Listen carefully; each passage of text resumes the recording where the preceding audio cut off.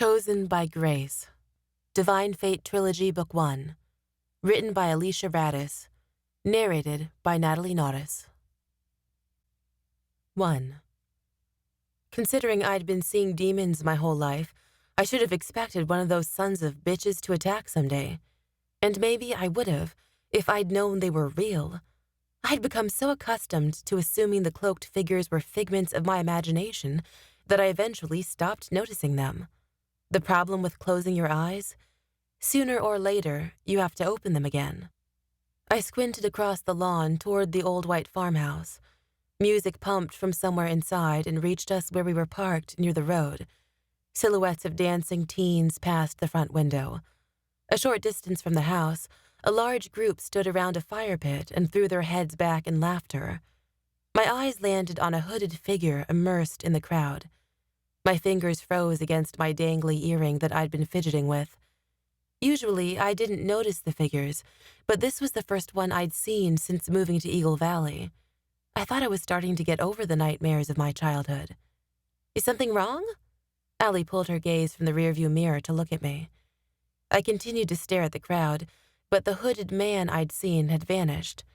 Just my imagination, I told myself. That phrase had become my mantra since I was 8. Ryn? Allie prodded. I turned to her. Everything's fine, I'm just waiting for you. You know, your reflection will be there when we get back. Allie laughed and tucked her lipstick into her makeup bag. I would hope so. She stole one last look in the mirror. Allie had a natural beauty that came with her tan skin and sleek black hair, thanks to her Asian heritage. She'd expertly outlined her striking brown eyes with black liquid liner, and she'd even added false eyelashes for the occasion. My version of going all out was borrowing a flowy purple top from Allie and letting her curl my hair. I hadn't even bothered to swap out my tennis shoes for something fancy. She finally abandoned her reflection. Ready? I'd only been ready for the last 2 hours. Yep. We stepped out of the car into the chilly Minnesota night air. Allie tugged down on her skirt and started down the long gravel driveway like she was walking down a runway. I followed beside her, but my hips didn't sway in the same confident manner. It definitely had something to do with the 4-inch heels she was wearing. As we neared the fire pit, I noticed what looked like a freshman chugging a beer. Are you sure we won't get in trouble? I asked. Allie shook her head. Mike's parents are away for the weekend, and we're far enough out of town that no one will call in a complaint. The smell of pizza and alcohol hit my nose at the front door, and the music was so loud I could feel it vibrating through the walls. Allie took my hand so we wouldn't lose each other. My eyes landed on several people on our way to the kitchen. A nervous sensation hit my gut as we waded through the crowd. Hey, you made it! A tall guy with dark hair and a slightly crooked nose held an arm out to Allie. She leaned into him with a smile. This is Kyle! She shouted above the music. She'd mentioned him before, how they weren't officially dating but had a thing for each other. By the way she talked about him, you'd think he was a god. Even with his crooked nose, he was attractive enough to be mistaken for one, at least. How about a shot for my girls? Kyle didn't wait for an answer. He placed 2 plastic shot glasses on the kitchen island and poured each one full of a green liquid. I eyed it skeptically. I'm okay, thanks. It's sour apple, you'll love it. Kyle pushed the drink toward me. No, really, I insisted. My mom would kill me. Allie bumped her hips with me. Your mom's not here, is she? Live a little. A smile crept across my face. Allie was right. Mom wasn't here to tell me what I could and couldn't do. I might as well take advantage of the freedom while I had the chance. I snatched up my glass and downed the shot in one gulp. It burned as it flowed down my throat. I gagged. That a girl? Allie tipped the shot into her mouth and asked for another immediately. Kyle poured her drink and then turned to the fridge and handed me a hard lemonade. Maybe you'd prefer something a little tamer. I brought the bottle to my lips and welcomed the sweet flavor. Hey, Allie called to a group of 3 across the kitchen. Come meet Ryn. She's starting at Eagle Valley High this year. Hi. I waved to 2 girls and a guy nervously. I'd already forgotten their names by the time introductions were over. Allie had dragged me to this party so I could get to know people before school. I'd be attending Eagle Valley High my senior year, while Allie was enrolled in the private school in town, Galen High. Mom and I never stayed in one place for more than a year, so I never let myself get too attached to anyone. The only reason I spent time with Allie was because I'd moved in next door last month, and she insisted we hang out. Allie took a beer from the fridge. Her eyes instantly lit up when the song changed. "Oh my God, I love this song. We have to dance." She grabbed my wrist and dragged me toward the living room. "Don't have too much fun," Kyle called after us. "Don't worry," I laughed. "I'll bring her back in one piece." Allie rolled her eyes. "What?" I asked over the music. She took a sip of beer. "Kyle, he's so protective. When are you going to make it official?" I swayed my body to the music. Her brows shot up. "Ask him." The room was so crowded that Allie and I nearly touched as we danced. Her eyes darted across the room. She did a double take. "Creep alert, 9 o'clock." I glanced to my left. My eyes fell on a tall guy with ruffled brown hair standing alone in the corner. The music and chatter faded as our eyes connected. He had the strong jaw and perfectly symmetrical features of a movie star. Even from this distance, I could tell his electric blue eyes were worth getting lost in for hours. Hot Stuff wore a leather jacket over his broad shoulders, like he was some kind of badass biker dude. His lips curled into a slight smile the longer I held his gaze. He leaned against the wall as if amused and stuck a hand into the pocket of his tight jeans. All I wanted him to do was turn around so I could see what those pants looked like from the back. He could get rid of the pants for all I cared. My cheeks flamed at the thought. I turned back to Allie before I could completely undress him with my eyes. "Cute guy? Leather jacket?" I asked. "No, closer." I checked my left again and found a muscular guy in a backwards baseball cap staring at us while he danced. As soon as he saw us look, he began making his way through the crowd. "Do you know him?" I hissed in Allie's ear. She shook her head. "I've seen him around. He goes to your school." I quickly searched for an exit while Allie tried to work her way through the crowd casually, but we were squeezed too tight. The guy reached us far too soon. "Hello, ladies." He dragged out the words and eyed us up and down. Hi," Allie said shyly. Maybe I was too quick to judge, but based on what looked like a homemade tattoo on the guy's arm and the strong scent of alcohol on his breath, I could tell he wasn't the kind of guy either of us wanted to get involved with. "Sorry, not interested," I said boldly. Allie and I turned our attention back to each other and continued dancing like we never noticed his approach. "Your friend here is feisty." He draped an arm around Allie's shoulder. The cup in his hand nearly spilled over the front of her blouse. I cringed. I grabbed Allie's arm and pulled her away from him, though there wasn't really anywhere for us to go. "Sorry, but she's taken." "I don't see anyone claiming her," the guy challenged with a laugh.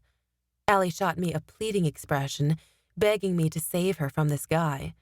I did the only thing I thought would make him get lost. I wrapped an arm around her waist and pulled her into me. She continued dancing like the guy didn't bother her. I gave him an extremely fake, exaggerated expression of apology. "Like I said, she's taken." He glanced between us like he was trying to figure out if we were for real. "A 2-for-1 deal? That's hot." I wanted nothing more than to slap the ugly smile right off his face. "That's not how this works." "How can you not want a piece of this?" He gestured to his body, which wasn't very impressive. My jaw tensed, but my serious expression never faltered. "I'm not interested in dicks." I wasn't talking about anatomy either. Douchebag huffed and walked away like he'd never been turned down before. As my eyes followed him, I noticed Hot Stuff had made his way halfway through the crowd. He stared straight at me like he'd planned on stepping in to teach Douchebag a lesson. I shot him a small smile to let him know we were okay and didn't need his help. "Thank you." Allie breathed a sigh of relief. "That was brilliant." I couldn't suppress my laugh. "Did you see the look on his face?" She nodded. At the time, we both thought that was the end of it. It wasn't until we were leaving that we spotted Douchebag again. Allie had so much to drink that I finally cut her off and told her we were going home. I'd have to figure out how to sneak her past her dad's room later. I supported her weight on the way back to the car. A cool breeze sent my hair dancing in the wind. "Hey!" someone called when we passed the fire pit. I didn't realize they were talking to us until they called again. We turned. Douchebag stepped forward with a beer in his hand. "Well, would you look who it is?" He covered his mouth with his fist, and the word bitches slipped out between coughs. A few guys around him laughed. "That's not very nice," Allie slurred. "It's not nice to turn down a nice guy like me either." He shifted his weight rather unevenly between his feet.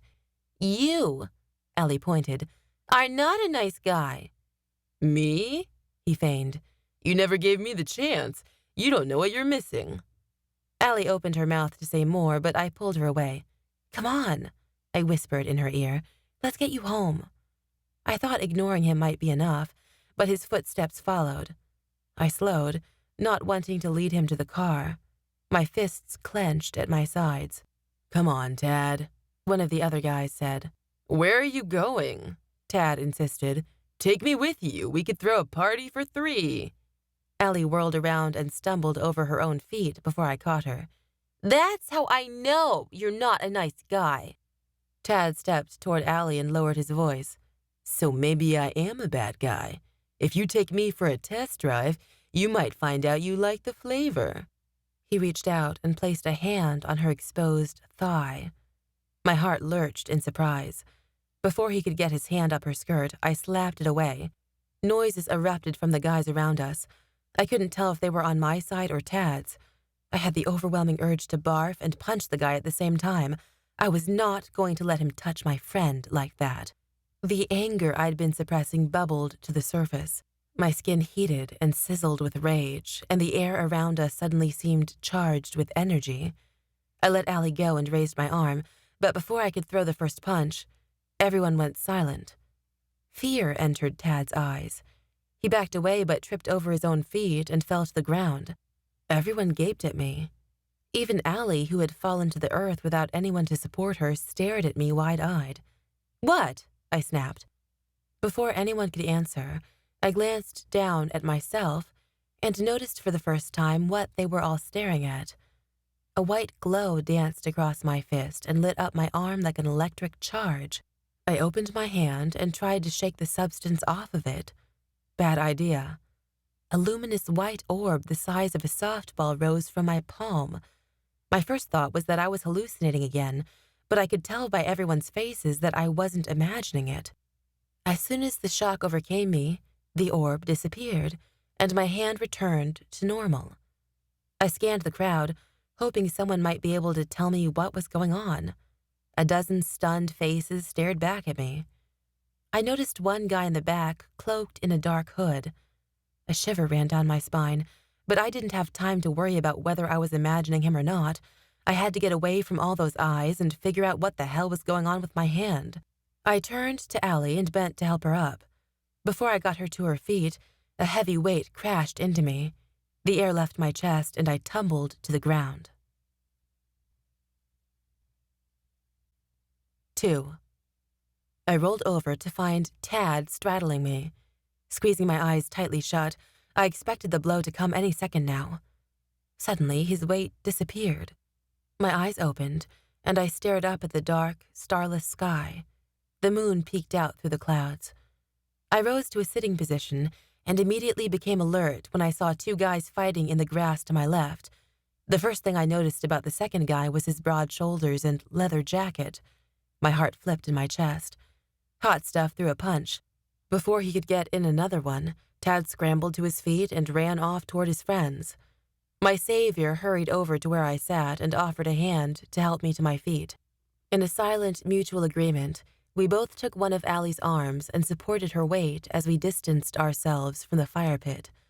Darkness enveloped us, leaving nothing but moonlight to guide us down the long driveway. "Are you crazy?" he hissed. "In front of all these people? It's going to be fun explaining that one. You're lucky they're all drunk enough that we can convince them it was a trick of the light." "What are you talking about?" I bit back through shallow breaths. "You think I did that on purpose?" "You know you can't use essence to intimidate people. Have you not learned anything?" I narrowed my eyes at him. "I don't know what you're talking about." "That. Back there." "Oh, wow, that's helpful." "I don't—" "Ow, Allie, that was my foot," I complained. She muttered an incomprehensible apology. We reached the car and I opened the back door. Allie climbed inside and melted into the seat. I slammed the door and spun back toward him. "Who are you?" "Who are you?" he demanded. "I asked you first." He hesitated. "James Merrick. Most people call me Merrick." "Well, thanks for the help, but I think I can take it from here." All I wanted was to escape this place. Even the prospect of learning more about this guy couldn't make me stay. I turned, but he caught me before I could get out of reach. "Aren't you going to answer my question? I've never seen you around before," he said. I jerked my arm away from him. "Of course not. I just moved here." He stared at me like he expected me to say more. "What's your name?" I wasn't sure I should answer, but I caved under the weight of his heavy stare.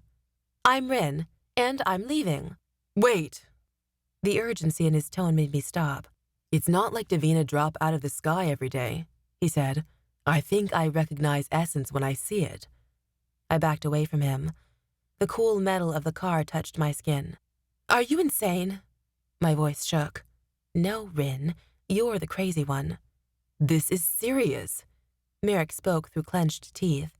"Do you know how much trouble you could get in for something like this?" My pulse quickened, and my face grew hot. This had to be a dream or something. Maybe I drank more than I thought and had passed out. "I think I can defend myself just fine," I said. I started around the back of the vehicle toward the driver's side, but a second voice caught my attention. "Maybe you should listen to your boyfriend." I turned around, expecting Tad to be back. Instead, I found two cloaked figures approaching us. Their faces were hidden beneath the shadows of their hoods. My first instinct was to ignore them like I had my entire life, but when I glanced around and found no one else nearby, I realized the voice must have come from one of the dark figures. That couldn't be right. They hadn't spoken to me in years. Merrick took a defensive stance. "You can't see them, can you?" I asked him accusingly. "Of course I can," he said, not taking his eyes off the men. Merrick's tone shifted as he addressed them. "You don't want to try anything. Believe me." The taller figure spoke first. "Little angel looks fun to play with. How can we resist?" The other man chuckled. "What do you think, Dorian? You take the guy, I'll take the girl." A muscle popped in Merrick's jaw.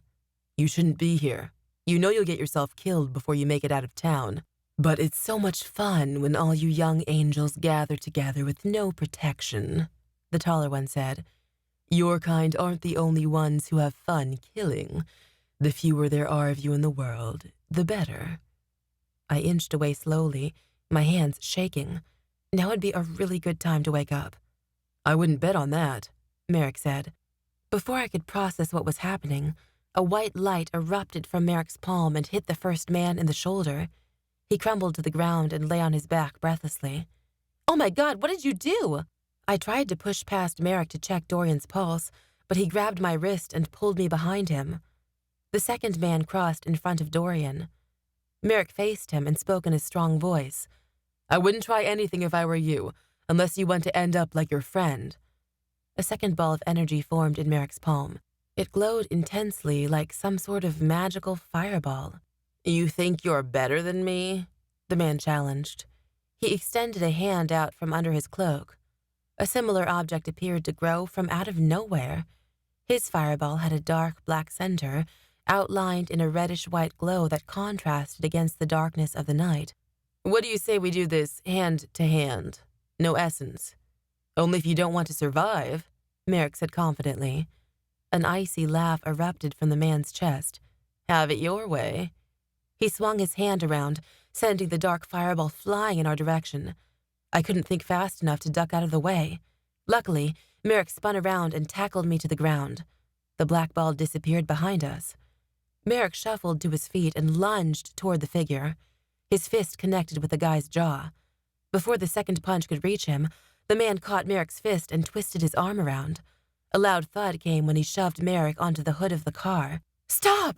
I cried, but my throat closed up around my words. My knees shook as I rose to my feet. Merrick gasped for breath. The man stood over him and squeezed his fingers around Merrick's throat. "Stop!"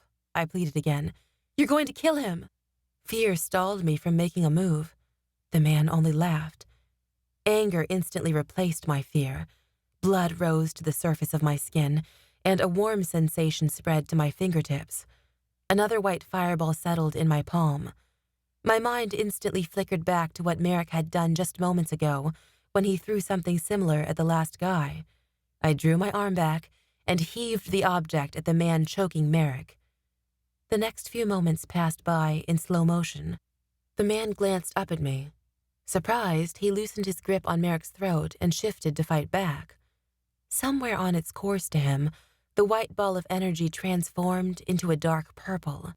He made a move to dodge the object, but before he could get out of the way, the purple ball of energy hit him in the chest. His cloak crumbled to the ground in a heap as his body vanished in a puff of black smoke.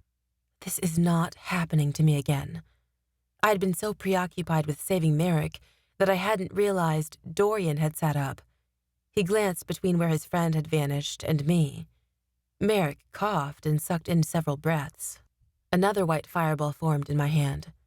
Dorian stood, and a black ball of energy rose from his own fingers. Merrick placed his feet firmly between us. Dorian hesitated for a moment, and then closed his fist. The orb in his hand disappeared. The light emanating from Merrick's hand illuminated Dorian's face just enough that I could see his black irises. My gut twisted at the sight. Dorian narrowed his inhuman eyes at me. "You shouldn't have done that, little angel. Now I know what you are, and—" "You'll never get close to her," Merrick said with conviction. "Not as long as I'm around." Dorian scoffed. "You won't be around forever." Merrick's face twisted in anger. In one quick motion, he hurled his fireball at Dorian. Dorian spun out of the way, and the fireball exploded like a firecracker against the ground. Dorian snatched up his friend's cloak and rushed away from us, escaping into the darkness. "Shit," Merrick muttered under his breath. "He's going to be back, and it's going to be ugly." 3. Exhaustion sent me tumbling to my knees. Merrick rushed to steady me and slowly lowered me to the ground. I closed my eyes and pressed my head against the cool metal of the car door. I'm hallucinating again. Why, then, did it feel so real? I opened my eyes. Merrick sat beside me with his elbows rested on his knees, breathing in deeply. He must be a part of the hallucination, I thought. It's not like sexy hunks showed up every day to rescue me from figments of my imagination. "Are you okay?" Merrick asked. Physically, yeah. Mentally, maybe it was time to check in with a therapist again. I wasn't worried about myself, though. My main priority was getting Allie home safely. "I'm fine, but I have to get my friend home." I rose to my feet. "I'll see you around." "Wait." I didn't. I slipped into the driver's seat and grabbed Allie's keys from the floor where she'd left them. My hand shook as I stuck the key in the ignition. It felt strange being in the driver's seat again. Mom wouldn't let me drive after what happened the last time I got behind the wheel. Merrick grabbed my door before I could shut it. "You can't just leave." "I can." I ripped the door from his grasp and narrowly missed squashing his fingers. Allie shifted slightly in the back seat at the sound of the slamming door. "Seriously, this is a big deal." He knocked on the window. I sighed and rolled it down. "Seriously, I have to get Allie home. Maybe we can talk about this later." Merrick gaped at me. "Let me come with you. You shouldn't be alone." "I'm not. Allie's with me," even if she wasn't exactly conscious. "At least let me know how I can get in touch with you," he insisted. I sighed. If I didn't give him something, he wasn't going to let me leave. I was too freaked out to stay. "I'm staying at Allie's house." "I can meet you there in the morning," he offered. My brows shot up. "And you just happen to know where she lives?" He nodded. "Yeah, we go to school together." "Okay, I'll see you in the morning." I rolled up the window and shifted into drive. I had no intention of ever seeing Merrick again. I woke the following morning with a pounding headache and momentarily wondered where I was. The first thing I noticed was the white vanity to my left, and then I spotted Allie's pink comforter hanging off the edge of her bed to my right.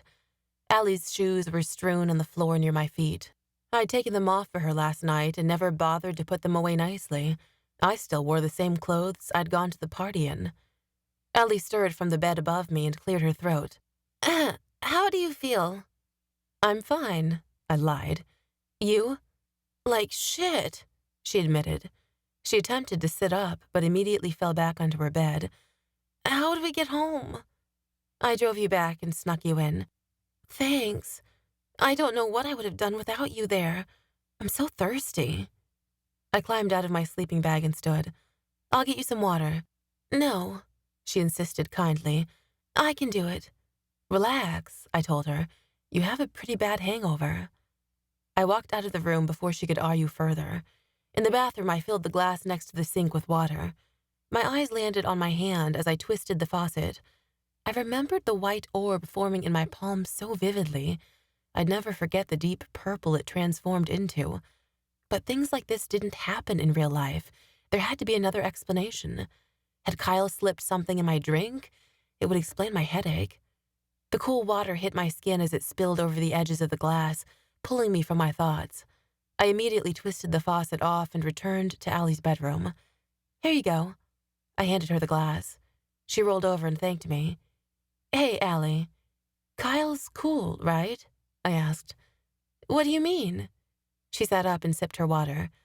I mean, he can be trusted, can't he? He wouldn't mess with someone's drink. God, no, he'd never do that. Allie's eyes widened. You think you were drugged? Because that douchebag... No, I answered quickly. Tad certainly seemed like a viable suspect, but he never got close enough to my drink to slip something in it. Do you know someone named Merrick? I asked. She took another sip of water. Yeah, we're in the same class at Galen. Why? I met him last night. Which meant everything had been real. Holy shit. My knees shook so badly I had to sit in the chair next to her vanity to steady them. This changed everything I knew about my childhood. What did you think of him? Allie wiggled her eyebrows. He's cute, right? Huh? My face flushed. Yeah, he's cute. We didn't really talk much. Allie wrinkled her nose. Probably for the best. I straightened. What do you mean by that? Allie sighed and rested her drink in her lap.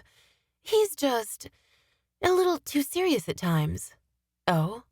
We are always in groups together in class, she explained. I mean, we get along, but he can be kind of controlling. He thinks he's better than everyone else. Anyway, you don't want to be involved with anyone at Galen High. Dating someone from a different school is hard.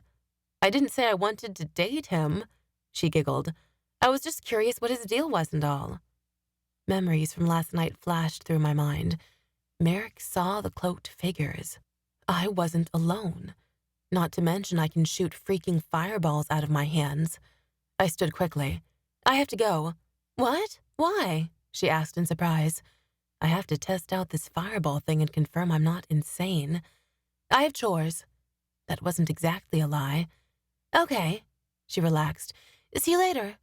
I grabbed my overnight bag from the floor. Bye. I left the house wondering how I was going to test what I'd experienced last night. Perhaps my anger at the time had something to do with it. As soon as I stepped out of Allie's front door, my heart soared in my chest. At the end of her driveway stood the one thing that was sure to help me make sense of it all. Merrick leaned against a sleek black motorcycle looking even sexier than the first time I met him. He wore the same tight pants he had on last night, and his brown hair was tousled in the same manner. He draped his leather jacket over the handlebars of the motorcycle. Without it on, I had a great view of his thick biceps. Heaven help me. I was undressing him with my eyes again.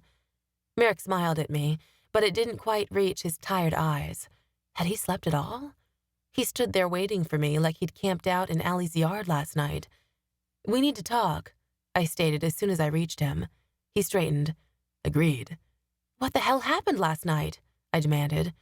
Merrick gazed at me from under long lashes. You really don't know? My brows shot up. I really don't know. I mean, was it real? A shocked expression crossed his face. Of course it was real. What, you don't fight demons on a daily basis? My eyes widened. You do that all the time? Merrick chuckled. No, we get idiots like that coming into town every now and then trying to show how tough they are. So they're like, actually demons? From hell? No, that's just what we call them. Maybe we should go somewhere private to talk about it. I glanced down the quiet residential street. It was completely deserted. "It's private enough here. So you can see them too? I'm not the only one?" He eyed me curiously for at least 5 seconds. "Say something already, damn it." "You really have no idea?" he asked. My mouth hung open, but nothing came out. Duh. Merrick took my silence as an answer. "You're lucky I was there. I almost didn't come, but Kyle made me." He paused and pressed his lips together in thought. "I think I should introduce you to Fletcher." My eyebrows pressed together. "Who's Fletcher?" "He's the guy who can answer your questions. Should we get going?" Merrick grabbed the helmet off his seat and shoved it into my hands. "On that thing?" I squeaked. "Why not?" he asked. "There's enough room for 2. "But there's only one helmet." I held it up to prove my point. He slipped on his jacket and swung a leg over the bike. "That's why I gave it to you. Put it on." I bit my lip nervously. I'd never ridden on a motorcycle before. "Well," Merrick prodded, "do you want answers or not?" Mom didn't expect me home for hours, and I'd only ditched Allie so I could figure this all out. The answer was obvious. But how did I know I could trust him? Because he saved my life. And there was nothing I wanted more than answers right now. I shoved the helmet back into his hands. "Give me a second." I hurried up my porch steps and dropped my overnight bag inside the front door. When I returned to the bike, Merrick had his phone up to his ear. "Okay," he said into it. "We'll see you soon." He hung up and slid the phone into his back pocket. "Here," he said, handing me the helmet. "I don't need it." I pushed it back toward him. "Yes, you do. I'd rather you wear it than me." I was about to protest again, but then he reached for my hand. His touch was warm and electric. Merrick placed the helmet in my palm. "Put it on, Ryn." If I knew hearing him say my name would melt my insides the way it did, I would have asked him to say it sooner. I put the helmet on and swung my leg over the bike behind him. Not quite sure where to place my hands, I settled them on his shoulders. They shook in laughter. "What?" I asked sharply. "Let's go." "You've never ridden a bike before, have you?" "No shit, Sherlock." "Usually your arms go around my waist." He took my hands and pulled them around him. My breath caught in my throat, and my entire body tensed. Shouldn't we at least go on a date before we got this close? I wouldn't know. I could feel Merrick's strong muscles under his shirt. My heart hammered so hard I was sure he could feel it against his back. Lovely. I was going to die of a heart attack. The engine roared to life, and before I knew it, we were speeding down the street. There was no telling what kind of trouble I was getting myself into.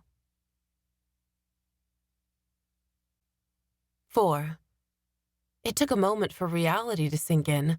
I'd just hopped on the back of a stranger's motorcycle so he could take me God knows where. What was I thinking? Merrick drove so fast through the streets of Eagle Valley that a scream erupted from my lungs. I squeezed my eyes shut and wrapped my arms around him so tightly I thought I might crush his ribs. Instead of slowing like I wanted him to, he took it as an invitation to increase his speed. Relief flooded through me when I felt him apply the brakes. I finally opened my eyes. We were in front of Galen High. 3 stories of red brick, complete with white stone accents, towered above us. The 3rd floor was mostly slanted roof, but 3 peaks with small balconies housed extra windows for the top story. The Jacobean-style building featured 5 chimneys and a beautiful, ornate window above the front doors. The only thing standing between us and the brick beauty was a vast, manicured lawn bordered by a deciduous forest. This place looked more like Galen Mansion than Galen High School. I steadied myself against the bike when I dismounted it. "Are you okay?" Merrick asked. He reached out toward me, but at the last second he pulled away. "I'm fine." I slipped off the helmet and shook my hair out like that proved something. I followed Merrick up the sidewalk to the front entrance. Each step closer to the school had me questioning my sanity. I tried to reassure myself I was safe. Aside from the middle-aged woman jogging across the road with earbuds in, the street was quiet. I had to remind myself I was doing this for answers. Merrick sat on the top step. "We'll have to wait for Fletcher to unlock the door." I took a seat beside him. Just when I opened my mouth to ask more about this Fletcher person, Merrick spoke again. "So, tell me about yourself." I felt a blush rise to my cheeks and tucked a strand of brown hair behind my ear. He couldn't actually be interested in getting to know me. "What do you want to know?" I asked. He shrugged. "How have you grown up your whole life not knowing what you are?" Good question. "You mean not knowing I could shoot fireballs out of my hands?" "They're not fireballs," he said with a laugh. "But yeah, are you adopted or something?" The question caught me off guard. "No. Why would you say that?" "I'm sorry, I just figured your parents would tell you." "Well, they didn't," I bit harshly. I took a deep breath to steady my tone. "My mom definitely doesn't know about any of this. If she did, she wouldn't have taken me to 3 different therapists by the time I was 8. I guess it's possible my father knew, but..." Merrick prodded curiously. I wasn't sure why I opened up to him. Part of me said it was because I wanted answers and figured the more I shared, the more he'd share. Another part of me suspected it was his inviting smile. Something about him held an air of trustworthiness. "My dad has never been around," I told him vaguely. "He left before I was born." "Oh," Merrick said simply, dropping his gaze to his feet. I could tell he regretted asking me the question. "So, what brought you to Eagle Valley?" Silence settled once again as I considered the question. I remained quiet for so long that I was sure Merrick was wondering if I'd actually answer. "I did," I finally said. He tilted his head in question. "My mom and I move a lot," I explained. "She's always on the search for a new adventure. She can't stay in one place for too long. It's like no place is ever good enough for her." I didn't mention why I thought that was. Mom would never admit it, but I suspected, deep down, she hoped to someday run into my father again. "Mom usually chooses where we'll go next," I said. "This time she let me choose." "Why Eagle Valley, though?" Merrick asked. "Fate, I guess." It was the only thing that made sense. Coincidence didn't just land you in the lap of a dreamy guy with all the answers, did it? When Mom said I could choose, I knew I wanted to move to the Midwest. I've always loved it here. It's so green in the summer and I love the snow in the winter, but I didn't really care what part of the Midwest we moved to, so I tacked a map to the wall and threw a dart at it. It landed on top of Eagle Valley. Merrick pressed his lips together and nodded, considering the information. "Aren't I the one who's supposed to be asking the questions?" I teased. He shot me a smile. Damn, he could smile at me any time he wanted. "What do you want to know?" he asked. "If those things were demons, what are we?" Before he could reply, the sound of an approaching vehicle stole both of our attention. The gray crossover pulled into the school parking lot across the street and parked in the closest space. Merrick stood. "That's Fletcher. He'll be able to answer your questions." A thin man with gray hair stepped out of the vehicle. He wore tan slacks and a blue button-down shirt. A messenger bag bounced against his hip as he rushed up the walkway. He stuck his hand out in my direction when he reached us. I shook it. "Samuel Fletcher." He introduced himself. He sounded slightly winded, like he was in a hurry. "Most students simply call me Fletcher. You must be Ryn. James told me about what happened last night." I was about to ask who James was before remembering it was Merrick's first name. Fletcher stepped past us and stuck a key in the front door. He held the door open for us while he spoke. "He says it gave you quite a shock." An uncontrollable laugh bubbled up from my chest. "You could say that." I fell silent the moment I stepped through the doors. The architecture inside was even more spectacular than the exterior. A large foyer opened to the second level, where a balcony overlooked the commons area. Plush sofas and chairs surrounded a massive antique fireplace to our right. To our left sat a large staircase with a dark walnut banister. The same wooden texture covered the floors and bordered the doorways. Even the white walls and ceiling featured carved wooden accents. Hints of a lemon-scented cleaner filled the air, but it couldn't completely cover the smell that reminded me of an old museum. There was nothing modern about this building, but it contained a unique charm that made me feel at home. "You're kidding me," I blurted as I took in the scene. "This place is a school?" "It is now. It used to be a mansion," Fletcher explained. "It belonged to the brothers who founded Eagle Valley. My room is this way." I followed behind him, but my attention remained on the architecture. Fletcher led us under the balcony into a hall behind the grand staircase. I stole a glance inside a pair of open doors directly across from the front entrance. It was a small cafeteria, dotted with dark wooden tables that matched the rest of the antique decor. We entered a wide hallway and took the second door on the right. 3 short rows of student desks faced a large desk at the front of the room. A modern whiteboard hung on the wall behind it. It's unfortunate you had to find out this way, but I'll explain the best I can. Fletcher dropped his bag on his desk and fell into the chair behind it so hard that it rolled across the floor a few inches. Please, have a seat.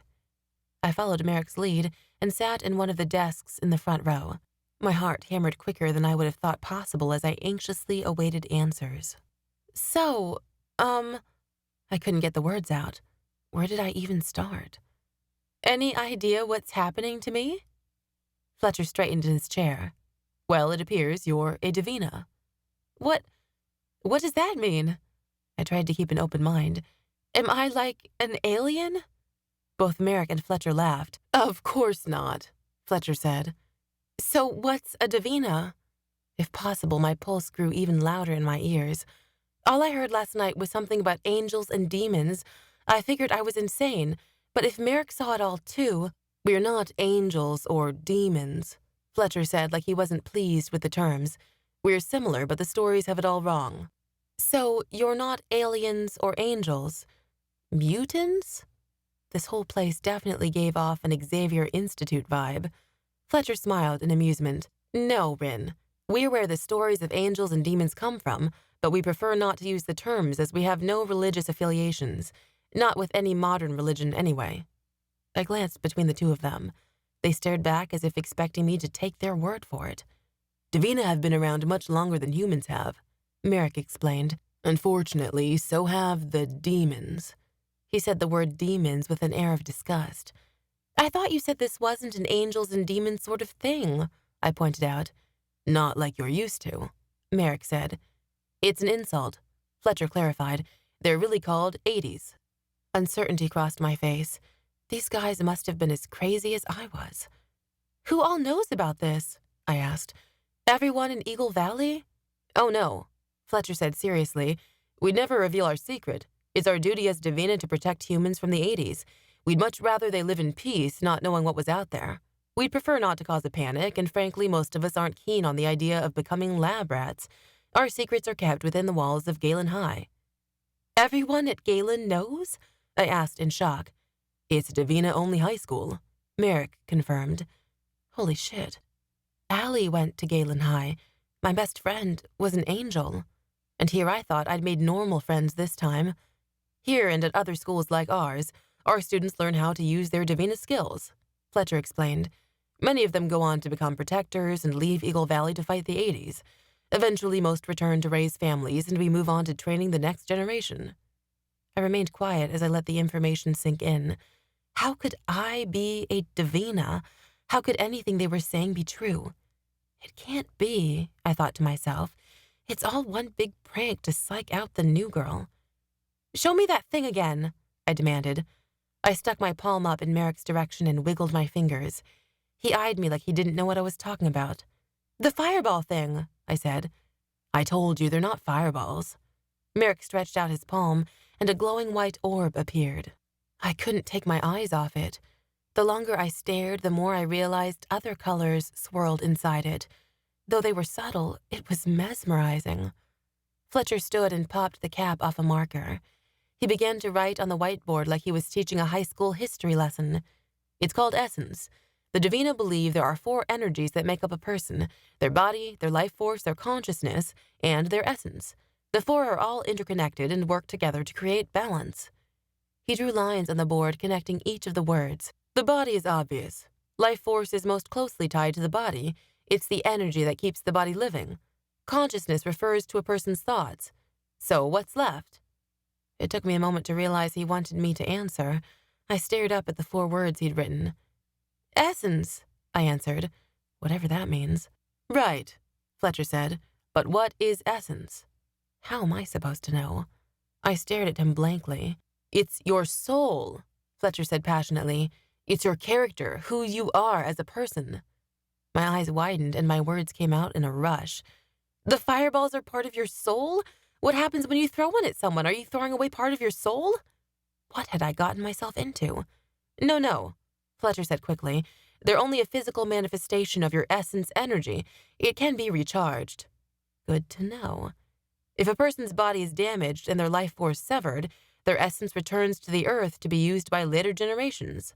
Fletcher continued. Essence is the only thing that survives after death. I paused for a moment to think about it. So it's like reincarnation? Fletcher pressed his lips together in thought. In a sense, your energy gets recycled. I took a moment to let this sink in. Where do the demons fit into this? Good question. Fletcher returned to his chair. I nodded my hands in my lap. How could this really be happening to me? Fletcher began to recite the story like he'd told it 100 times. In the beginning, there were gods with unimaginable power. The gods yearned for children, but only the highest gods, called divinities, were afforded the privilege. Their children didn't inherit all of their powers to begin with, and they didn't want the lesser gods diluting that power. Wanting the best for their children, the higher gods created a paradise they called Divina. They gifted this realm to their children, the Divina. The lesser gods, known as sanctities, saw what the divinities had and began having their own children in secret. Their children were called the Aides. When the secret got out, the divinities called for the Aides' execution. They believed their lack of power was an abomination, and they were furious that the sanctities had broken the laws of their realm. The sanctities begged for mercy and to spare the lives of their children. The divinities agreed, but the arrangement didn't work out like the sanctities hoped. Instead of sharing the gods' realm or allowing the Aides into Divina, the divinities stripped the Aides of their immortality and marked them with darkness so they would never forget the sins of their fathers. I glanced to Merrick to see if he was buying all this. He stared up at Fletcher with a look in his eyes that told me he believed every word of it. Fletcher continued. The divinities banished the Aides to a dark, desolate realm called Malum, but even the gods couldn't stabilize the gateways between realms, and the Aides returned. To remind everyone how powerful they were, the divinities laid upon the Aides a second curse. They could return to the gods' realm, but they could do nothing but walk the realm and observe. Aside from the ground at their feet, and of course the divinities and Divina, they could only interact with objects that originated outside the realm. Anything they brought from their realm wouldn't truly exist here. Their curse served as a constant reminder that this realm was not their home. Fletcher took a breath. The sanctities were also cursed. They couldn't see, hear, or interact with their children or anything from their realm. This was to prevent alliances and keep the sanctities from having more children. It was another way for the divinities to exercise their power. The divinities sounded like a bunch of jackholes. This was the worst curse of all, Fletcher said. It sparked a war, and the gods destroyed each other. The earth was what was left from the ashes of their realm. Shut up! I couldn't help it when the words flew from my mouth. You're saying gods used to live on the earth? Fletcher nodded. It was their realm before it was ours. After the dust settled, the earth acted as a bridge between Divina and Malum. And I was just supposed to believe in this religious nonsense? Merrick must have noticed the disbelief written on my face. Let him finish the story, he whispered. Fletcher cleared his throat.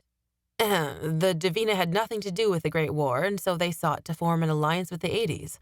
The Divina didn't agree with the actions of their parents. They wanted to set things right again. To solidify their alliance, the Divina tried to bring back the sanctities and reunite them with their children. They called upon the power in the sands of the earth, but instead of bringing the sanctities back, a new race, the humans, were formed. The curse of the sanctities remained. That's why humans can't see demons or their cloaks? I interrupted. Because of that curse? Fletcher nodded. Precisely. In a sense, humans were created from what remained of the sanctities, but they didn't possess any of their divine powers. Goodbye, science. The Divina grew to love the humans, Fletcher said. Several mated to create human-Divina hybrids that possessed the power of the Divina. That's where we come from. Except we're not as powerful as the original Divina, Merrick clarified. Correct. Fletcher agreed. Much of our Divina power has been bred out throughout the generations. We're a closer match for the Aides now. They're getting tougher to defeat. You're at war? I asked. Fletcher nodded. Since the dawn of civilization. Seriously, what the heck was going on? I was being introduced to a whole new religion here. What if I didn't want to be a part of this? I shot up out of the desk. I'm sorry. I took one look at Merrick's shocked expression and knew I'd never find the words to explain myself.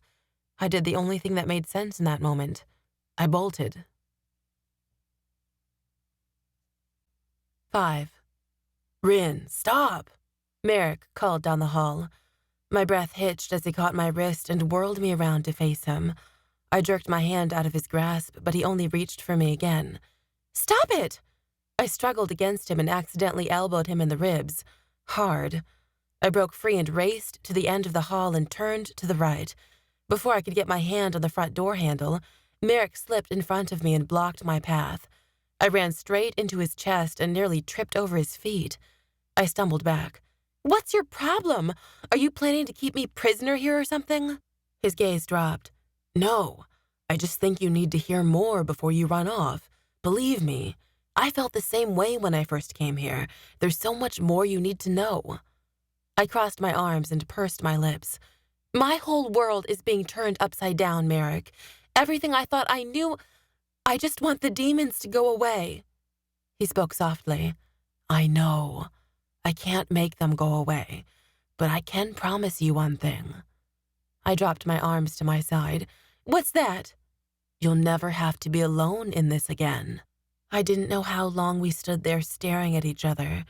It could have been just moments or half an hour.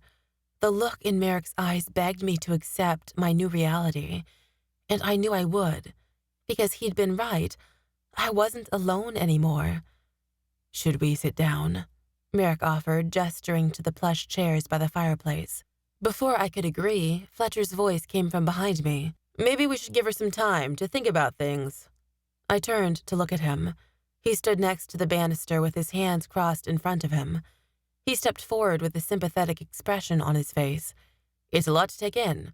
Perhaps you should take the day to come up with a list of questions. Maybe later next week we can go over some of the basics, get you introduced to things a little before school starts." It took me a long moment to process the implication of his words. "You mean, you want me to attend Galen High?" A smile twitched at Fletcher's lips. "How else do you expect to learn how to use your skills?" I didn't know what to say. "Perhaps it's best if someone escorts you home," Fletcher suggested. "Shouldn't we tell her about—" Merrick started to say, but Fletcher cut him off. "I think we should take this slowly.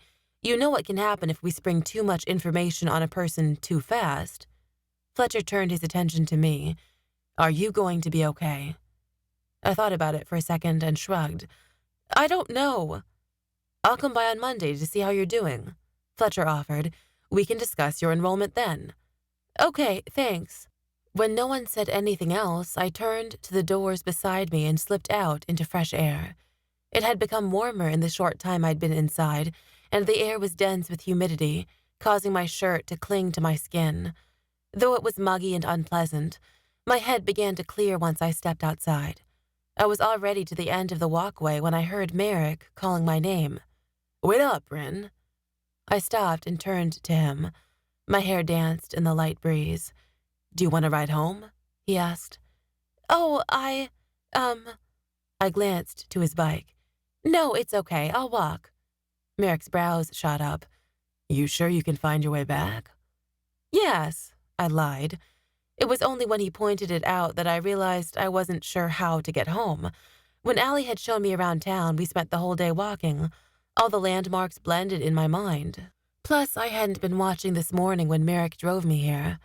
I could tell by the smirk on Merrick's face that he knew I wasn't telling the truth. "Well, maybe not exactly," I admitted, "but I know the general direction, and Eagle Valley isn't very big. I can't exactly get lost." "Get on the bike. I'll drive you home." The tone in his voice told me I didn't have a choice.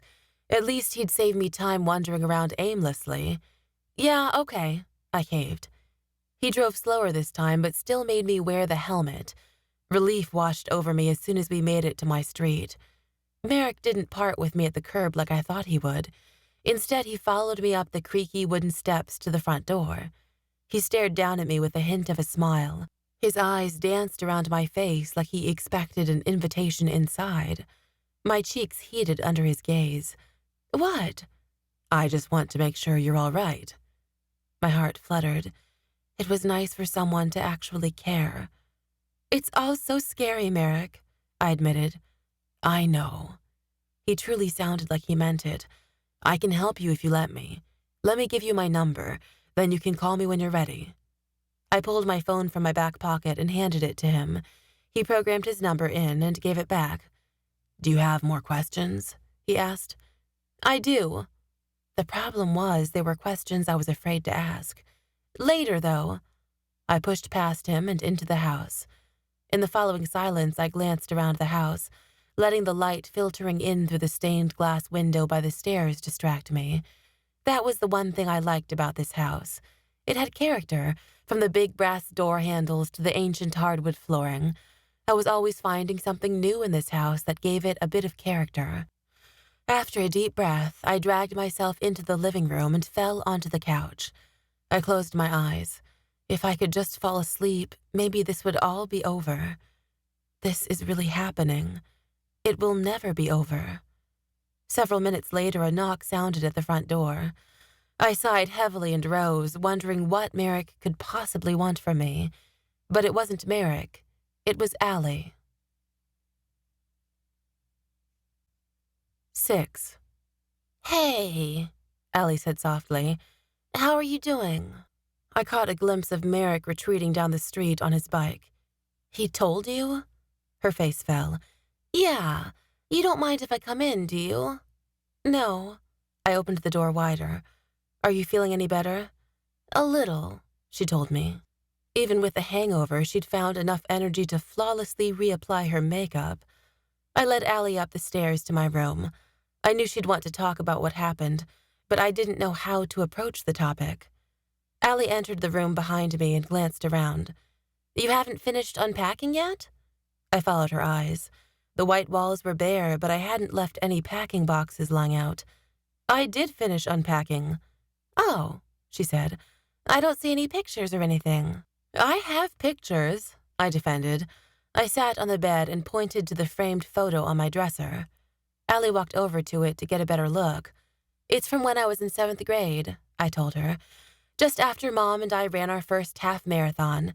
That was when she was going through her fitness phase. It was right before her photography phase. Here, I'll show you. I hopped up from the bed and crossed over to my closet. I pulled a thick scrapbook from the top shelf and handed it to Allie. She gazed down at it curiously and sat on my bed to flip through it. Oh, wow, she said in amazement. These pictures are really nice. Yeah, but they're all from junior high. Like I said, my mom was going through her photography stage and photographed everything. And that led right into her scrapbooking phase. Allie never took her eyes off the book. Your mom's a really interesting person. She's talented at a lot of stuff. I wouldn't exactly say talented. I took a seat beside Allie. She never sticks to one thing. What other kinds of things has she done? She asked as she flipped through the pages. I thought. We had a martial arts phase and a cooking phase. Then obviously we had the running one and the photography and scrapbooking. She tried sewing once, but that didn't last long. For a year, all she did was read books. She read something like 300 books that year. Allie's eyebrows shot up. Wow. I'd never been impressed. It was like nothing could ever please my mom. What about you? Allie asked. What do you mean? What are you into? Are you like your mom, always changing your hobbies? I sighed heavily. You know, we move around a lot. I never got to be a part of anything for long. I was in martial arts classes for a few years in elementary school, and I played softball in junior high. I shrugged. The truth was, Mom changed hobbies so often that I never had much of a chance to pursue my own interests. We didn't have the money for it.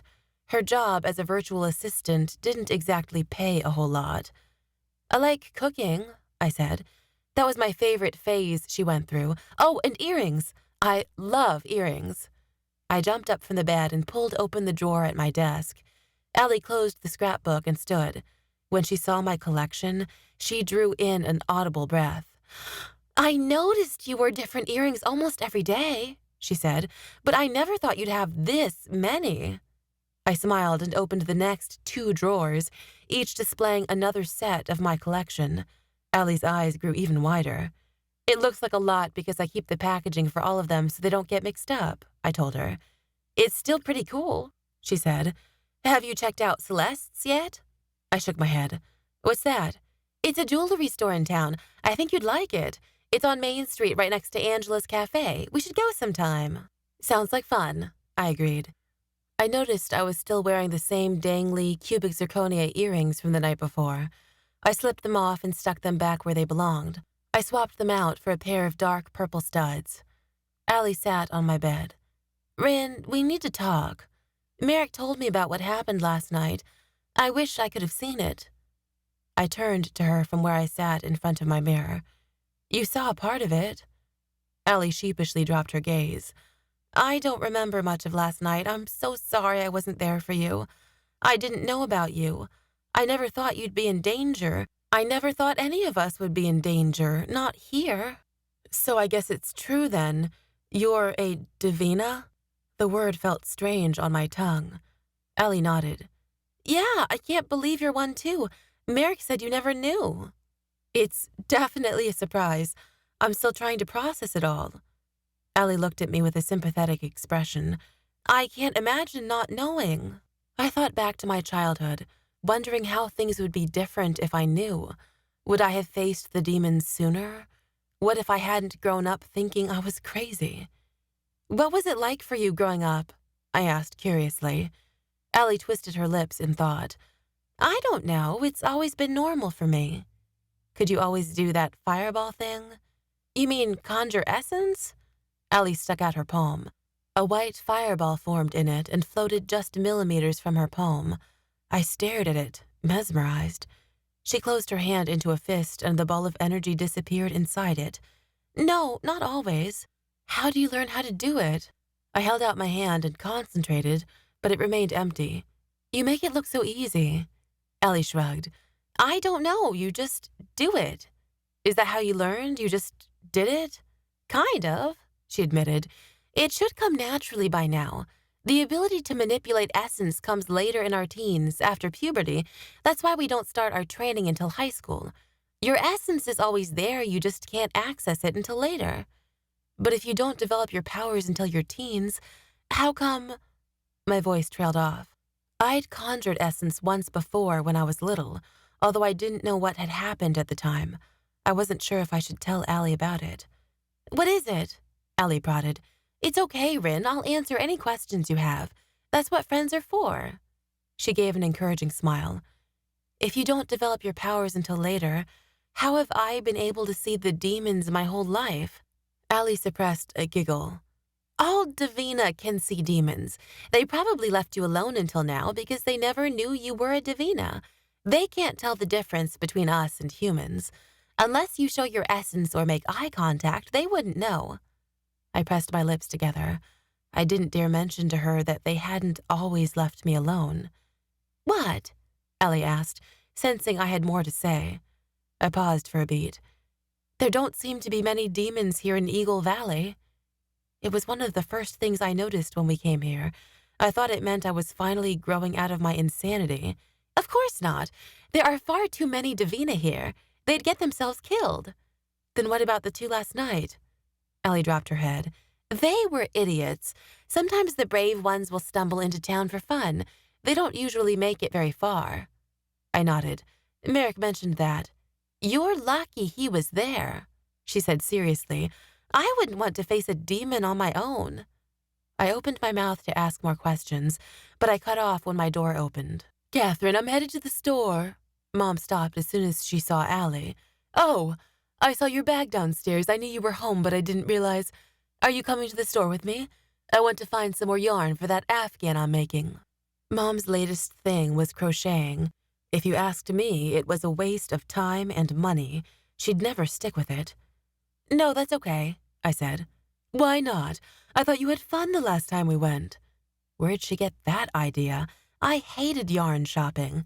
It was so dull, and the craft stores were always filled with that sickening scent like someone had lit too many candles. Mom, I complained, I have a friend over. She huffed like she couldn't believe I'd rather spend time with Allie than with her. If you're going to stay home, I expect your chores to be done by the time I get back. Fine, I reluctantly agreed. Bye, Mrs. Tyler, Allie called after my mom. Ugh, don't call her that. It sounds weird. Sorry. Should I just call her Gloria? Yeah, I guess that works. I stood from the bed. I'm sorry, but I have a ton of cleaning to do before my mom gets home. I'll help you, she offered. You really don't have to do that. I didn't want to take advantage of her. "Yes, I do," she insisted. "The sooner you get your chores done, the sooner I can teach you to manipulate your essence. You'll need to learn how to defend yourself. Should we get started?" 7. Allie thought it best if we practiced somewhere with more space than my bedroom. After we finished cleaning, I took a shower and grabbed some lunch. I sent Mom a text letting her know I was hanging out with Allie the rest of the day. I stared out the passenger side window of Allie's car.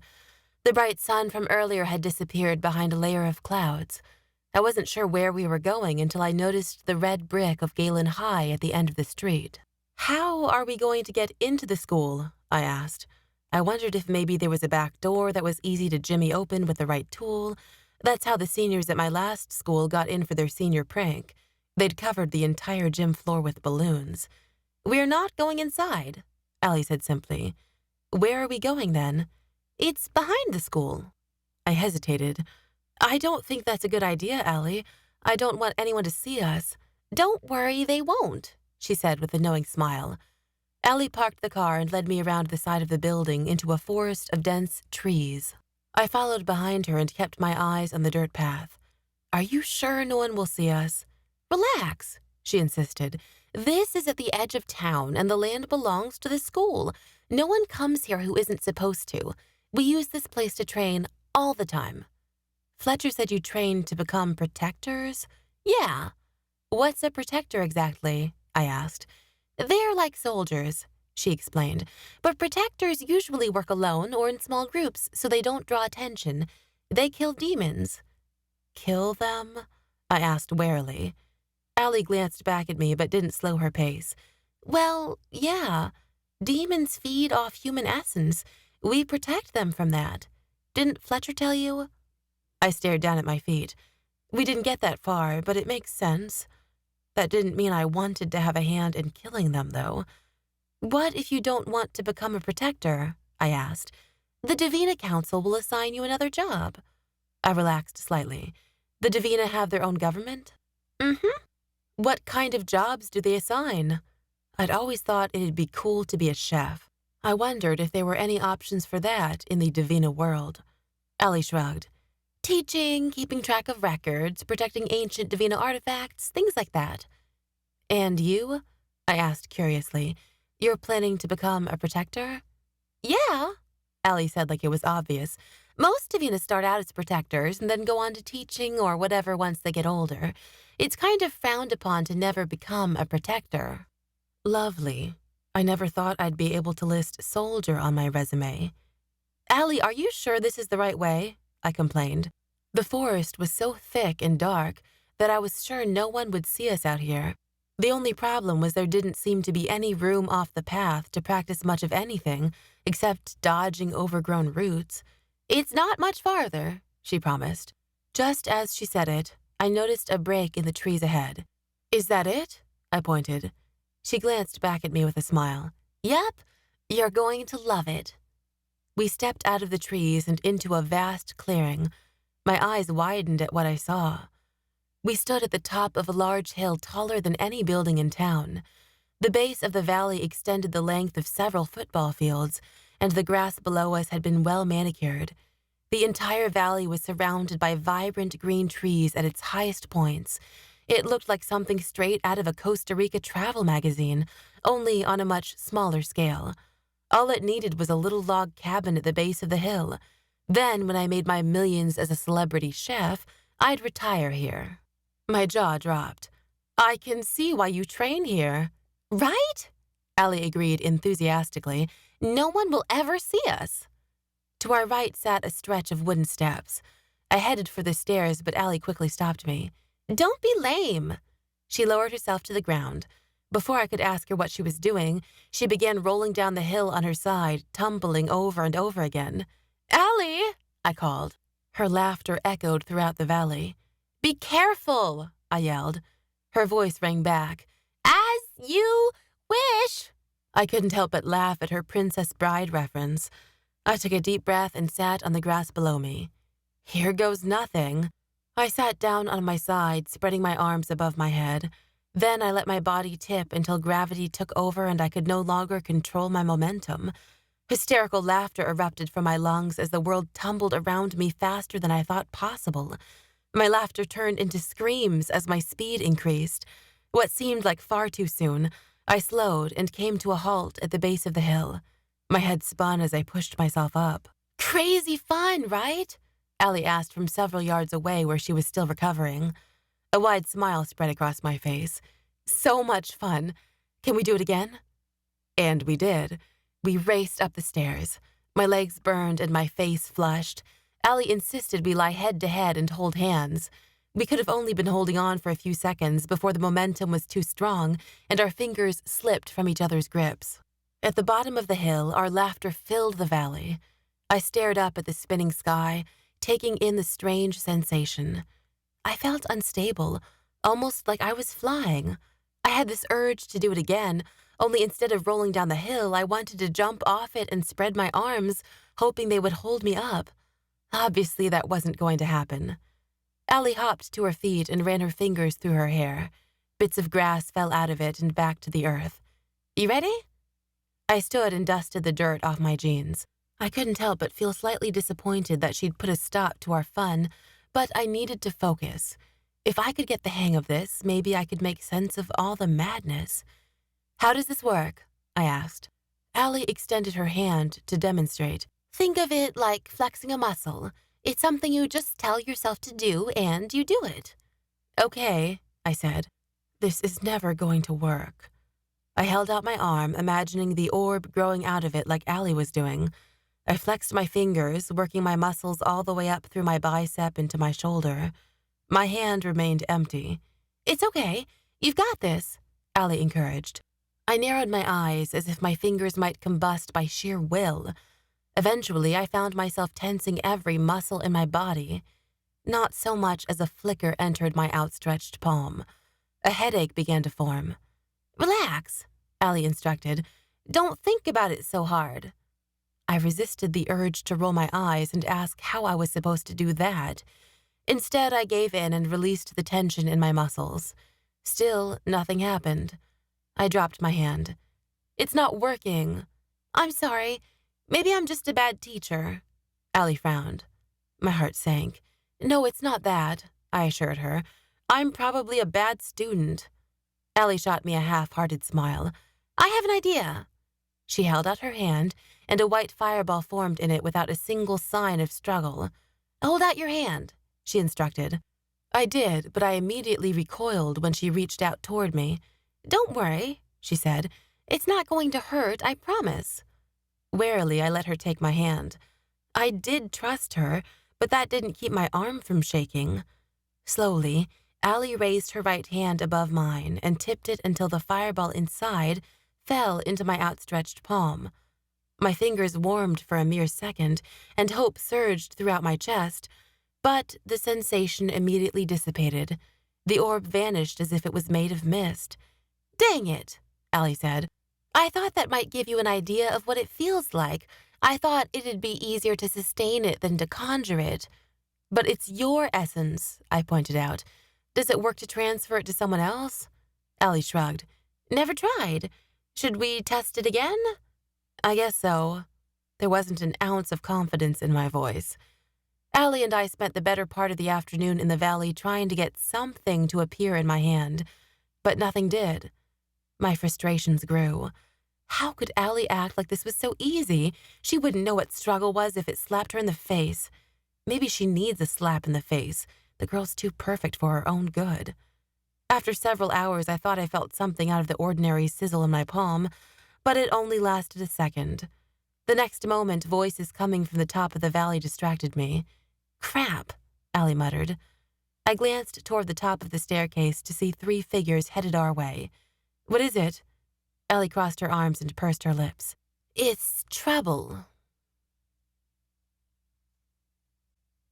8. A thin girl with long blonde hair led the way down the stairs. 2 muscular guys followed behind her. She laughed at something one of them said. "I thought no one came here," I said to Allie. Her expression contained a hint of disgust. "Only people from Galen High." I could tell when the group spotted us because their laughter died down instantly. Maybe we should go, I suggested. We've been here long enough, they can have the valley to themselves. I didn't need an audience.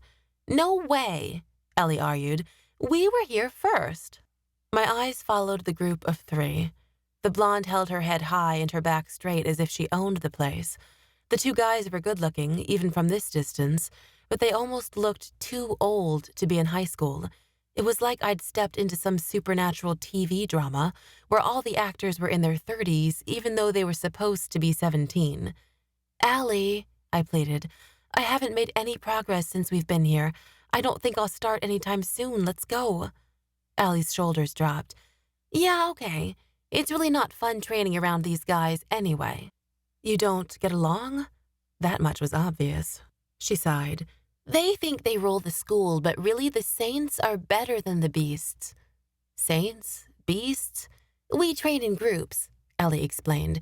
Every group gets to choose their own team name. Merrick, Kyle, and I train together with a couple others. Fletcher says the rivalry helps make us better. I wanted to ask more questions about the inner workings of Galen High, but before I could, Blondie and her two bodyguards reached us. What's going on? Blondie asked curiously. I half expected her to cross her arms and demand an answer. This is Ryn.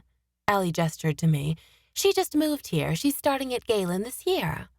Blondie tilted her head slightly. I didn't know we were getting any new kids. It was a last-minute thing, I told her vaguely.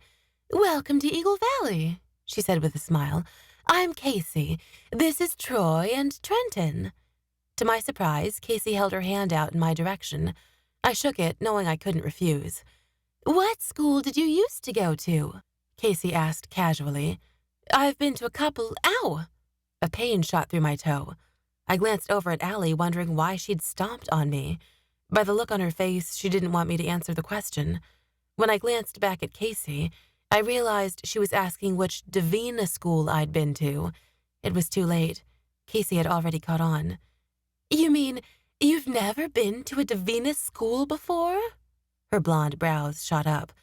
Well, no, not exactly. I began to feel vulnerable. I certainly wasn't making a good first impression, except that Casey didn't make fun of me or throw a snide remark my way like I thought she might. Instead, she simply smiled. Don't feel bad. Trenton didn't show up until sophomore year, and he's going to be one of the best protectors once we graduate. It's loads of fun. You just want to make sure you end up on a good team. Some can be better than others. Her eyes darted toward Allie for a moment, who was desperately trying not to make eye contact. I smiled back at her. Thanks. I think I have a great team of people in mind already. Allie and I were just leaving. Have fun training. I grabbed Allie's elbow and dragged her toward the stairs. She's really good, you know, Allie called back to Casey. Casey crossed her arms and rolled her eyes.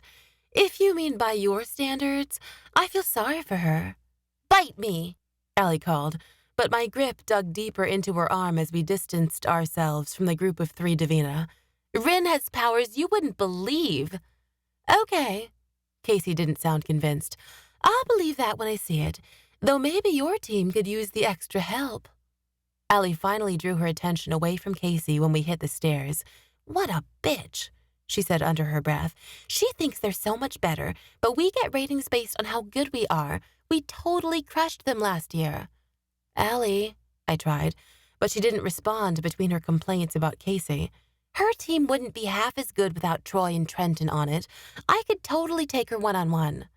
Allie, I hissed again halfway up the stairs. What? Why would you say that? She blinked several times. Well, she is a bitch. No, not that. Why would you tell her I had amazing powers? I can't even conjure a basic fireball. Do you want her to have something else to ridicule you with? Allie and I reached the top of the steps and entered the trees before she spoke again. First of all, they're not fireballs. And besides, it's not like it's not true. Merrick told me what happened the other night. I wish I was sober enough to have seen it. He said you were amazing. I didn't know what I was doing. I wasn't any better than he was. He knocked one of them out. Yeah, but you... Allie's voice stopped dead. What? I demanded. Oh, I'm sorry. Her tone grew soft. They didn't tell you, did they? Tell me what? Our pace slowed, but Allie moved ahead of me.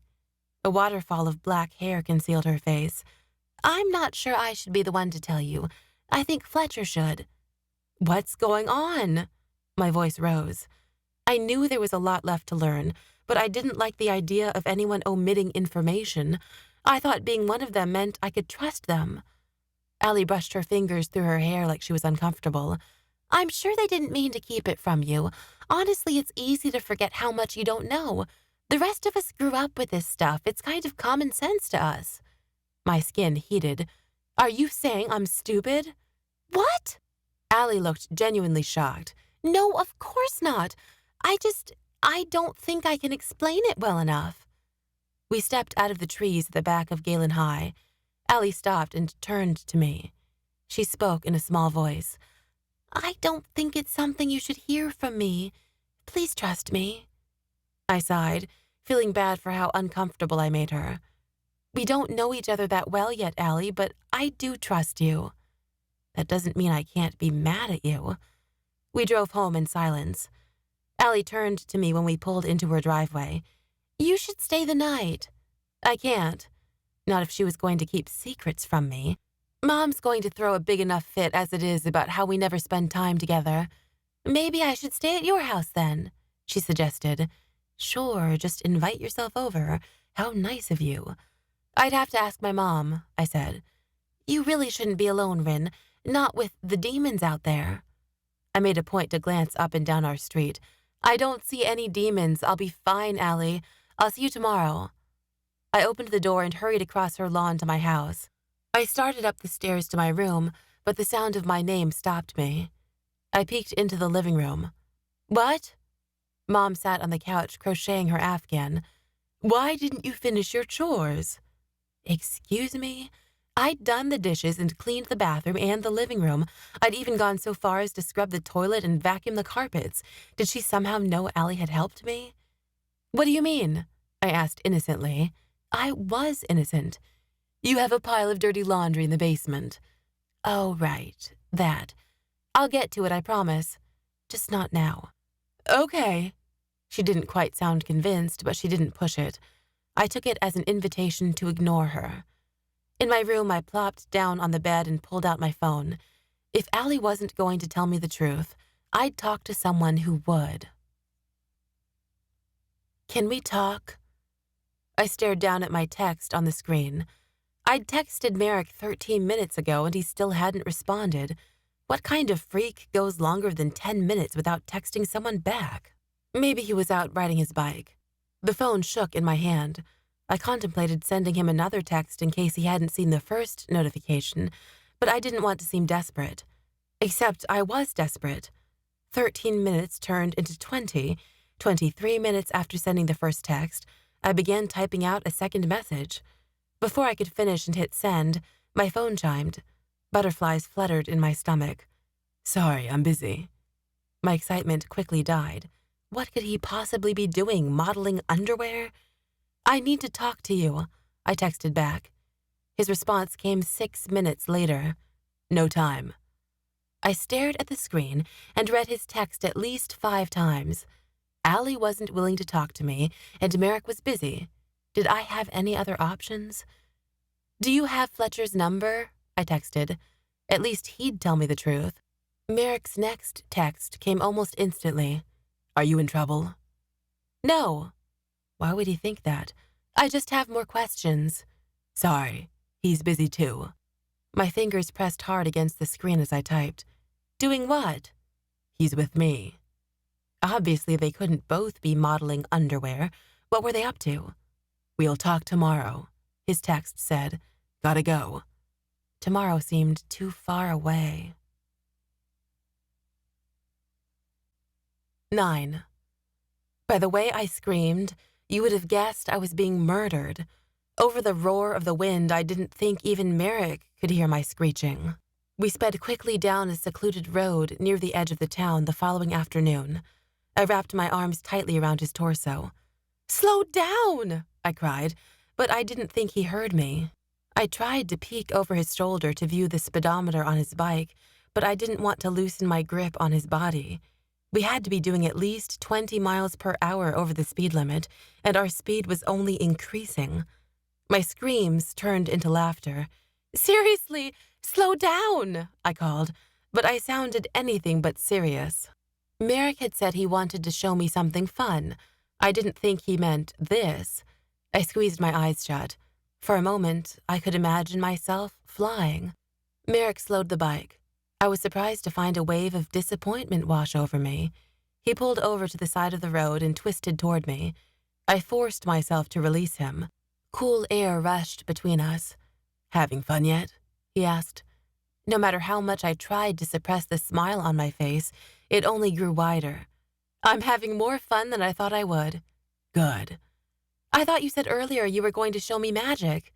"No," Merrick corrected. "I said I was going to show you something like magic."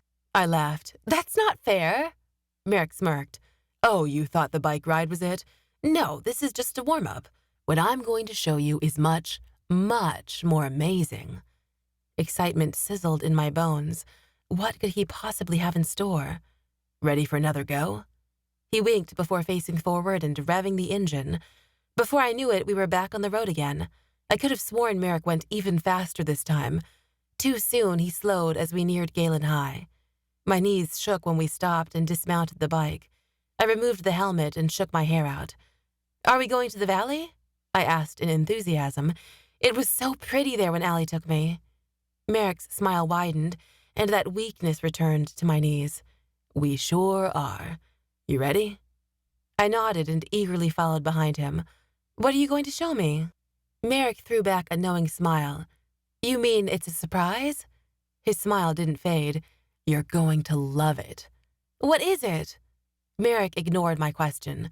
"There's a lot to learn about Divina, and unfortunately, you freaked out before we could tell you much." "I'm sorry. I must seem like a total foreigner." Merrick shrugged. "Don't feel bad. You're not the only Divina to grow up not knowing what they are." I wanted to ask who he was talking about. Before I got a word out, we broke through the trees and into the clearing that opened to the valley. The cloud cover had grown thicker since yesterday afternoon, casting a dull gray hue across the landscape. It looked like a storm was rolling in, but it didn't smell like rain. Merrick began stripping off his jacket without saying a word. Caught off guard, I remained silent. "There are a few things you should know about Divina," he said as he tossed his jacket aside. "And this is one of them." An involuntary intake of breath passed my lips as he pulled his t-shirt over his head. I knew it was rude to stare, but I couldn't tear my gaze from his torso. Merrick flexed his upper body, accenting his six-pack and his tan, toned arms. I was so mesmerized by him that I didn't take a moment to ask what he was doing. Surely he didn't mean to show me that all Divina were drop-dead gorgeous. A moment later, I realized Merrick wasn't showing me his muscles at all. As he flexed, two white shapes rose behind him. They grew increasingly larger until I could finally make them out. I gasped. What looked like massive eagle wings had sprouted from his back.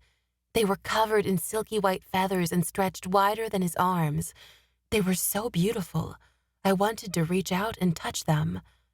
Without saying a word, Merrick turned from me and took off sprinting toward the steep decline in front of us. His wings pulled into him for a moment. In a single leap, he hurled his body forward and spread his wings wide once again. I stared in disbelief. Merrick flapped his wings several times and then held them straight out, parallel to the ground. He looked like the most majestic bird in the sky. As soon as he began losing altitude, his wings pumped again to push himself higher. His body tilted to the left and circled around the empty field below us. He began his flight back toward me. My body remained frozen at the top of the hill, completely mesmerized. Merrick came so close to me that I thought he might land, but instead he shifted course at the last second. Wind rushed by my face and I beamed. Merrick locked his wings out and they carried him on a graceful descent. Just when I thought he might touch the ground, he flapped his wings in one powerful, agile motion and shot straight into the air again. I cheered and clapped in exhilaration. Merrick landed beside me. His massive wings flapped to slow his momentum, blowing my hair away from my face. "Oh my God," I managed to say. "No wonder people call you angels. I had no idea. Merrick, they're beautiful." Involuntarily, I reached a hand toward his outstretched wings. I thought better of it at the last second and jerked my fingers away. "It's okay," he said kindly. "You can touch them." My breath wavered as I inched closer to him. Carefully, I reached my hand out. My fingers connected with the soft, velvety feathers, and my breath hitched. Forget the fact that I'd just seen wings sprout out of Merrick's back. What really got me was how soft and perfect his wings were. I couldn't wrap my head around the fact that they were real. "But how?" I asked, barely able to get the words out. "How do you do it?" Merrick shrugged and his wings moved with him. "We just do. Think of it like shape-shifting." I ran my fingers down the feathers. "Are you saying Divina are like shape-shifting eagles?" I caught Merrick's smile from out of the corner of my eye. It was the first time I managed to pull my gaze off his wings. "Why do you think this place is called Eagle Valley?" he asked. Before I had a chance to answer, he spoke again. "No, we are not eagles. And before you say it again, we are not angels either." "I wasn't going to say that." Merrick rolled his eyes and pulled his wings into his back. I retreated a step to give him space. The wings shrunk behind him until they vanished. A wave of disappointment washed over me. I wanted to stare at them longer. "I wasn't thinking," he said. "I should have had you changed before we came." "What do you mean?" "You want to fly, don't you?" I drew in a breath of excitement. "You don't really think I can do that, do you?" Merrick furrowed his brow. "Of course I do. You're a Divina." "Well, I didn't have much luck when Allie was trying to show me." "That's because Allie's never had to teach anyone before. Besides, the wings are easier. Let's start with that. But you'll have to change first. Most of the girls wear racerback tank tops. They won't get in the way of your wings. You have one, right?" I nodded. Merrick turned to grab his t-shirt from the ground. For the first time, I got a look at his back. My gut instantly twisted. 2 raised scars ran along the length of his shoulder blades. It was as if his wings had sliced through his skin, except the raised, discolored lines looked like they'd been trying to heal for years, not mere seconds. He didn't notice me staring. "We'll go get it and then come back." "Merrick?" I spoke softly, but the shock in my tone got him to look at me. "Are you hurt?" I stepped forward and ran my fingers across his back. Merrick shrugged me off and slipped his shirt on quickly. "No, it doesn't hurt." "Does everyone get those scars?" My back heated as I imagined wings tearing through my flesh. Merrick bent again to scoop up his jacket. He stepped toward me and spoke quietly, like his words were meant only for me. "Everyone has scars, Ryn." He was so close that his breath danced across my face. "Am I going to get scars like that once you know?" My voice dropped to a whisper. Merrick started for the trees. For a moment, I thought maybe he didn't hear me. "Not like this," he finally said. I followed behind him. "Well, if everyone has them—" "Not everyone has the same type of scars, Ryn. These are mine." For every step he took, I had to take 2. "What are they from, then?" Merrick whirled around so fast that I nearly rammed into him. "Do you want me to show you how to fly or not?" he snapped. I blinked in surprise. I just wanted to prepare myself in case—" "In case of what?" he asked sharply. "Nothing bad is going to happen to you." He sounded more irritated than reassuring. I crossed my arms. "How can I be sure of that if I don't know what gave you those scars? I don't know anything about this Divina stuff. What if I mess up?" I thought I caught a hint of an eye roll in Merrick's expression. "You're not going to mess up. Again, do you want to learn how to fly or not? Because we're just wasting time." I stood my ground. "I'm not in a rush."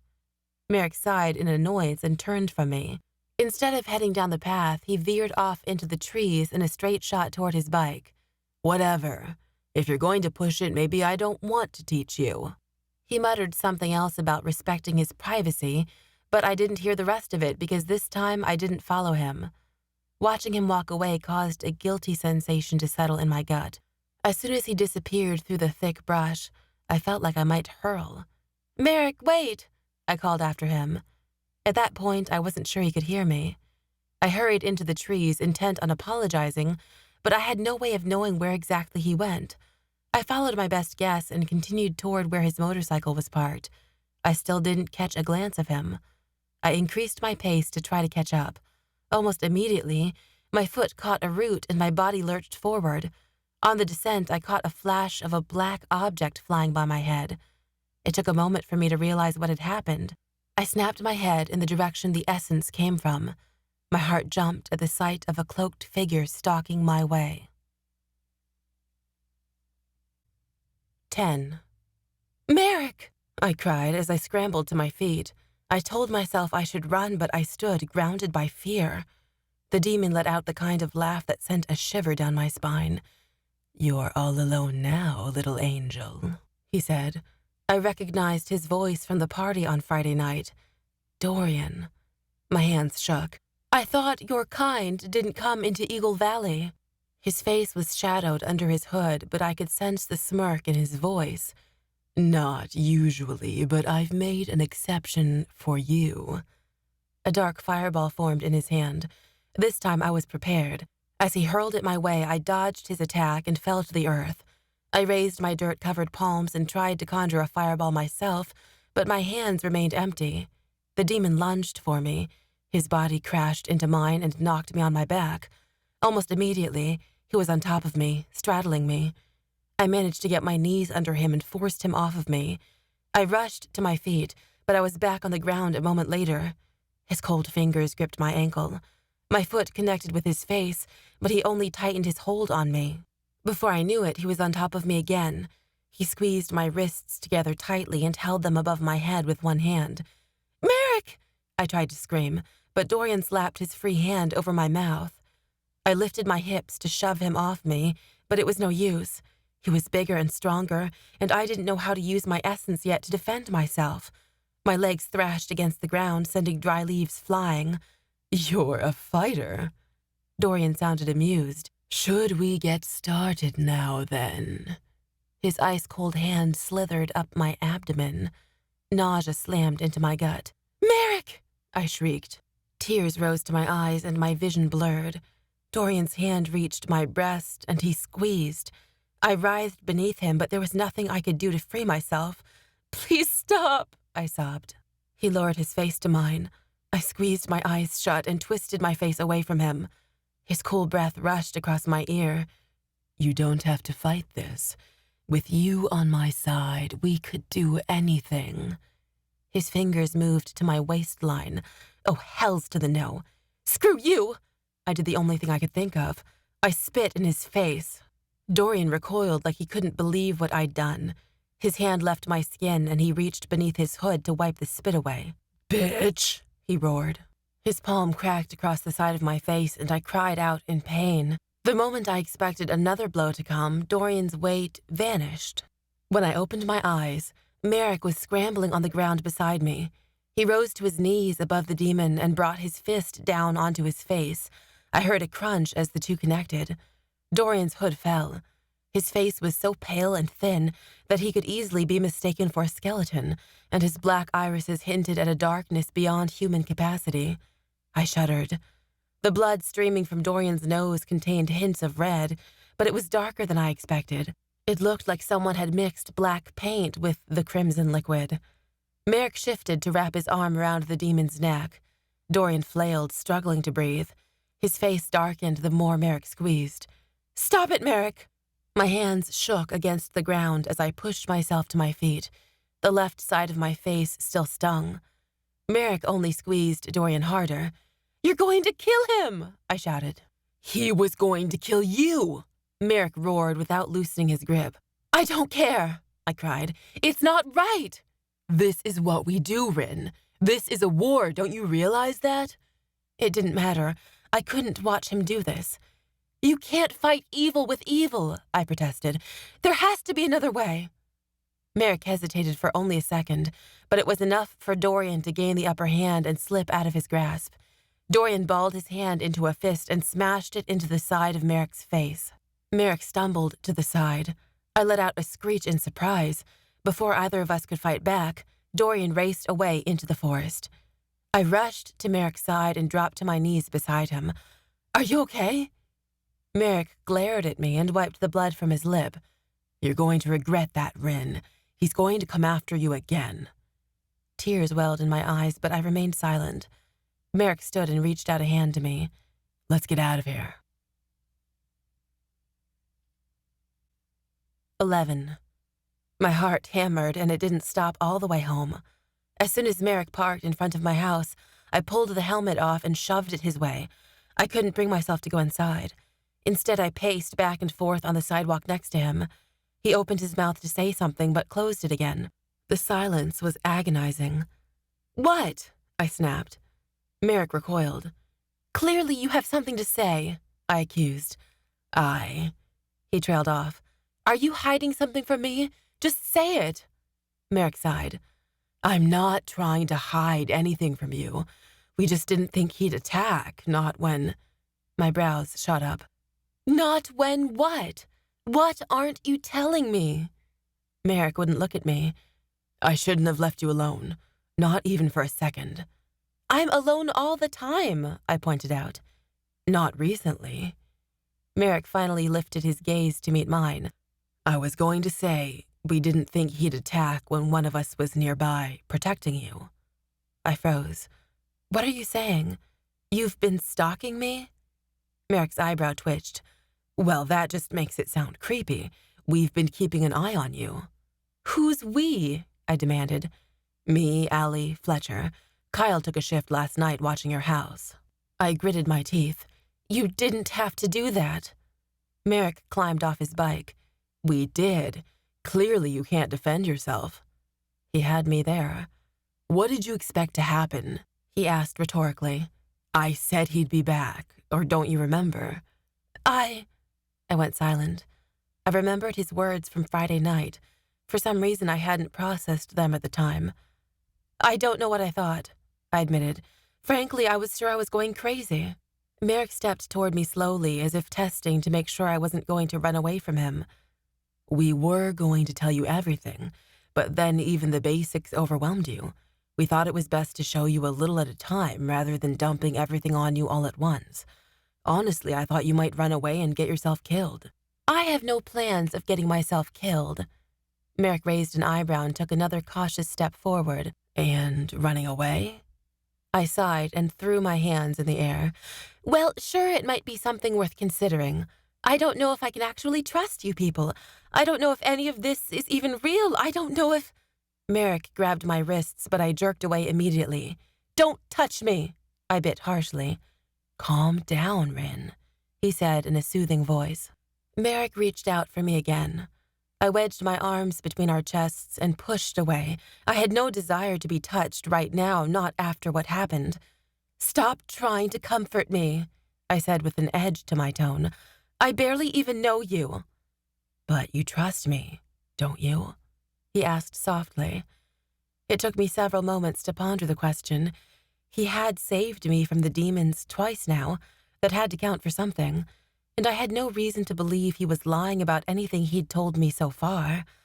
I searched his eyes for signs of dishonesty. I couldn't find any. "I don't know," I finally said in a whisper.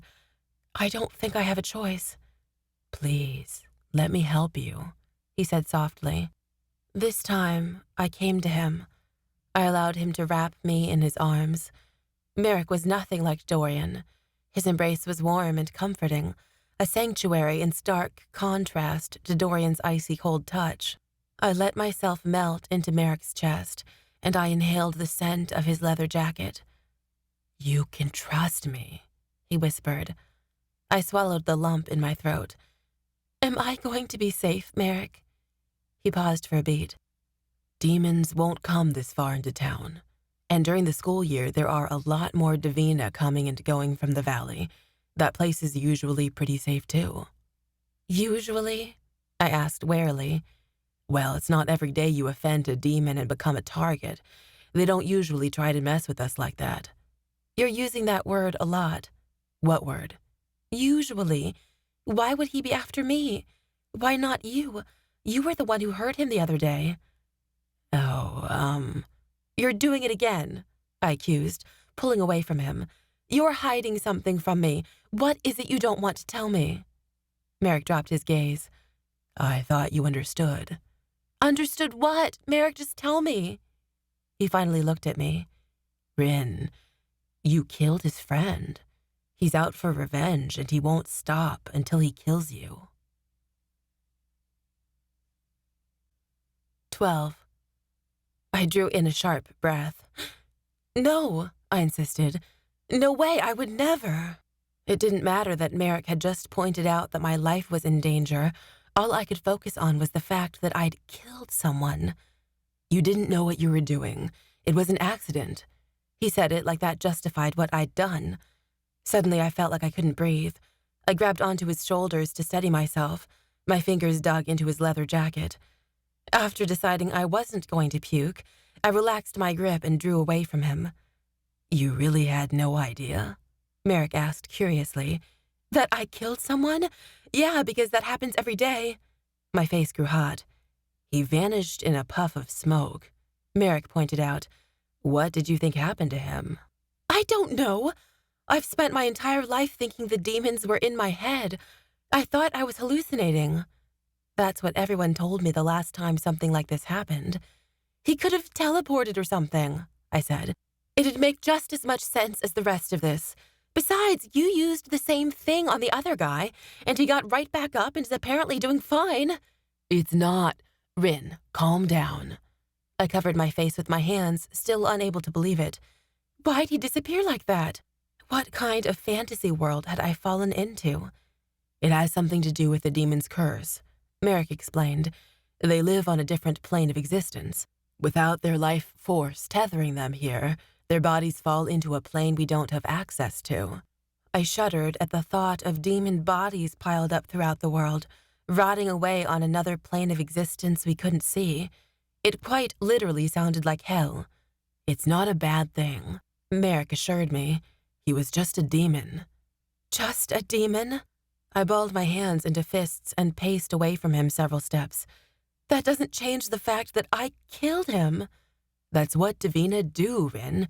We help protect the world from demons. Then why are there so many of them still running around? I couldn't help the accusation from slipping out. Believe it or not, they're actually not that easy to kill. We can't just shoot them. He paused momentarily. It's complicated. I have all day, I challenged. Merrick sighed. What do you want, Ryn? I closed my eyes and attempted to steady my breath.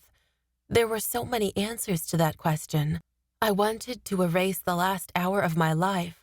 I wanted to escape all of this, to live in a world where I never saw the demons and never learned I was a Divina.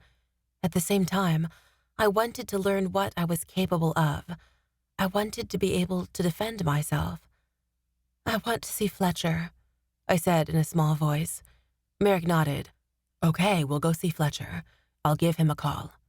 He pulled his phone from his pocket. Just as he placed it to his ear and the other line began ringing, a familiar voice called from behind me. Hey! Allie crossed her lawn toward us. Kyle followed behind her. What's going on? Allie stopped beside me and glanced between us. Is something wrong? How did I even begin to answer that question? Hey, Kyle said cheerfully. He lightly elbowed me in the side. Don't look so glum. Cheer up. I glared at him. I noticed Merrick subtly shake his head at Kyle out of the corner of my eye. Kyle's expression instantly fell. Hey, Fletcher, Merrick said into the phone. What happened? Allie asked me, her tone full of concern. I looked up to the overcast sky, then down at the sidewalk. Anything not to meet her gaze. We're meeting up with Fletcher, I told her like it explained everything. I didn't think I'd ever be able to truly explain it. The school? Merrick's voice came into focus again. My head instantly snapped in his direction. No! He furrowed his brow at me as he listened to Fletcher on the other end of the line. I don't want to go back there, I whispered. Merrick nodded in understanding. Forget the school, he interrupted Fletcher. We'll meet at your house. What's going on? Allie demanded as soon as Merrick hung up. A muscle popped in Merrick's jaw. The demon found her. We're going to see Fletcher. We're coming with you, Kyle insisted. Yeah, Allie agreed. You two go together. Kyle and I will take my car. I'll come with you too, I suggested. No, Allie insisted, pushing me toward Merrick's motorcycle. He was already sitting on it and holding the helmet out toward me. I huffed. Now was not the time for Allie to play matchmaker. But I didn't want to waste the time arguing. I grabbed the helmet and put it on. I wrapped myself around Merrick again, and we sped down the street. We pulled up in front of a small, ranch-style home at the end of a cul-de-sac. It was a simple one-story house with gray siding and stone accents. 2 well-kept flower beds lined the edge of the house, and a carved wooden bear stood next to the front door with a welcome sign in his hands. Merrick placed a hand on my back as we approached the house. Fletcher opened the front door for us before we even had a chance to knock. He wore tan slacks and a white button-down shirt. It wasn't until we were inside that I realized I was still wearing Merrick's motorcycle helmet. I pulled it off and breathed in a deep breath. The house smelled like dryer sheets and freshly baked bread. It's what I thought my grandparents' house might smell like if I'd ever met them. "Sit down," Fletcher said, gesturing to the couch. I set the helmet on the coffee table and sank into the couch cushions. Fletcher's living room was small, housing only a couch, recliner, and TV. Several photographs hung on the walls, but they were just to add a pop of color to the space. I didn't see any pictures of his family. The room was bathed in earthy tones. That, coupled with the smells I detected earlier, gave it a welcoming, homey ambiance. I felt safe there. Allie and Kyle entered a moment later. Allie sat beside me, and Kyle leaned against the arm of the couch next to her. Merrick took my other side, and Fletcher sat in the recliner. Fletcher fixed a serious expression on his face. "Tell me what happened." My gut twisted. I didn't know if I could. I exchanged a wary glance with Merrick. He took charge and began to recount the details from earlier. My hands shook against my knees when he told them how he'd returned to find Dorian attacking me. I was grateful he didn't go into detail. I could still feel Dorian's hand cupping my breast. The last thing I wanted to do was relive that moment. The more Merrick talked, the angrier he became. He rose from the couch and began pacing back and forth across the living room. "I made a mistake," he said. "I had the chance to kill him and I didn't." "Calm down, James," Fletcher insisted. Merrick glared at him. "We should go back out there and hunt him down." Kyle scoffed. "Yeah, because that worked so well the last time." I instantly became alert. "What do you mean?" Merrick stopped pacing and raked his fingers through his hair. "He's talking about last night. Fletcher, Kyle, and I were out there trying to hunt this guy down." So that's what he'd been busy doing when I texted him. "He knew we were on his tail, though," Merrick said. "We never got close enough to him. I was hoping we'd scared him off, but—" Tension formed in my head. "You still don't have to kill him." "Would you rather he kill you first?" Merrick's voice rose. "Calm down," Fletcher repeated. "Sit, James." Merrick's chest rose and fell rapidly, and his lips pressed into a thin line. After several moments, he finally gave in and sat next to me. Nobody spoke for several seconds. I was the first to break the silence. "I don't think he was trying to kill me, Merrick. He was trying to—" I couldn't finish the sentence. "He was having fun with you," Merrick said with disgust. "He would have killed you as soon as he was done." Nausea returned and a lump rose in my throat. "That doesn't make killing him okay." I had to believe Merrick was better than that. "What do you suggest?" Merrick snapped. "It's not like there's a prison we can lock him up in." "He has a point," Kyle said. "Everybody needs to calm down," Fletcher said in a commanding voice. The 4 of us stared back at him. "Ryn," Fletcher said softly, "are you okay?"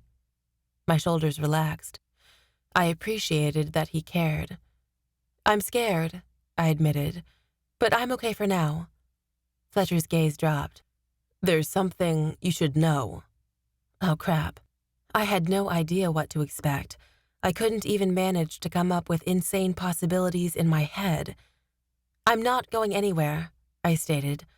I just hoped I meant it after I heard what he had to say. "Good," he said. "Because if you did, the entire human race would be put in jeopardy." I forced my shock down so it couldn't overwhelm me. I could hear it in Fletcher's voice.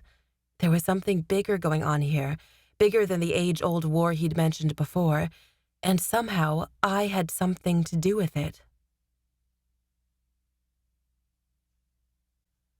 13. What? What do you mean? My voice wavered. Fletcher leaned forward. We believe you have the power of grace. I glanced around the room, hoping someone would elaborate without me having to speak. Thankfully, Fletcher continued. Merrick knew when he met you. It's evidenced in the color of your essence, purple. Most Divina can only conjure white essence. Yours, Ryn, is special. This must be what Allie wouldn't tell me about before. What does it mean?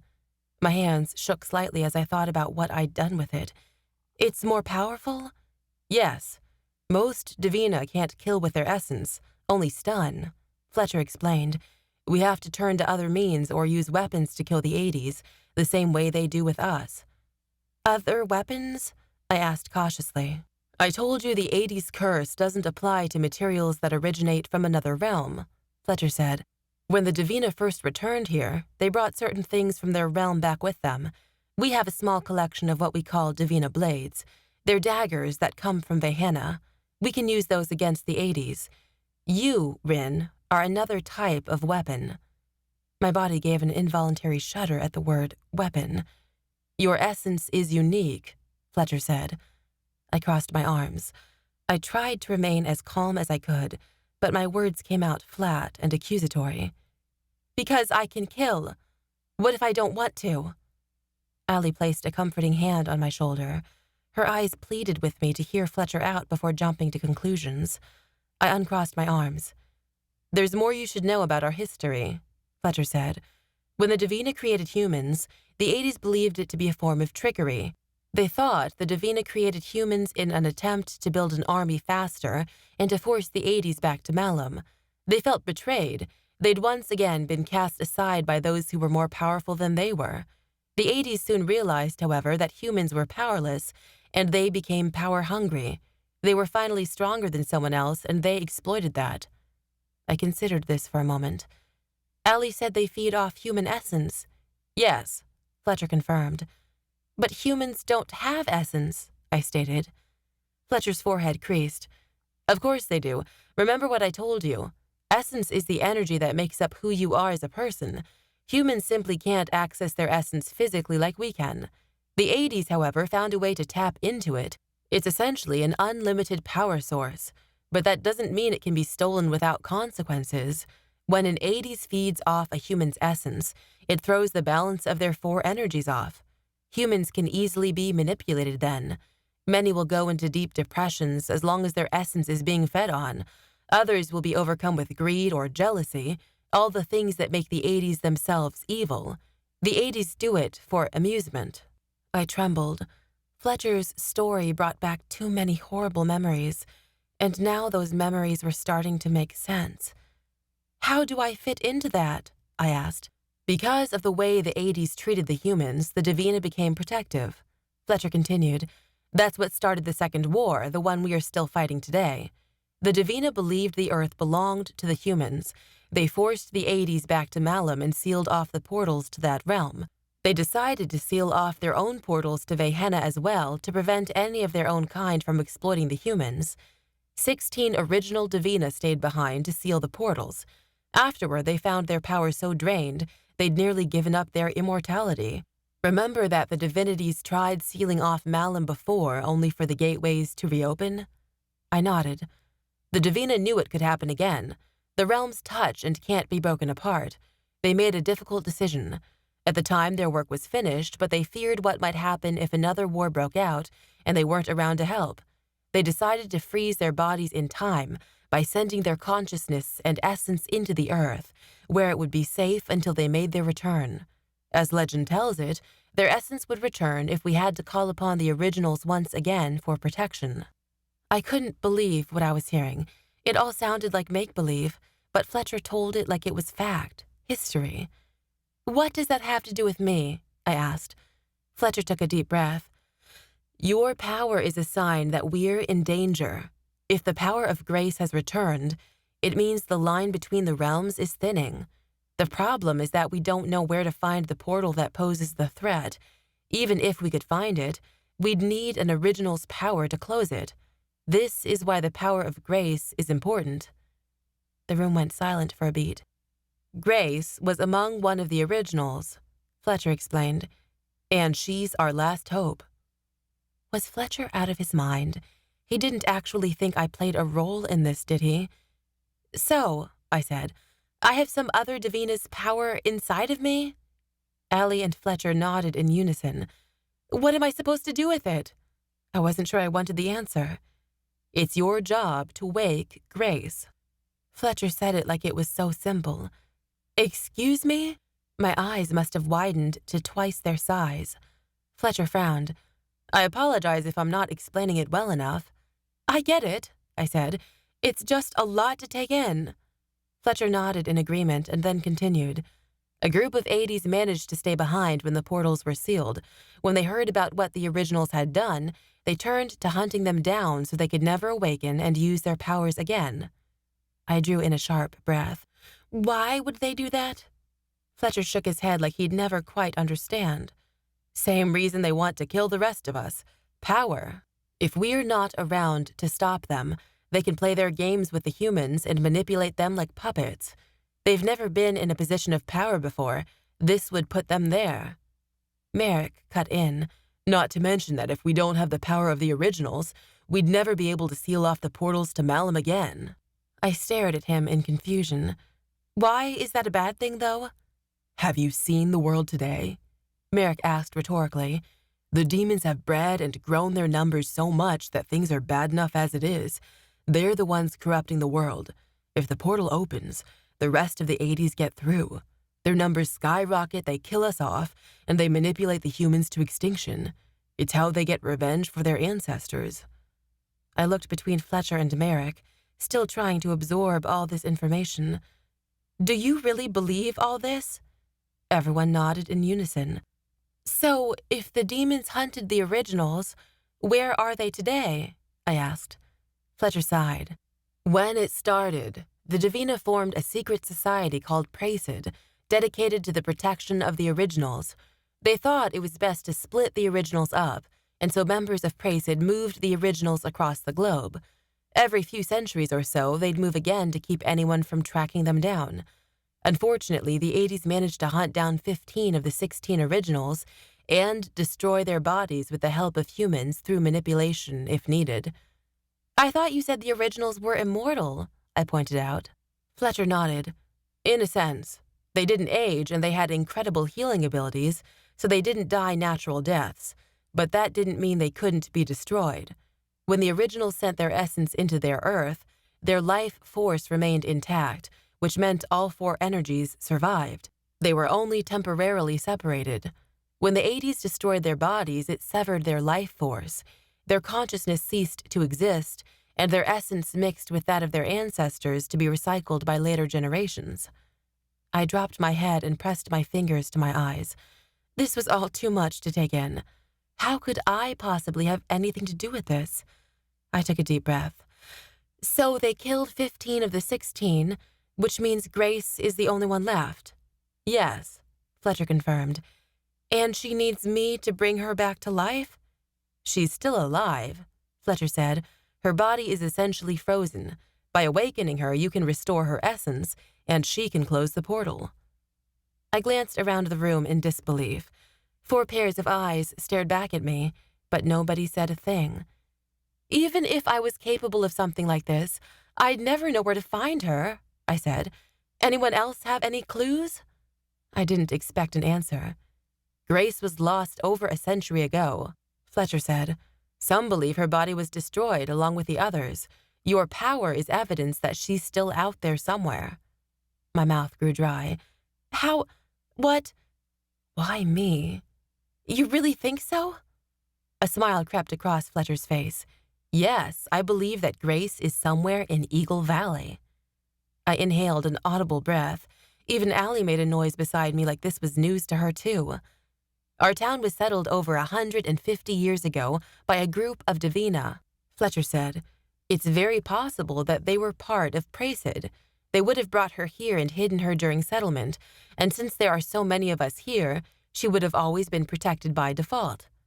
"But you're not the only town of Divina, are you?" I asked. "Of course not," Allie said. No, Fletcher answered at the same time. "It's not the Divina population that made me think that Grace might be here. It's the fact that you showed up, Ryn. I think you might have been brought here for a reason." My jaw dropped. "You're talking about fate?" Fletcher shrugged. "In a sense, yes. I think you're here because Grace led you here." I had to sit silent for a moment to let all of this sink in. "Why didn't you mention this before?" I asked calmly, though my heart hammered. I guess I never gave him a chance. "I was afraid it would all be too overwhelming for you," Fletcher admitted. "I've seen how some students react when we throw too much information on them at once." He and Merrick exchanged a glance, like they both knew exactly which student he was talking about. Neither of them cared to elaborate. "How do you expect me to find her?" I asked. Fletcher shifted in his chair. "I'm not sure I have an exact answer. You were chosen by Grace. Her magic will lead you to her." Suddenly, Eagle Valley didn't seem so small anymore. I couldn't believe what he was asking me to do. Someone like Allie, who had been exposed to this her whole life, should have the power of Grace, not me. "What if I can't?" I challenged. "I have no idea what I'm doing."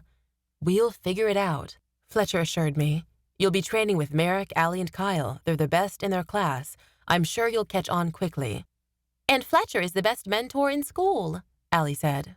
Fletcher shot her a smile. "Ryn, you're not alone. We'll teach you how to use your essence. We'll be here to help in any capacity we can.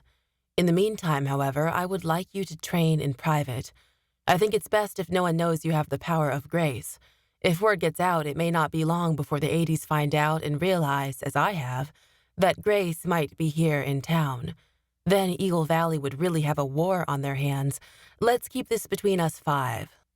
"But what about the demon that's after me?" I asked. "Doesn't he realize I'm different? Won't he tell?" Fletcher took a long moment to breathe.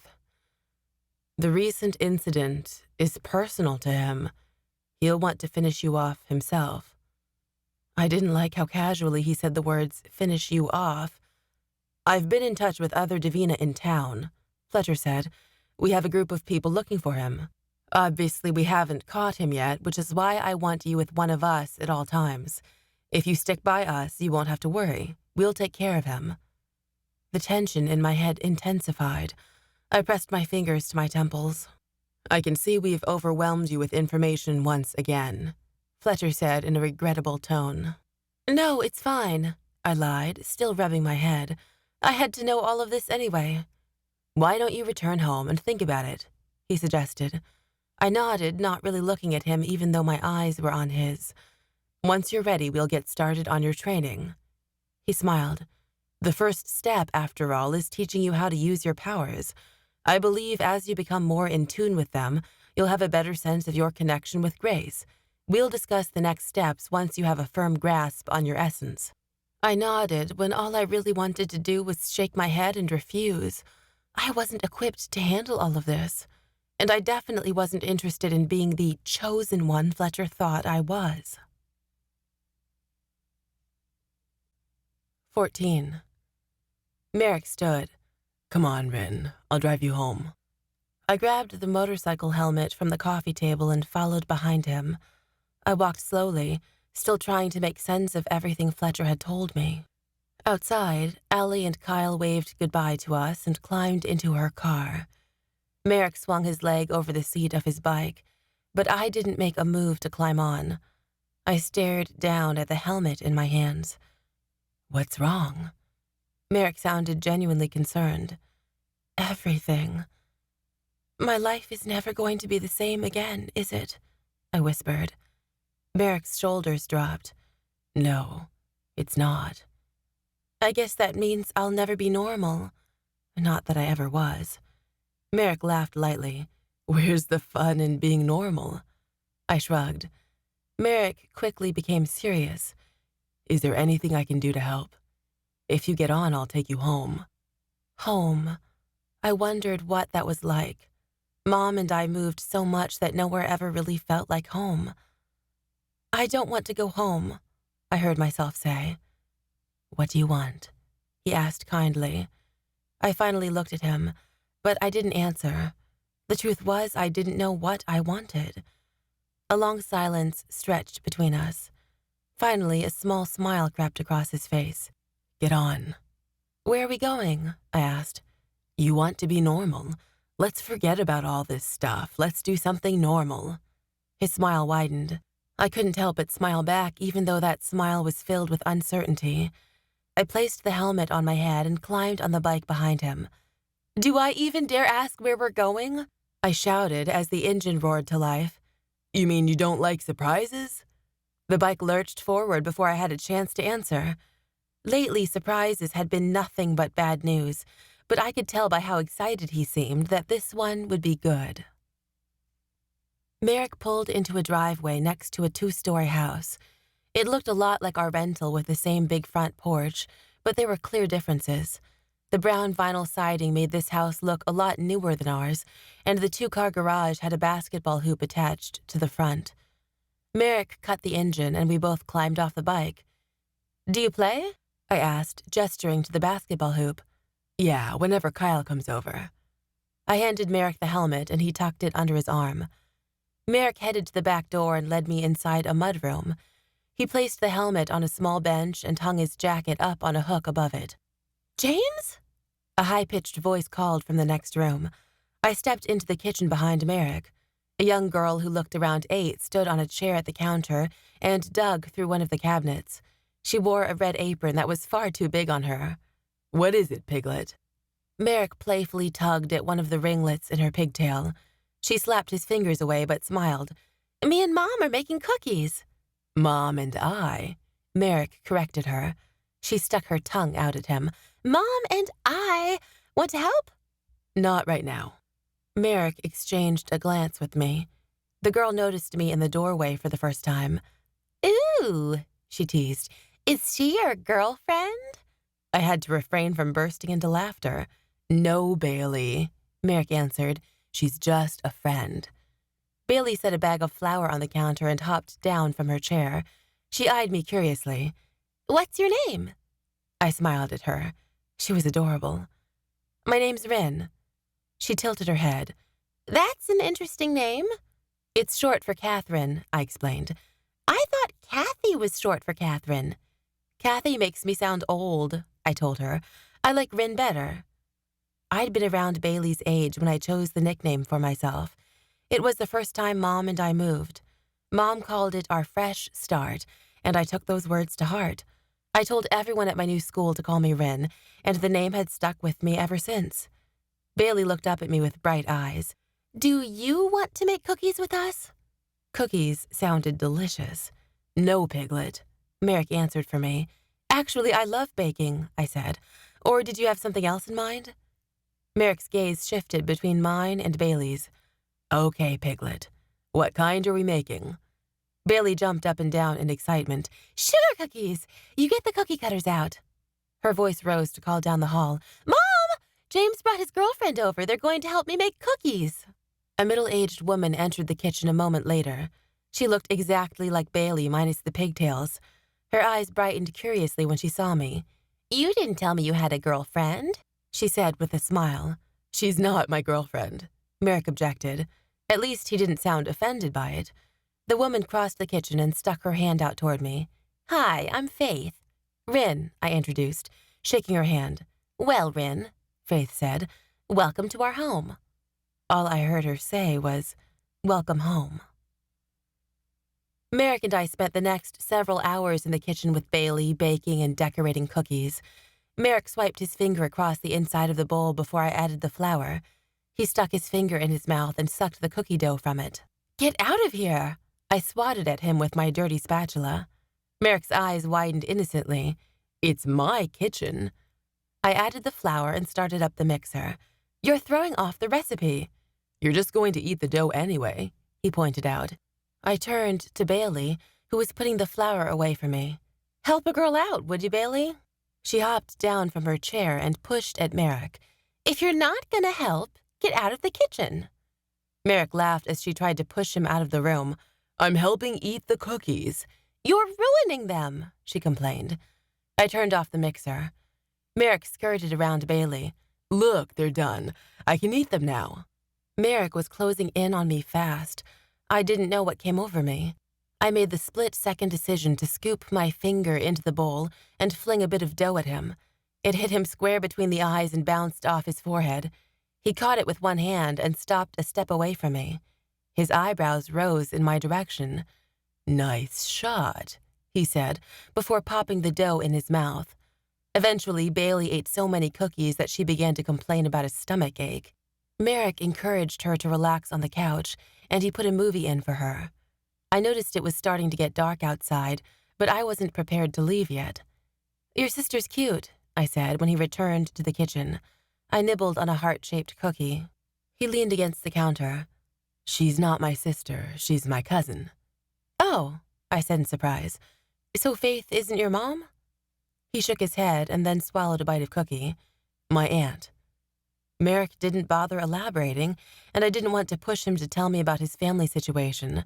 I had a feeling it wasn't a fun story.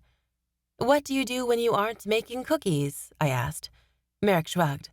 "All you do is play basketball and ride your bike?" "No," he said defensively. "The bike's just for transportation anyway." "So you're not a badass biker dude?" I teased. He laughed. "I never said I wasn't badass. As for a biker dude, I only bought the bike because my uncle's friend was selling it. It was cheaper than buying a car. I'd already been saving up from 3 summers of baling hay and even more winters of shoveling snow. I was sick of waiting for my own ride." Merrick motioned for me to follow him. He led me down a flight of stairs, and we entered an unfinished basement with cinder block walls and a concrete floor. Exercise equipment lined one wall, and a TV stood against the other. "This is basically what I do outside of school." He motioned to the exercise equipment. Weightlifting definitely explained his abs. I eyed a dumbbell on the floor. Maybe I needed to pick up weightlifting. I'd never understood the appeal before, but if I was stronger, I could defend myself better. "Is it fun?" I asked. Merrick shrugged. "I don't do it because it's fun." I sat at the bench press. "Why do you do it then?" "Training," he said simply. "To become a protector?" I already knew the answer. Merrick sat beside me on the bench. "Yeah." Was I the only Divina who wasn't interested in fighting? "Allie told me most Divina become protectors," I said. Merrick nodded. "Yeah, but I'd do it even if it weren't so highly encouraged." I looked at him curiously. "Why?" Merrick took a deep breath. "Because there's enough evil in the world already. If I can help get rid of some of it, then it'll be worth it." He sounded so noble. I tucked a strand of hair behind my ear. "You'll be good at it. The way you protected me earlier, I never said thank you." He leaned in closer and spoke softly. "You didn't have to." My breath hitched. He was so close to me, close enough to kiss. "Yes, I do," I whispered. "Thank you for everything." He leaned even closer. My pulse quickened. "Everything?" He asked like he didn't know what I meant. "For earlier today." I couldn't bring myself to talk about it. My skin crawled at the memory. "And for bringing me to meet your family. It made me feel normal, for a few hours at least." He gave a half-hearted smile. "I figured you could use a break." And now I had to face reality again. I dropped my gaze. "What?" He pulled away slightly. I shrugged. "There's just so much information, and there's still so much I don't know." Merrick shifted to straddle the bench facing me. "What do you want to know?" I didn't have to think about it. "What are the demons capable of? How much can they hurt us?" "Their essence can stun you, but in case you didn't notice before, they have other means of hurting us." "You mean strangling us to death?" The image of the demon strangling Merrick the night I met him flashed across my vision. My throat began to close up. "Yeah," he said quietly. "They're pure evil." I shook my head in disbelief. "That's horrible." "They grow up in a different world than we do, quite literally." I went silent for a beat. "Grow up? Like there are baby demons?" Merrick laughed. "Well, are there baby Divina?" Yeah," I said like it was obvious. "The demons aren't immortal. The divinities stole that from them. They have to reproduce the same way we do. I'd never thought about that. Are they more powerful than we are? I asked. Merrick shook his head.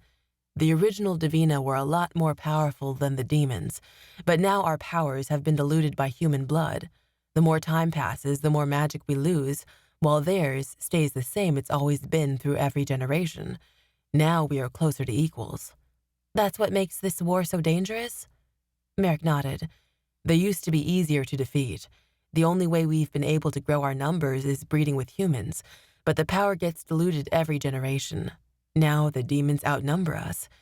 You see, not everyone with Divina blood develops full Divina powers. I bit my bottom lip. I didn't mean you, Ryn. I saw what you can do. You're Divina through and through. Then why is it so hard for me to conjure essence? You do it so effortlessly. Believe me, it wasn't always so easy. Merrick reached out and forced my chin toward him. I didn't resist. He held my gaze intensely, never dropping his fingers from the side of my face. You're doing amazing so far. I mean it. I stared into his mesmerizing blue eyes, trying to convince myself he was telling the truth. Merrick shifted forward on the bench until we were just inches apart. It would be so easy to lean over and kiss him. My phone buzzed in my back pocket, and we instantly jumped apart. I sighed and stood. It was my mother. Where are you? Hanging out with friends, I texted back, just like I'd told her earlier. It's getting late, which was code for I want you home right now, probably so I could cook her dinner. I'll be home soon. I turned back to Merrick, who looked at me curiously. Sorry, my mom wants me home. I should go. Merrick stood abruptly. Let me drive you. No, I started to say, but I cut off. I didn't want to walk home alone in the dark. Okay, but on one condition. What's that? He asked. I smirked playfully. Drive slow this time. 15. We pulled up in front of my house too soon. I wanted to hold on to him longer. I was surprised when Merrick walked me to the door. I turned to him with my hand on the doorknob. The porch light illuminated his features. His eyes danced across my face, and his lips curled into a hint of a smile. I hardly knew Merrick, and already I had this urge to give him a hug goodbye. After everything he'd done for me, I felt like he at least deserved that much. What? He asked curiously. I wasn't bold enough to hug him first. I still have so many questions. It was only an excuse to keep him here longer. Like what? He asked. He reached out a hand to tuck a strand of stray hair behind my ear. My skin heated where he'd touched me. It didn't even seem like he noticed what he'd done. I dropped my hand from the doorknob. I'd much rather stay out here talking to Merrick than go inside. I didn't want him to leave. I don't know. Is there more I should know? Besides the fireballs and flying, what else can we do? We can heal, he said. Ever been sick, Ryn? No, I answered automatically. The reality of it hit me so hard, it nearly took my breath away. I sank into the porch swing. Merrick sat beside me. What is it? I nodded my hands in my lap. It wasn't exactly a deep, dark secret, but I hadn't really talked about it before. It was the reason Mom wouldn't let me drive anymore. I was in a bad car accident last spring, I said. The doctors couldn't believe how fast I healed. Merrick gazed at me with a look of concern. What happened? I was surprised at how easy it was to open up to him. We didn't have anything worth cooking in the house, so Mom sent me to the grocery store to pick up a few things. On the way home, a group of people from my high school ran a red light and hit me. I fractured my leg and broke a couple of ribs. Merrick gasped. Ryn, I'm so sorry. I'm okay now, I assured him. The funny thing about it is that the accident is one of the reasons I came here. He tilted his head. What do you mean? I told you Mom always chooses where we move next. Merrick nodded. Well, when I was in the hospital, Mom asked if there was anything she could do to make things better. My only request was that I got to choose where we moved next. She agreed. Not that she cared about any of that anymore. It was like she didn't even remember the accident happened. Instinct told me to take another route, but I ignored it, I said. After that, I swore I would listen to my instincts more often. I guess my instinct led me here. Grace led you here, Merrick emphasized. His words struck me, and we both fell silent as we rocked back and forth on the porch swing. My mind flew through everything I'd learned over the past few days. A thought suddenly occurred to me. If we had the power to heal, what had given Merrick those scars on his back? How good is this healing power? I asked. Pretty good. He shrugged. I mean, it still hurt when you broke your leg, didn't it? You'd heal about 3 times faster, though. What about you? Do you heal the same as other Divina? I thought about how Merrick said some Divina didn't have full powers and wondered if he was one of them. His features hardened. It's not the perfect power. It doesn't heal everything. When things are bad enough. He didn't finish. My hand inched closer to his. You can tell me. He immediately swatted me away. I told you before I didn't want to talk about it. I stared at him in confusion. Why did you show me if you didn't expect me to ask about it? I didn't mean to. He grew irritated with each passing second. You told me everything else. Merrick stood abruptly. Don't make me out to be the jerk, Ryn.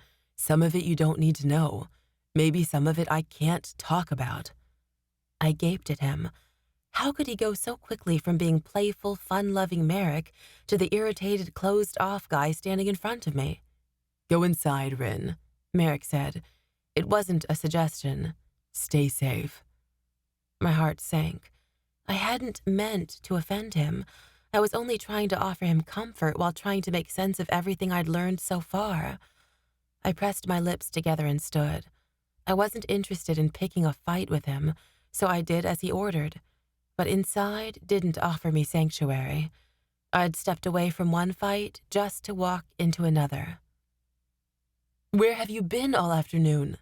Mom stood in the hall with her hands on her hips. I told you I was hanging out with friends. Mom pressed her lips into a thin line. When you said friends, I thought you meant Allie. Who's the guy on the bike? Crap. She'd seen that. A friend, I insisted vaguely. Is that what we were? Friends? He's a friend of Allie's, I clarified. He offered to drive me home. Home from where? She demanded. His house, I told her truthfully. She crossed her arms over her chest. That's completely irresponsible. I haven't met his parents. So, I snapped, I'm almost 18. Mom's eyebrows raised so far they nearly touched her hairline. It was like she couldn't believe I had the audacity to point it out. You're not 18 yet. She said it like it was a threat. And until you are, I want to know where you're at. Yeah, I doubted that was going to end once I turned 18. I don't want to have to worry about you, she said. I wasn't buying that line. The truth was, she wanted to control me as long as possible. I'm fine. I heard the lie in my own voice. Maybe she had a reason to worry, but it wasn't like I could tell her about what happened earlier. By the way, Mom, I'm a Divina. Ever heard of them? I wasn't sure that was a conversation I wanted to have. Best not, I told myself. Mom's better off not knowing. She said goodbye to my insanity a long time ago. I don't need to drag her back into it. And I don't want you riding a motorcycle, she demanded, with a guy I don't even know, no less. There's nothing wrong with him, and he's a good driver. No point in mentioning how fast he liked to drive. She'd never let me see him again. That doesn't matter, she argued. Motorcycles are dangerous. She was just jealous she didn't have a hot biker dude to run away with. She hadn't dated my whole life. How am I supposed to get around town then? I asked. You won't let me drive.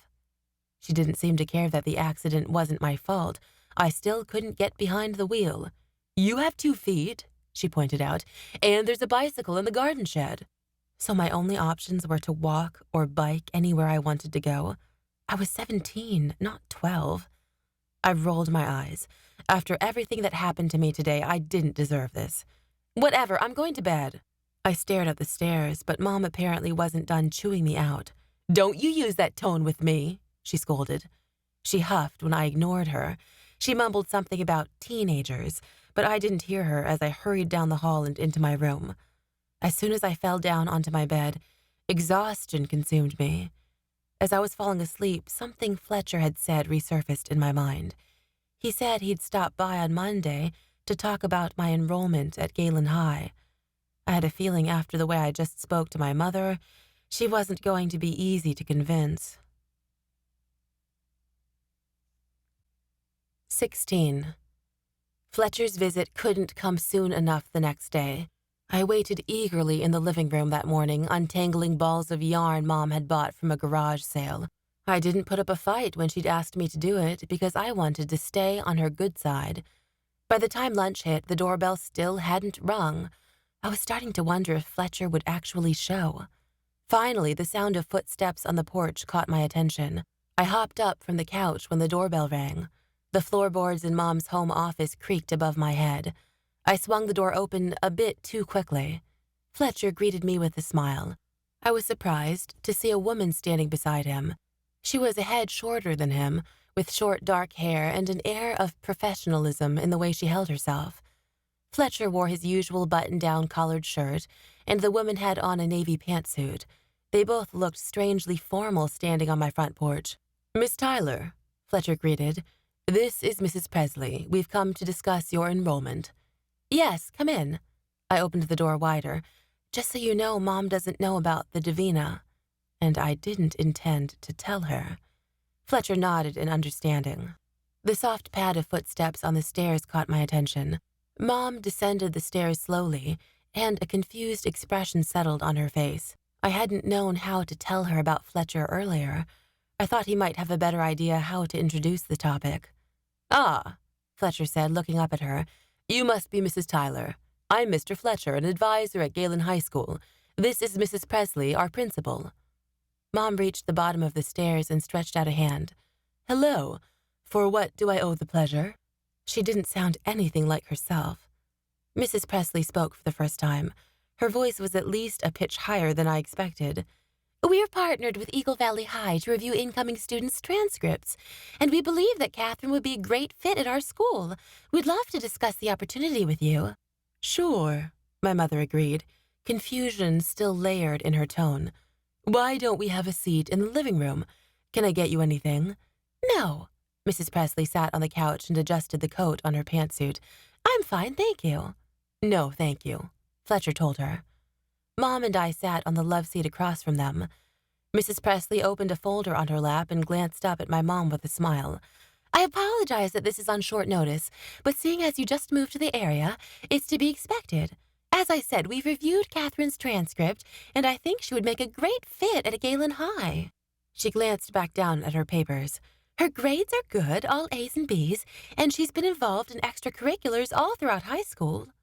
I didn't know what record she was looking at, but it couldn't have been that accurate, unless she counted the prom committee at my last school. "I'm sorry," my mom stopped her. "Public school has served Catherine well her whole life. What is it that Galen thinks they can offer her?"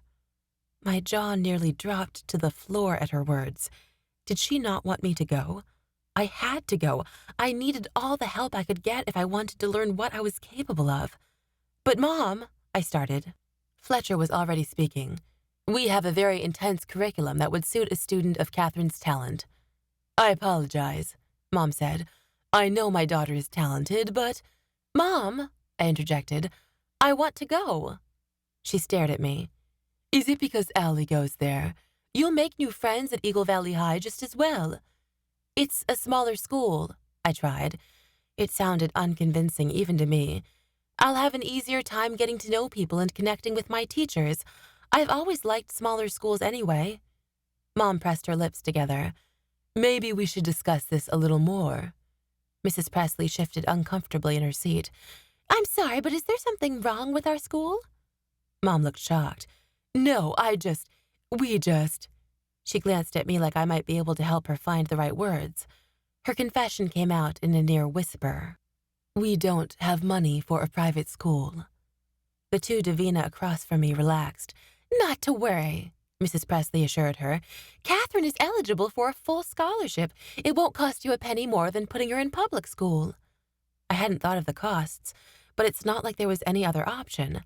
I was a Divina. I belonged at Galen High. The thought sent a nervous shiver down my spine, in a surprisingly good way. Mom and I moved around so much that I never felt like I belonged anywhere. For the first time in my life, I did. I wasn't alone. The demons weren't just in my head. Sure, I'd been able to ignore them for the better part of a decade, but they were always there, lurking in my peripheral vision, their voices filling an otherwise quiet room. The other Divina knew what that was like. More than that, the demons didn't come into Eagle Valley. I could stay here and forget about them. "Can I go, Mom?" I pleaded. She didn't answer for a moment. "We really should talk about this more, in private." "But there's only 2 weeks left before school starts," I argued. I knew my mom. She was going to put off talking about it for so long that I'd miss enrolling by the first day of school. She never let me have anything I wanted. "If you need the time to think about it, we can leave the paperwork here," Mrs. Presley offered. "You can take your time reading through it. I'll write my cell number down so you can call with any questions." I gave her a reluctant smile. I felt anything but cheerful. "Thanks." "Yes, thank you," Mom said. "We'll consider it." "Sure, we will," I thought sarcastically. Mrs. Presley stood and shook both of our hands. She held on to mine a little longer. "We hope to see you soon." I smiled back. "Thank you." Fletcher shook my mom's hand and then mine. What felt like far too soon, they left. Mom turned to me after leading them out the door. She crossed her arms over her chest and looked at me with a hard expression. Here we go again. I bit my lower lip. "So, can I go to Galen?" I expected Mom to sit on the couch across from me so we could talk about it, but she remained standing. "Why are you so interested in going?" she asked with an edge to her tone. "Because I'm a Davina like the rest of them." "Have you seen Galen High?" I asked rhetorically. "It's beautiful. It'd be cool to go there my senior year." She pressed her lips into such a thin line that they practically disappeared. "Does that boy go there?" "What boy?" I asked innocently. "The one with the motorcycle."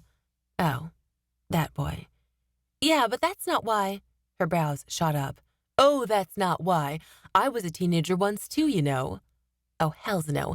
She wasn't keeping me from Galen High just to keep me away from a boy. I shot up out of my seat. "You don't want me to go because you think I'm whoring around?" Her nostrils flared. So much for staying on her good side. "I never said that," she defended.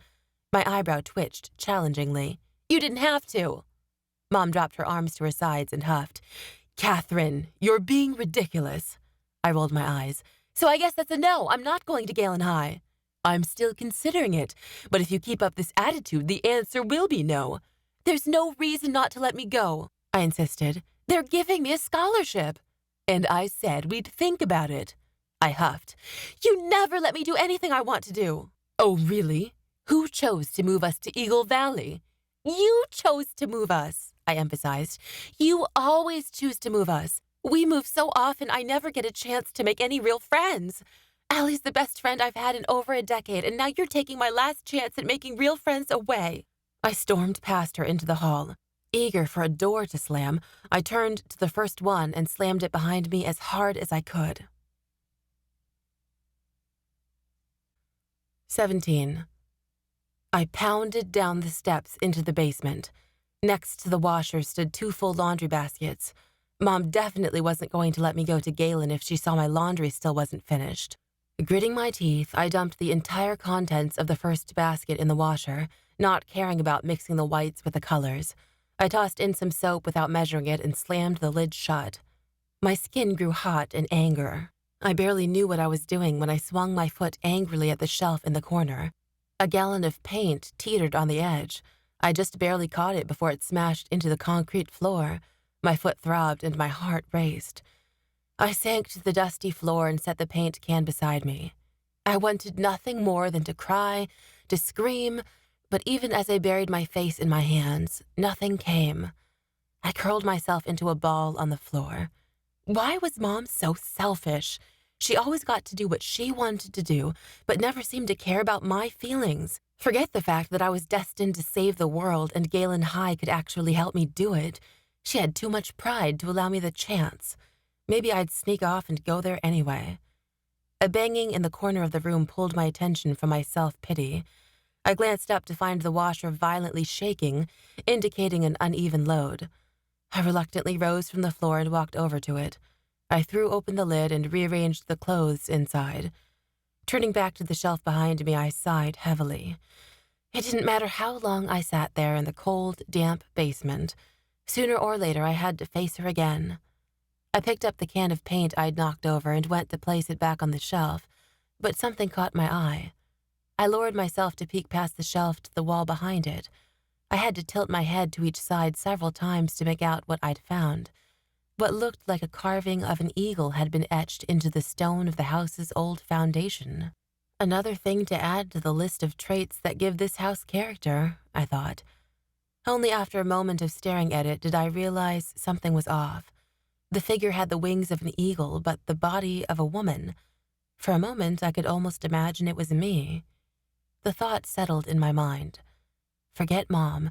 Forget Galen High. I was a freaking Divina. I could fly. I didn't have to take this crap. I shoved the paint can back in its place and pounded up the steps, not stopping until I made it to my bedroom. I stripped off my shirt and tossed it in the corner, then flung my dresser drawer open to find a sports bra and a racerback tank. I can do this, I told myself. My breaths grew shallow, and my hands shook as I tensed my muscles. Come on, Ryn. I squeezed my eyes closed and concentrated on my back as if wings would sprout from it simply by wishing for it. After about a minute, I opened them, more frustrated than before. I gripped onto the back of the chair in front of my desk so hard that my knuckles turned white. I didn't quite like what I saw in the mirror. Despite my quickened heart rate, my face looked drained of color and my eyes drooped. What are you doing, Ryn? I asked my reflection. I'm not cut out for this. The longer I stared at my reflection, the more I got the feeling that something was missing. I could picture myself with the wings Merrick had shown me earlier. A strong desire to fly, like I'd felt when Allie and I rolled down the hill, overcame me. My mom could move me all across the states. She could refuse to send me to Galen High, but she couldn't control this. This one was all me. Something in the mirror caught my eye. The studs in my ears were all wrong for this. I quickly slipped them out of my ears and threw open my drawer to find my pair of angel wing studs. A sense of comfort washed over me when I put them on. They reminded me of the carving in the basement.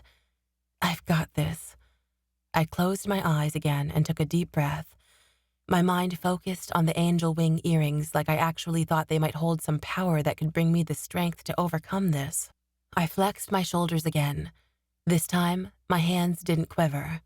Tension built within my muscles, and a tingling sensation radiated across my back. Slowly, I opened my eyes. What I saw in the mirror took my breath away. 2 glorious white wings rose behind me. Each one was as tall as I was.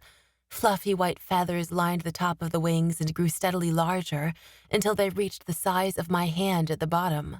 I twisted to get a better look and noticed immediately how the white feathers seemed to shimmer purple in the light. I couldn't take my eyes off them. A knock came at my bedroom door. Shit. 18. I whirled around so fast that my right wing caught the chair and knocked it to the floor. Don't come in, Mom. How do I make these things disappear? It's me, a different voice called back. Allie. I relaxed. Your mom let me in, she said. Are you okay? Yeah, you can come in. Allie pushed the door open. Her eyes instantly grew to twice their size. Oh my gosh, you did it! I couldn't help but beam. This is great, she exclaimed. You're making progress. I shot back a shy smile. Thanks, but how do I, make them go away? The corners of Allie's lips twitched like she was trying not to laugh. Not that I want to, I said quickly. I just thought you were my mom and I realized I didn't know how to. You just relax, she said simply. Great, I mumbled, stealing another glance in the mirror. These things will never go away. Allie laughed. She took a deep inhale and spoke softly on the exhale. Just relax.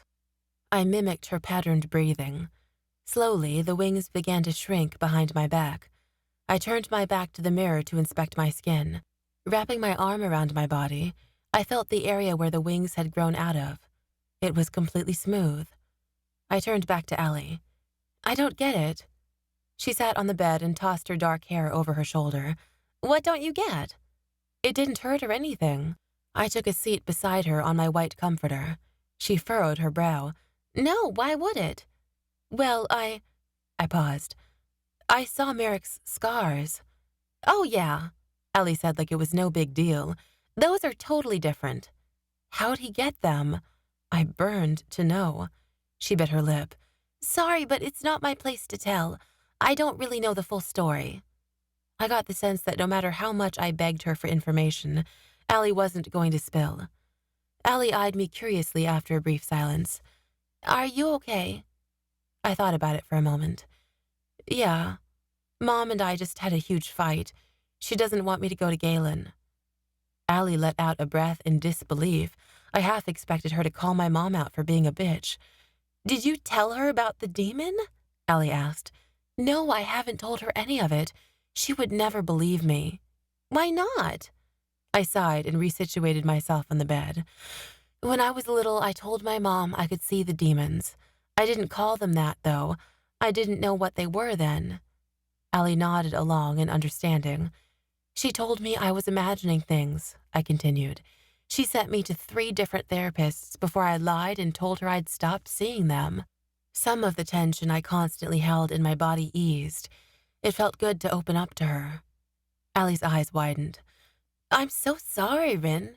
Your mom might be more willing to let you go to Galen if she knew the truth. I could help back you up. I shook my head. Allie's gesture was nice, but I wasn't ready to talk to my mom about any of this. If she knew a demon attacked you and that you were in danger, Allie started, but I cut her off. I don't want to talk about that. My voice came off harsher than I intended. Allie looked at me in confusion, and then realization dawned. Ryn, what did he do to you? He attacked me, I said simply, like Merrick told you. Merrick was pretty vague about it, Allie said. I twisted my hands in my lap. It could have been worse. That doesn't mean you're not allowed to feel something, Allie said gently. Someone will always have it worse than you. That doesn't invalidate your feelings. I sat silent, letting her words sink in. If I was going to tell anyone, Allie would be my first choice. His hands were all over me, I admitted. If Merrick hadn't come to my rescue, Allie drew in an audible breath and leaned over to pull me into an embrace. I inhaled the comforting scent of her cherry blossom perfume. It was like hugging the sister I never had.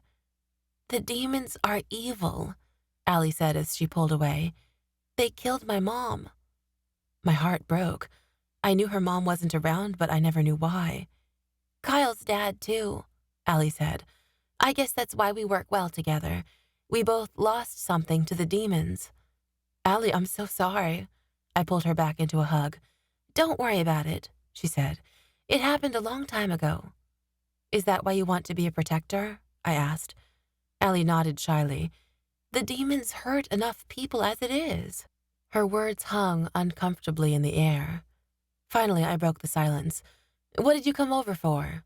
A smile twitched at the corner of her lips. Well, it looks like you already figured out your wings. Do you want to try flying?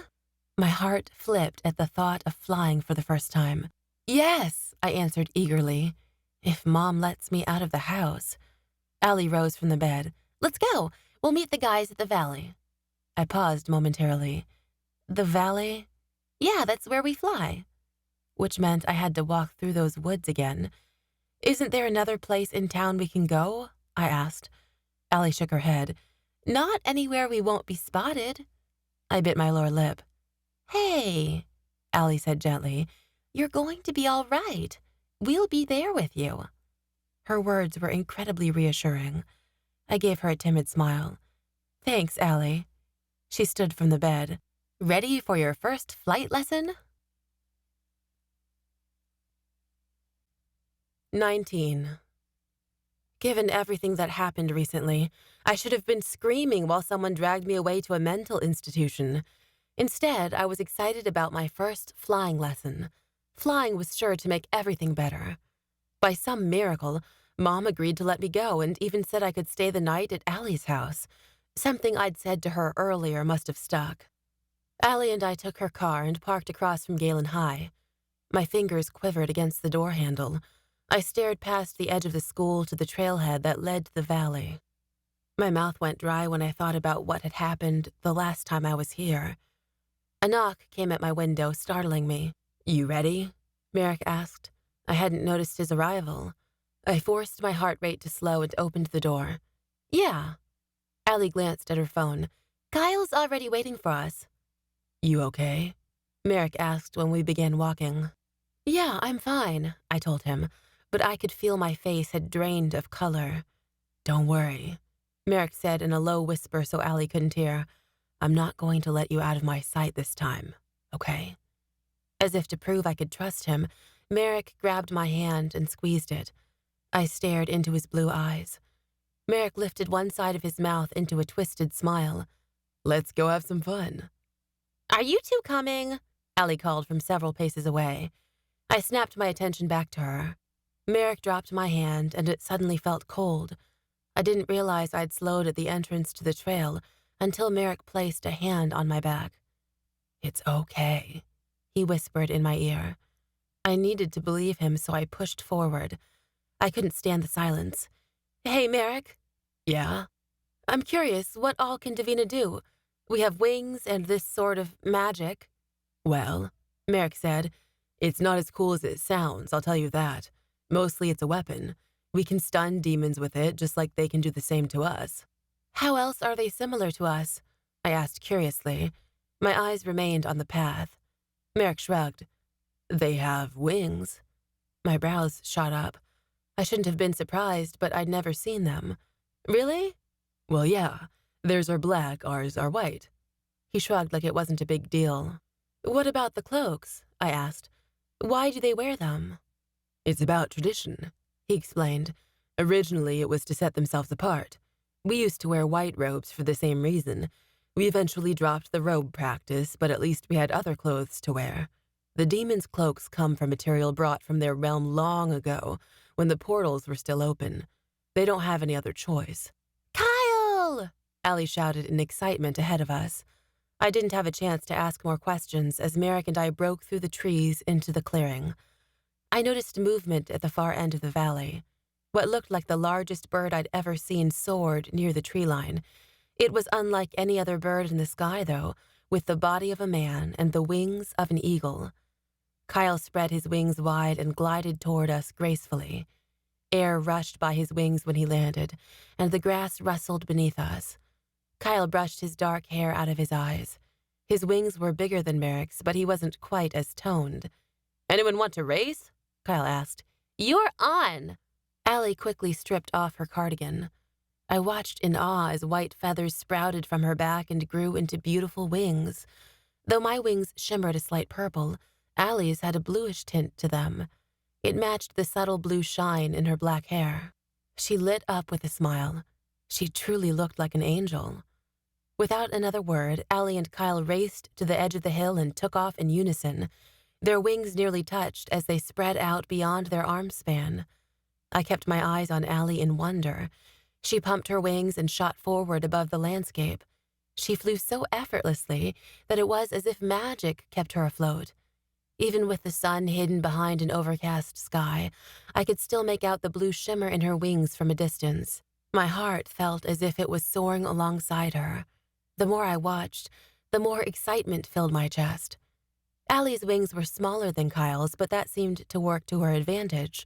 She was much quicker than him. She was also several inches shorter and 50 pounds lighter, so she didn't have to work as hard to keep herself airborne. As soon as they reached the other end of the valley, they both turned around and headed back toward Merrick and me. Allie sped up until her ankle was in line with Kyle's head. "Should we move?" I glanced at Merrick to find him smiling at the couple. "No, they'll be fine." "Are you sure? They're coming right for us." Merrick laughed. "They know what they're doing." I contemplated diving out of the way as Allie made her landing, but Merrick placed an arm around me, forcing me to stay.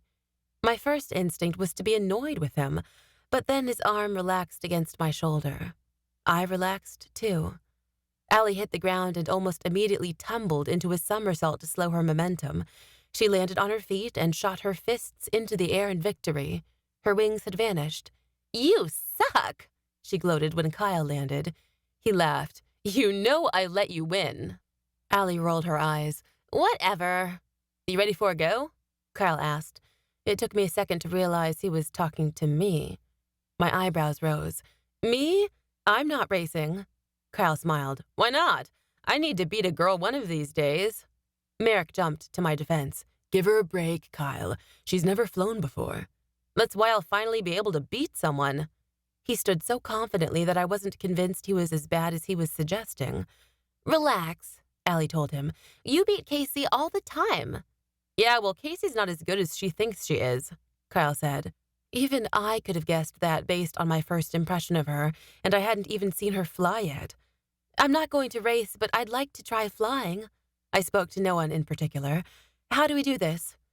A smile twitched at the corner of Merrick's lips. "You know how birds learn to fly by being pushed out of the nest?" "Yeah." Merrick raised his brows. "What? You're not going to push me off a cliff, are you?" Everyone laughed beside me. "No," Merrick assured me, "but it really doesn't get much simpler than that. Allie says you've figured out your wings?" I nodded. "Well, let's see them," Kyle insisted. I bit my lip and glanced between my friends. I didn't want to make a fool out of myself. "We'll all do it together," Allie suggested. She flexed her shoulders and her wings returned. "Okay," I agreed. Beside me, Merrick stripped down to expose his toned torso. Note to self, keep your eyes off hot stuff while airborne, unless you plan to crash and burn. He's too damn distracting. "Ready?" Merrick asked. I noticed his fingers twitch in my direction like he was about to take my hand. At the last second, he pulled away. I nodded and then took a deep breath, flexing my back. I felt the afternoon air brush across my feathers. This time it was easier to let them out now that I knew what it felt like. I stretched them as wide as I could. I'd never felt more refreshed than I did in that moment, like something had been missing my whole life, and for the first time, I'd embraced it. I turned my attention back to my friends. Allie stared, Kyle rose his eyebrows, and Merrick smiled. "What?" I pulled my wings closer to me. Allie blinked several times. "There's just something magical about seeing you discover your wings. You look so happy." I realized I was smiling. I never knew what I was missing. "Ready to give it a try?" Kyle asked. I nodded. "Start by trying to flap your wings," Merrick suggested. "Don't try to take off, just to move them to get a feel for it."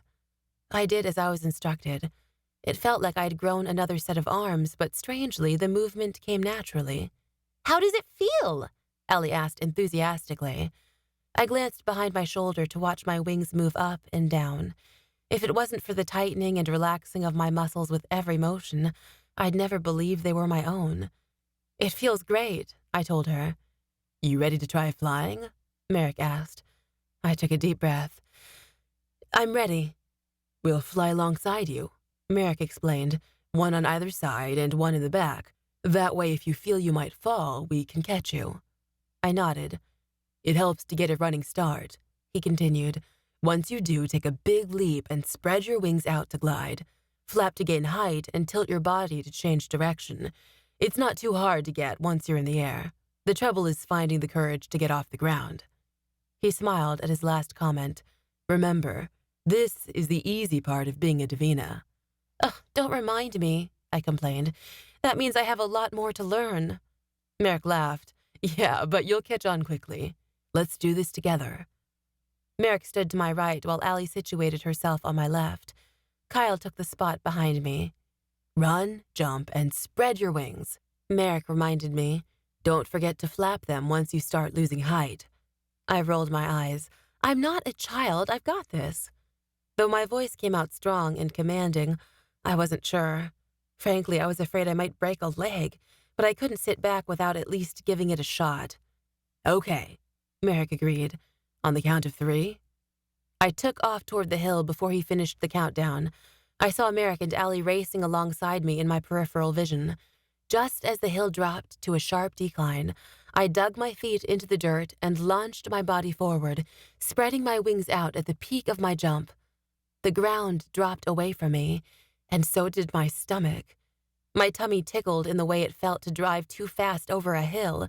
It was like someone flipped off the switch to gravity, and my insides remained suspended high within my abdomen. "Flap your wings," Merrick reminded me. I immediately followed his instruction after realizing how quickly I was losing height. Wind rushed through my hair, tangling it into a wild mess, but I didn't care. I welcomed the air beneath my wings as it pressed against me and kept me afloat. I dared to steal a glance below me. The base of the valley seemed miles away. My heart slammed against my ribcage in exhilaration, and a satisfying tingle spread across my skin. It was the kind of rush that came with riding a roller coaster, only better. I flapped my wings harder, daring to press the limits. "Don't go above the tree line," Allie warned. She had to shout for me to hear her. I did as I was told. Instead of focusing on gaining height, I turned my attention to pressing forward. I didn't fly as gracefully as the rest of them. Each flap of my wings seemed to shoot me into the air. The next moment, I'd fall several feet before counteracting gravity with another flap of my wings. At the very least, I managed to stay airborne, and my fear of breaking a bone slowly eased. Once we reached the opposite end of the valley, Merrick called to me. "We're going to circle around and try landing. Follow my lead. We'll glide and land at the bottom of the valley." "Okay," I called back. Merrick leaned his body to the left. I followed him. Where he made turning look effortless, I had to flap my wings double time to maintain my height. As soon as he was headed in the right direction, he spread his wings wide and began to glide through the air. I copied him and found myself descending toward the ground slowly. I actually felt for a moment like I might look graceful while doing it. "Bend your knees when you land," Merrick shouted my way. "It'll help absorb the impact." As the ground grew closer, I feared we may be coming in too fast. Allie charged ahead to demonstrate the landing. At the last second, she pulled her body back and swooped her wings up, landing perfectly on 2 feet. I braced myself for impact. Though I did my best to mimic her motions, I stumbled and fell face first into the grass. The inside of my right arm skidded along the ground. I pulled my wings back in and flipped over to examine my arm. Dirt had embedded itself into my raw skin. "You okay?" Merrick asked, landing beside me. "Yeah, I'm fine." I bit back a cry as I tried to dust off the dirt. It stung. "It was a good first flight," he said. "A few months at it and you could be the best flyer at Galen High." I rolled my eyes, knowing he was just saying that to encourage me. "Don't use up all your compliments at once." Merrick smirked. "I'm sure I can come up with a few more."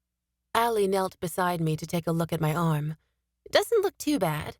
By tomorrow, there won't be any evidence of your landing." "Ha ha," I said dryly. Kyle said to get our attention. "I wouldn't be so sure of that. We have witnesses." We followed his gaze to find blonde bitch and her 2 bodyguards staring down at us from the top of the hill. 20. Casey wasted no time making her way down to us. Her wings spread out behind her as she glided our way. She landed gracefully at my feet. She plastered a fake smile on her face and clapped her hands in a condescending manner. Troy and Trenton landed behind her. "Impressive." Casey dragged out the word, clearly not meaning it. She turned her attention to Allie. "So this is the talent you were talking about. You guys really have a shot at beating us this year." Merrick helped me to my feet. "Bite me, Barbie." The words came out before I could think to stop them. Casey blinked rapidly. "Excuse me?" I glanced at Allie. Her eyebrows were raised in surprise. I dusted the dirt off my jeans while I spoke. "I'm sure you weren't that great the first time you flew either." She narrowed her eyes at me. "I was like 5. "And?" I challenged, finally standing upright. Casey opened her mouth once, then closed it without saying anything. She rolled her eyes so heavily I thought they might fall out of her skull. "Whatever. Clearly they've already turned you against me." She shot Allie and Kyle a disgusted look. I crossed my arms. "Believe it or not, we don't sit around talking about you. We have more important things to do." "Right. I heard there was a demon hanging around town. Word is he wants you. What did you do to upset a demon?" Casey looked positively pleased with herself. How did she know? "That's none of your business," Allie snarled. She took a step forward, but Kyle placed a hand on her shoulder to hold her back. Casey eyed her with loathing. It's my dad out there hunting this thing to protect you. To protect everyone, Allie pointed out. He's not the only one out there, Kyle said. I realized Casey's dad must have been one of the Divina Fletcher had said he'd recruited to help. I still don't think he should be risking himself, Casey said. Merrick stepped forward. Everyone relax. I crossed my arms over my chest. If your dad's out there, why hasn't he found him yet? Casey pursed her lips but didn't answer. Calm down, Casey, Merrick insisted. We're all Divina. We're on the same side. Casey raised her blonde eyebrows like she couldn't believe he'd suggest such a thing. Competition is a good thing. It makes us stronger. But it doesn't make us enemies, Merrick stated. A muscle in Casey's jaw popped. No, James, it doesn't. That one's on you. An uncomfortable silence filled the air. I glanced to Allie like she might have an answer. This is a waste of time, Casey finally said. Enjoy your training session, but don't expect to have the place to yourself forever. We'll be back later. Come on, guys, let's go. She pushed past Troy and Trenton, knocking one of them in the shoulder. I couldn't remember which was which. Then she spread her wings to fly back to the top of the valley. The group disappeared through the trees. It seemed to take a lifetime as we watched them go. The uncomfortable silence still hung in the air where we stood. I wasn't about to be the first to speak. What a bitch, Allie muttered under her breath. Don't call her that, Merrick countered. Kyle scoffed. Why not? It's true. Merrick shook his head and ran his fingers through his brown hair. It's rude. You don't have to be so bossy all the time, Allie said, raising her voice. You don't still have feelings for her, do you? My jaw dropped. Of course not. I never had feelings for her, Merrick argued. Sure you didn't, Allie said like she didn't believe him. I looked to Kyle, hoping he might be able to explain. He shook his head, suggesting I shouldn't even ask. It's true. Irritation entered Merrick's tone. Can we just forget about it? Merrick turned to me. Ryn, I think we should move on to something else. You did really well with the flying, but it's not going to help you much in combat. Remember that demons can fly too. We've got to get you comfortable using your magic, and you should know some hand-to-hand stuff in case you need it. I started to agree with him, but Allie grabbed my arm and cut me off. Excuse us a moment. She dragged me several paces away. What? I hissed. Would you rather Kyle and I leave? She whispered. I looked at her in confusion. Why would I want that? If Merrick's really forgotten about Casey, you have a chance with him. It'll give you two a chance to get to know each other better. Allie wiggled her eyebrows. She was playing matchmaker again. A blush rose to my cheeks. You think I have a chance with him? Allie scoffed. Girl, I've never seen him look at someone the way he looks at you. I glanced over at Merrick. He spoke to Kyle but kept his gaze on me. My heart flipped inside my chest like I was flying again. I let my hair hide my face from him as I turned back to Allie. He looks at me in a special way? Allie nodded like she couldn't believe I hadn't noticed. If you want to spend some time alone with him, we'll give you space. I didn't know what to say. Of course I wanted to get to know him more, but was now the right time? You can do whatever you want, I told her. She smiled wide. Great, I'll see you later tonight. We can paint our nails and read through gossip magazines while you dish the juicy details. I wasn't actually sure if she was kidding or not. Allie turned back to Merrick and Kyle. Kyle, we have to go. He looked at her in confusion. Why? I just realized. She didn't finish her lie. She simply took his hand and led him away toward the stairs. As soon as they were out of earshot, I turned back to Merrick. So about Casey, I feel like I'm totally missing something. He sighed heavily and shoved his hands in his pockets. It's kind of a long story. I have time. He gazed down at his feet, avoiding my gaze. Okay. When I was new at Galen, Casey and I trained together. Long story short, I thought we were friends. She thought we were more. The idea of Merrick and Casey together made me want to puke. Merrick raked his fingers through his hair. After I turned her down, she became pretty difficult to work with. She's been trying to prove how much better she is since then. So you two weren't a thing? Hope entered my tone. Merrick shrugged. I guess I can see where I might have led her on, but I didn't mean anything by it. Does she still like you? Say no. God, no, I don't think she even realizes why she hates me so much. She's not good at letting things go, but half the time she doesn't know what she's holding on to. Merrick shifted his weight between his feet. What is it? He didn't look at me.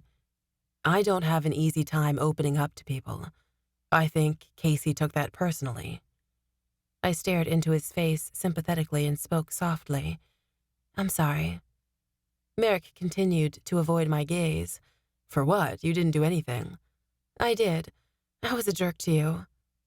I shouldn't have tried to push him into telling me about his scars. Involuntarily, I reached out to him, hoping it would get him to look at me. He didn't pull away like I was afraid he might. Instead, he let me run my hand down his arm until our fingers entwined. He took a breath and gazed down at me. Our bodies inched closer together. Believe me, he said, you're anything but a jerk. I was impossible to work with when I first came here. I quieted, hoping he would elaborate. Instead, silence settled over the valley once again as he stared down into my eyes. His gaze flickered to my lips for a moment, and I swallowed hard. I was sure he could feel my fingers quivering in his. This was it. He was going to kiss me. Merrick closed the distance between us in what felt like slow motion. Our eyes connected and my breathing grew shallow. The sound of my own heartbeat echoed in my ears. The kiss I'd been expecting never came. Merrick let out a breath of shock, and then he crumbled to the ground, unconscious. 21. Instinct overcame me and I dropped to my knees next to Merrick. A moment later I was on full alert, glancing around the valley frantically in search of an explanation. The answer stood at the top of the hill with his feet spread apart in a confident stance. Another dark fireball was already forming in his fist. Dorian. Anger flared through my body, and my skin heated. What felt like an electric current ran down my right arm. The white essence I'd conjured last Friday night had returned. My anger subsided for only a moment, replaced instead by a wave of pride and victory. The sound of flapping wings snapped my attention back to Dorian. I'd let myself be distracted for too long. Two feathery midnight black wings rose out from somewhere in the tangle of robes he wore. He landed just yards away from me. I didn't know what to do next. With Merrick on the ground, I felt so alone. I knew exactly what Merrick would tell me to do, though. Kill him. I can't, I told myself. The electricity in my palm fizzled away. Shit. Dorian wouldn't care if I was unarmed and defenseless. He'd probably have more fun this way. I gave one last glance down at my hand, but no matter how badly I wanted it, my essence didn't return. Why don't you lower your hood? I challenged. I knew words were the only weapon I had at the moment. Face me like a man. Dorian took a step toward me, sending my heart racing. I'm not a man, he laughed. You know that. Keep him talking, keep him talking. I didn't know what to say, but I had to come up with something, and fast. And you know what I am, I stated. I could tell I piqued his interest by the way his hand twitched.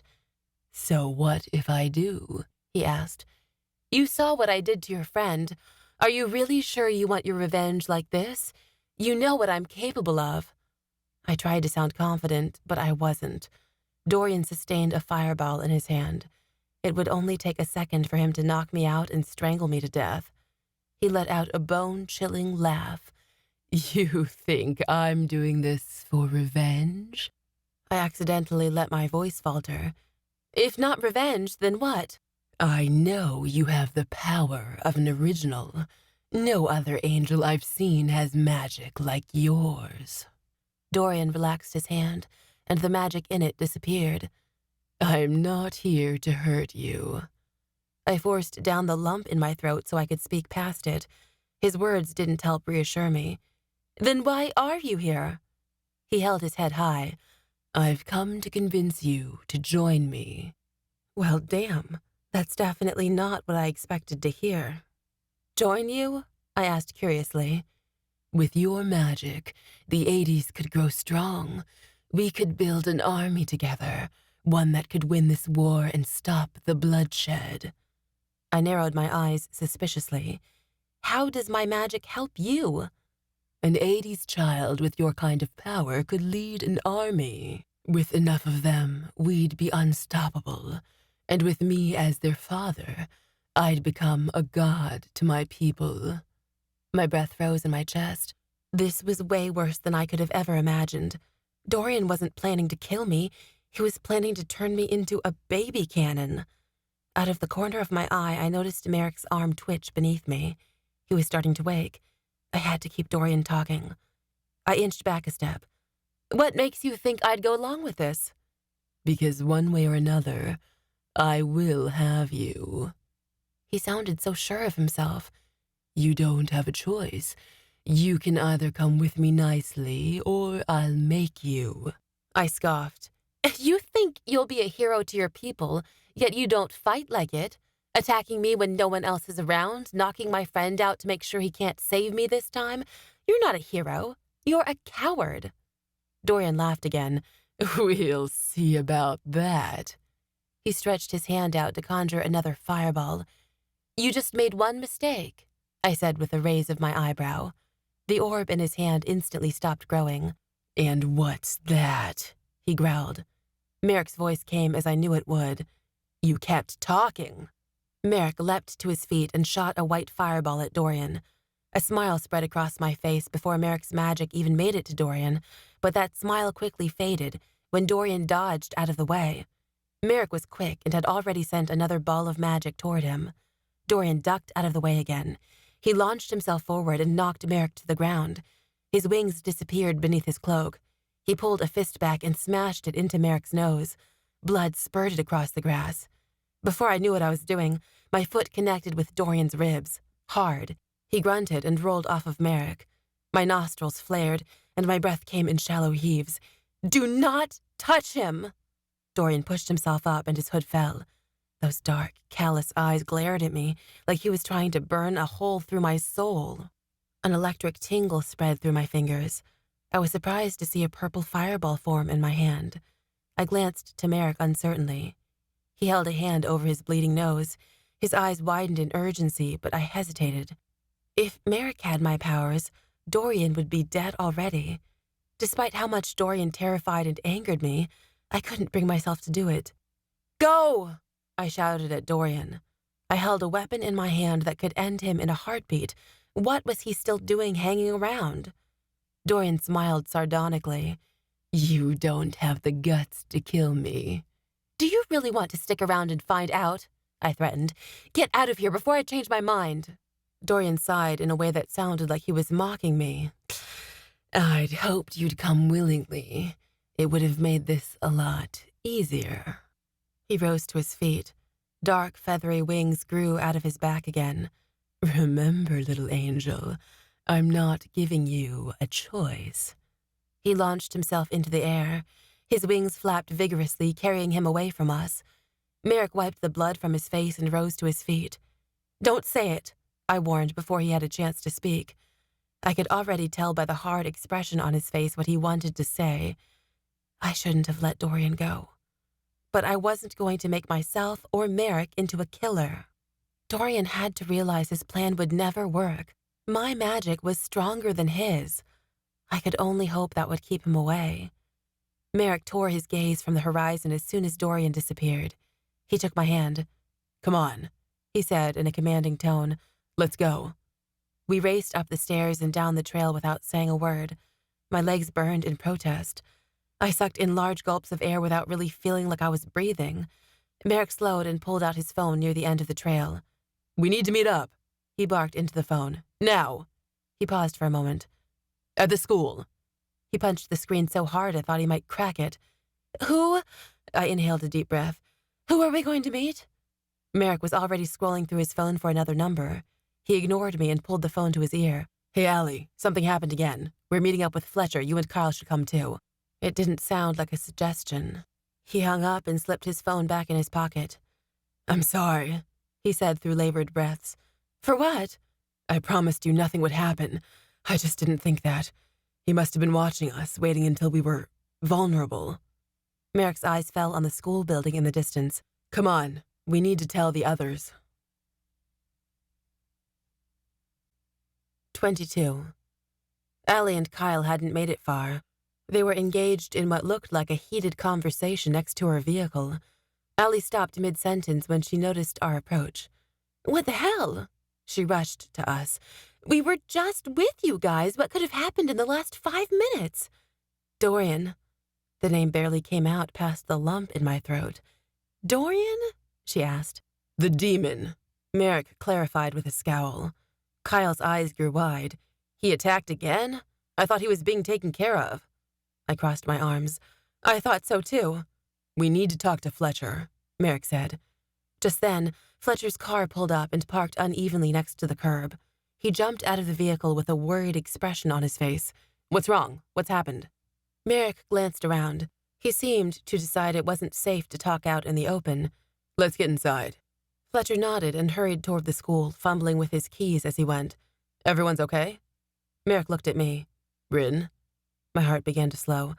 I'm fine, for now. Fletcher led the way to his classroom. The remaining 4 of us filed into seats in the front row. He sat behind his desk and crossed his hands. Dorian attacked again, Merrick stated flatly. Fletcher pressed his fingers to his eyes, looking positively distressed. Tell me exactly what happened. Allie and Kyle leaned in closer. Ryn and I were down in the valley. She'd just taken her first flight and everyone else left. We were going to get started on conjuring essence, but then the demon attacked me from behind. Fletcher dropped his hands. Then what happened? Merrick looked to me for explanation. Dorian was standing at the top of the hill, I said. He flew down to me and I conjured essence.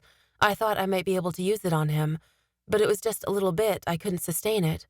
I knew I didn't stand a chance, so I tried to keep him talking to stall. He said... Everyone looked at me expectantly. I took a deep breath. He said he wants me to join him. Fletcher furrowed his brow. Join him? My gut twisted when I thought of Dorian's plan. He wants me to help him build an army of demons who have my power, I admitted. What? Allie asked in shock. How would that even work? He wants to... How could I put this into words? He wants to breed with me. He wants our kids to lead a demon army. He says they'd be unstoppable. Fletcher shook his head like he couldn't believe what he was hearing. He clearly doesn't understand your powers. What do you mean? I asked. The power of grace isn't genetic, Fletcher answered. Relief washed over me. If what Fletcher said was true, Dorian would have to give up on me. It takes a physical body to manipulate essence, Fletcher explained. That's why Grace needs someone else to wake her. Originals couldn't just hand their essence over to a mortal, though. It would destroy the mortal. She, however, can send it through you. You, Ryn, are a conduit. My brows shot up. A conduit? A conduit, Fletcher said. You've been chosen by Grace to reconnect her essence and consciousness with her body and life energy. Once that connection is restored, she'll be able to access the full potential of her essence once again. I thought about it for a moment. So what you're saying is, I started. Grace's power isn't yours to keep, Fletcher finished. Once you restore the connection between Grace's essence and her body, your powers will return to normal, like the rest of ours. I was stunned by Fletcher's words. I didn't know what to think. How'd you get away from him? Fletcher asked. Away from Dorian? I threatened him, I said. Merrick woke up and he was trying to help. Then Dorian hit him and I conjured a purple fireball. They're not fireballs, Merrick muttered under his breath. I shot him the evil eye for interrupting. I told Dorian to go before I changed my mind. You shouldn't have let him, Merrick said through gritted teeth. You think the alternative is better? My voice rose. I'm not going to kill someone. Reality slammed into me as soon as I said it. I've already killed before. Not on purpose, anyway, I clarified in a small voice. Merrick turned to Fletcher. If Ryn's not going to kill him, someone else has to. He's not going to give up. We could reason with him, I argued. We could tell him what Fletcher just said about how his plan couldn't ever work. You think he'd give up? Merrick asked harshly. If he's not using you to build an army, he'll use you for something else. The demons would rather kill you than let you wake Grace. Allie cut in. What about the team of people you have looking for him, Fletcher? Yeah, Merrick agreed. I thought the Divina in Eagle Valley were supposed to have practical experience. Fletcher sighed. Unfortunately, some Divina haven't been as cooperative as I would like. I've essentially been looking for him myself. While I've asked the rest of you to keep an eye on Ryn, I've been canvassing the outskirts of town hoping to run into him.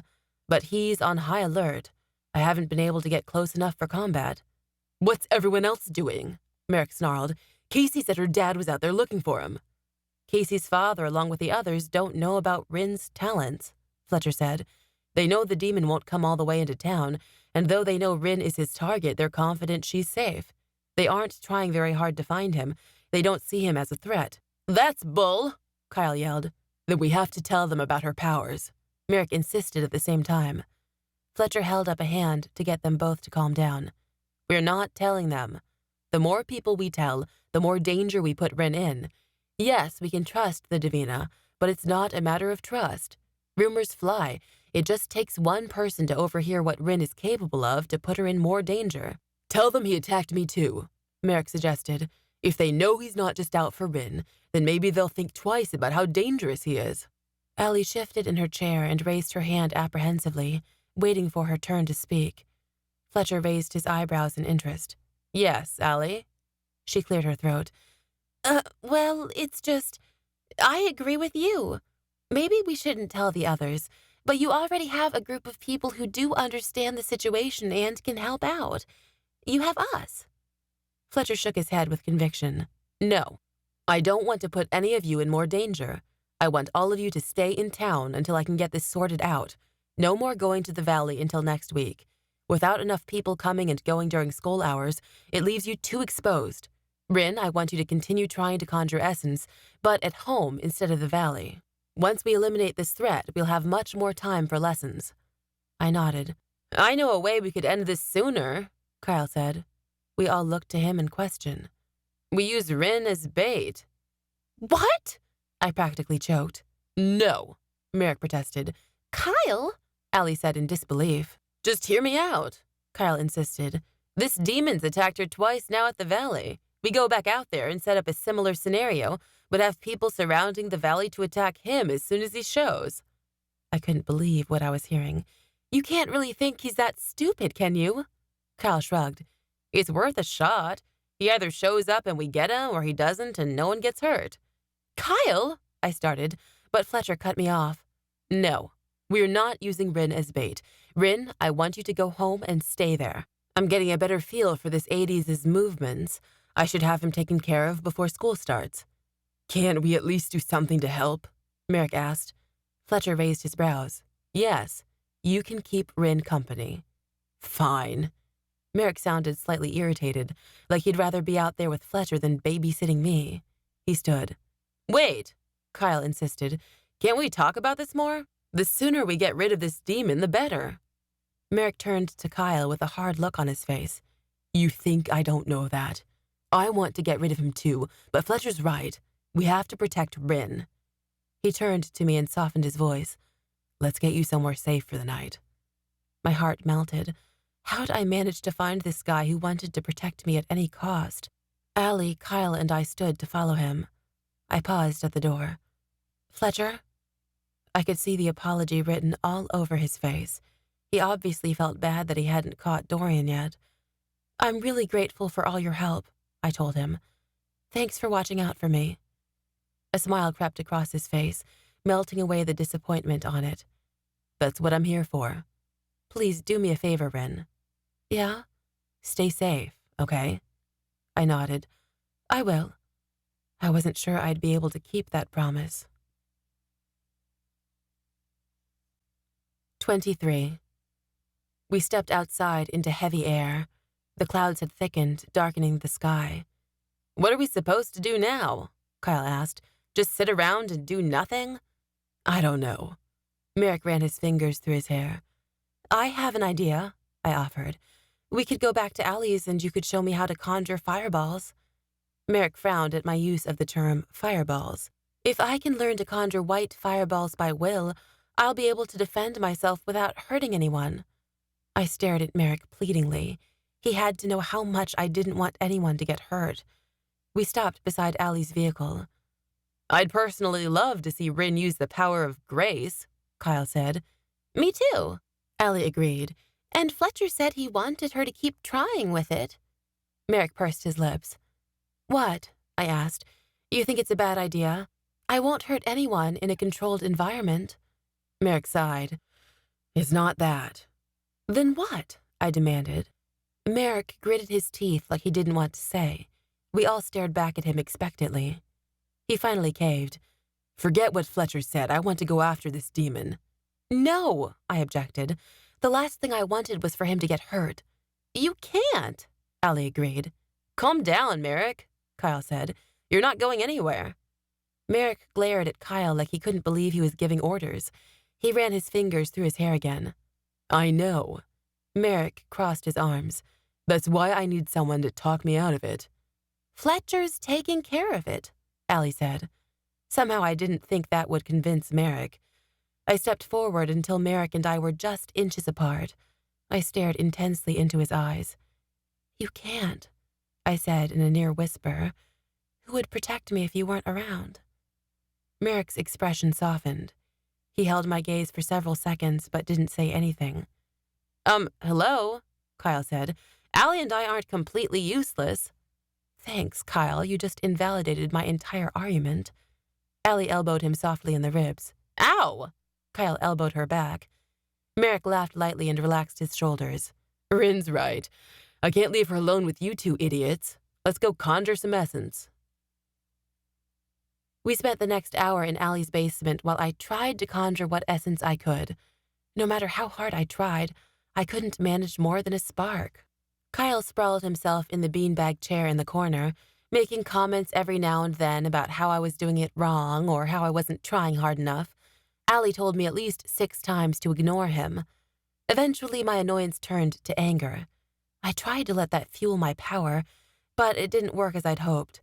It was only when Kyle turned to criticizing Merrick for his teaching methods and no one was paying attention that I felt a surge of electricity pass between my fingertips. As soon as I got their attention, it was gone. "Stop being a jerk, Kyle," Allie snapped at him.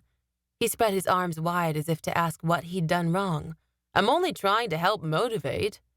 Allie rolled her eyes. "Yeah, well, you're doing it wrong." Kyle let out a puff of air and turned his attention to his phone. "It's okay, Allie," I told her. "I think Kyle may have actually helped a little. So far, it seems to only work for me when I'm angry." "See?" Kyle said without looking up. "I was helping." "I'm sorry I'm being so slow," I told them. "It just takes practice," Merrick assured me. "Let me try again." I raised my palm and took a deep breath in concentration. As the seconds ticked by, the tension in my head intensified.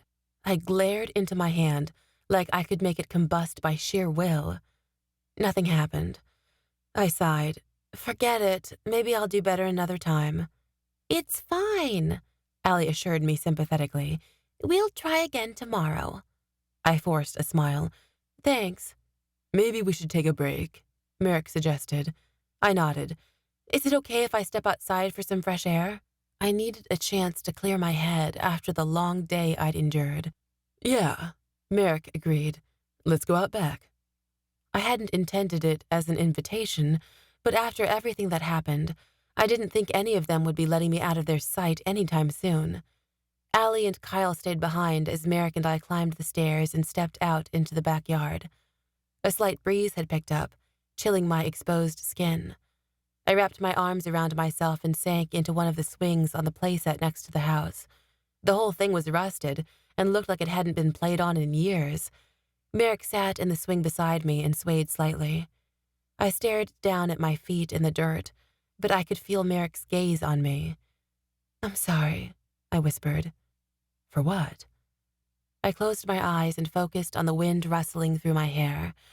I thought for a moment that turning my attention to something so mundane might help take my mind off things, but the emotions I'd been feeling lately bubbled even closer to the surface. I didn't even know at this point what I was feeling, but I knew that most of it wasn't good. "I don't know," I shrugged. "For being such a wimp, For having to turn to you every time I need my ass saved. Hey, He said with a hint of a smile. don't be sorry about that. It's what I'm here for. I shot back a half smile of my own, but it didn't last long. I feel so useless. According to Fletcher, I'm some prophesied last hope, but I'm the furthest thing anyone would want to bet on. I might literally cause the end of the world because I won't be able to live up to my calling. Merrick frowned. You shouldn't feel that way. I couldn't bring myself to believe him. I don't get why I have this special power, I said. It should be you or Allie or someone else who actually knows what they're doing. Merrick dug his feet into the dirt, stopping his swaying. I didn't always know what I was doing. I glanced his way for a second and then returned to staring at my feet. You know what you're doing now. Merrick breathed a heavy sigh. It took me almost a year after moving here before I could use my powers properly. You've already conjured essence a handful of times. It's not going to be long before you learn to control it. It took him a whole year? How'd you learn? I asked. He shrugged. I figured out what was holding me back. What was it? I wondered if it could be the same thing holding me back. Merrick let out a light laugh. Me. I looked at him curiously. What do you mean by that? I was holding me back. I didn't want to be a part of this world. My mom was born into a Divina family, but she didn't have Divina powers. I remembered Merrick said not all Divina developed powers. I hadn't expected him to know one of those Divina. When we found out I was a Divina, she wasn't exactly happy about it, he admitted. When I moved in with my aunt, she tried to explain some of it to me, but Fletcher laid on all the details. It was too much. That's when I ran away. Shock riveted through me. I definitely wasn't expecting to hear that, but I didn't dare interrupt his story. The thing was, I had no money and had nowhere to go, he continued. I just wanted to get away, to erase my past and start over fresh. I wanted to ask him about his past. I wondered if it had anything to do with his scars, but I didn't want to intrude on his privacy. I didn't realize at the time Eagle Valley was my fresh start, Merrick said. I was gone 2 weeks before they found me. Between walking part way and stowing away the other part, I'd only made it about 100 miles from here. I was so hungry and tired that I didn't really have any choice but to come back. My heart broke at his story. It took another year before I finally embraced what I was and conjured essence for the first time. He shot me a half-hearted smile that didn't reach his eyes. So, like I said, you're not doing bad for having just discovered what you are. We both went silent. I had no idea what to say to him. I wanted to offer him my comfort, but Merrick was already so tough. I wasn't sure it would help. Why are you telling me all this? I asked. Merrick looked at me intensely. Because I want you to know that you're stronger than you think you are. A blush rose to my cheeks. Could he really mean it? Besides, Merrick continued, everyone else at Galen already knows. I'd rather you heard about it from me first. It was evident in his voice that telling me about his past had been difficult for him. I twisted my swing toward him. Thank you for telling me. Hopefully he knew how much I truly meant it. Trust me, he said. You'll learn eventually. You've only just discovered your powers. Or so you think. I bit my lip and avoided his gaze. What? He asked. He clearly knew I was hiding something. Should I tell him? The thing is, I said shyly, I've conjured essence before. Okay, I guess I'm telling him. I twisted my hands in my lap. I didn't know what had happened at the time, but... I went silent. But what? Merrick asked. What if he thinks I'm crazy?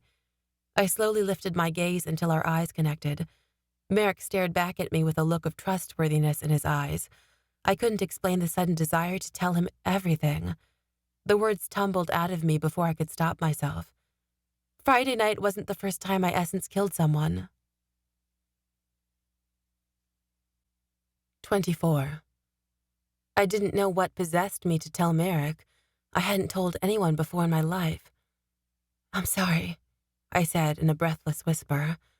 Is Merrick the right person to tell about this? He leaned closer to me in his swing. His face was so close that I could see the small flecks of brown spotted in his blue irises. It's okay. You can tell me. Can I? I'm afraid you'll tell me I'm crazy, I admitted. Merrick reached up a hand to tuck a strand of brown hair out of my face. My breath caught in my chest. I won't, he promised. I knew he was telling the truth, and maybe that's why my subconscious decided to toss the confession out there. I'd never told anyone before because I knew they wouldn't believe me. Merrick was different. I took a deep breath. Growing up and not knowing what I was, I didn't know the demons were dangerous. Pretty much as soon as I could talk, I started talking to them. And? Merrick encouraged me to continue. There was one demon in particular who always hung around, Clinton. He'd talk to me and play games with me. My mom would play along, but I could always tell she didn't quite believe that he was real. She'd sometimes say something about my imaginary friend. I knew she was talking about him because he could talk directly at her, and she wouldn't respond. Is that normal for demons, to befriend kids? Merrick pressed his lips together. It seems strange. Demons would normally feed off your essence rather than befriend you.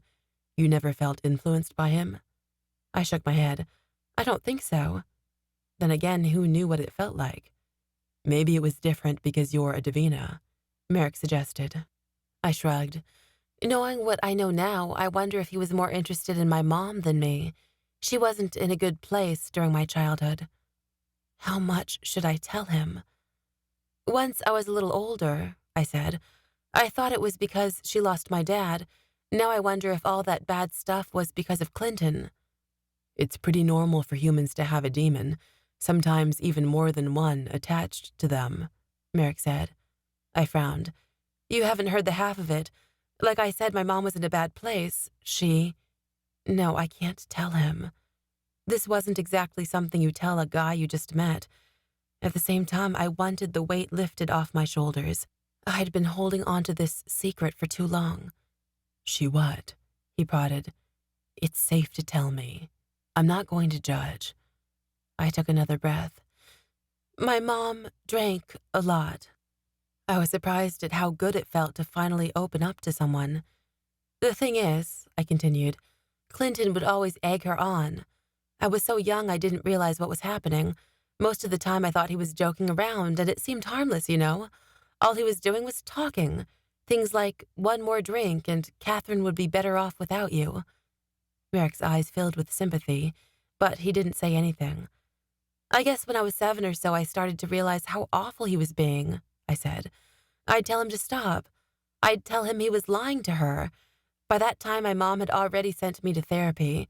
She said it was because I should be past my stage of imaginary friends. My chest nodded. The next part of the story was the hardest. Then what happened? Merrick asked softly. I forced the knot to ease. One night, when I was 8, my mom drank so much she passed out on the couch. I yelled at Clinton and asked him why he encouraged her to drink so much. All he did was laugh at me. That was when I decided I hated him. The memory of Clinton left a bad taste in my mouth. I told him to leave, I continued. I said I was going to call the cops on him. I mean, I was 8. What else was I supposed to threaten him with? And obviously I wasn't going to do it because at this point I knew no one else could see him. Merrick nodded like he understood. I locked myself in the bedroom, I told him, but he didn't leave. I couldn't bring myself to fall asleep because I was so mad. Eventually I heard my mom creep down the hall to her room across from mine. I waited a couple of minutes and decided I wanted to sleep by her that night. Only when I opened the door, an involuntary sob caught in my throat. Merrick touched my shoulder lightly. It's okay, he said. I shook my head, unable to choke out the words. It really wasn't okay. Maybe I should stop, I told myself. I've told him enough. Except I wanted to tell him more. Getting it off my chest was a relief. I couldn't stop now. My breathing wavered. When I opened the door, he was standing over her, telling her to kill herself. I couldn't help it as the tears fell down my cheeks and my body shook in sobs. I covered my face with my hands and barely noticed when Merrick wrapped an arm around me. I wanted his warm embrace to soothe me, but nothing could help erase the images burned into my memory. "I just remember so much blood," I cried into his chest. Merrick didn't say a word. He only pulled me closer as we lightly swayed back and forth on the swings. I didn't know how long we stayed there. When my tears finally dried, I pulled away and wiped at my face. I swallowed down the lump in my throat. I saw the cuts on her wrists and I yelled at Clinton. I told him it was his fault. He told me he knew, that it's what he wanted. Bile rose to my throat at the memory. The night my mom tried to kill herself, I used essence on Clinton, I admitted. I don't really remember it. I just remember this bright purple light shoot across the room, and then he was gone, vanished into thin air. I paused. All that was left was his cloak. I never touched it when we moved. Since she's human, my mom never knew it was there in the first place. Merrick took a deep breath beside me like he was going to say something, but he remained silent. As soon as Clinton was gone, I called 911, then wrapped my mom's wrists with the blanket on her bed. I saved her life. My voice cracked.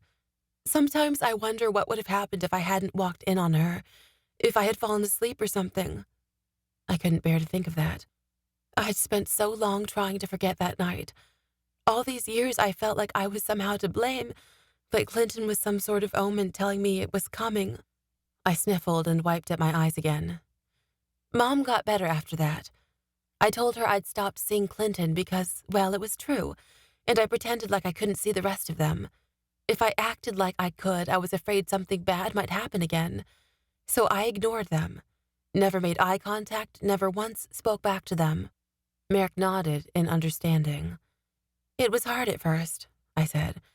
I wanted to be homeschooled to avoid them altogether, but that was right when Mom started working from home so we could move around and see the world, she said, so she didn't have the time to homeschool me. She never made the time for me at all, and then she'd act like it was my fault. I sighed heavily. I've spent most of my life believing I was imagining it all. That's why I thought I was hallucinating or drugged the night we met. I never knew what really happened to Clinton until you told me I'd killed that other demon. My gaze finally locked on his again. After sharing so much about myself with Merrick, all I wanted to do was stare into his eyes. They remained soft, like he really cared about what I was saying. I wiped at my nose. I'm sorry about crying. Don't be sorry, he said gently, pulling me once again back to his chest. I'm sorry all that happened to you. You have every right to feel upset over it. I forced a smile, even though he couldn't see it. Thanks. Merrick loosened his hold on me and I drew away. He stared down at me. What? I asked shyly. His eyes danced across my face. I just want to protect you. My heart flipped in my chest. From what? From Clinton, from Dorian, from everything. You can't protect me from everything, I told him. Merrick frowned and pulled me back to his chest. His breath was warm against the top of my head. His words came in a low whisper. I can try.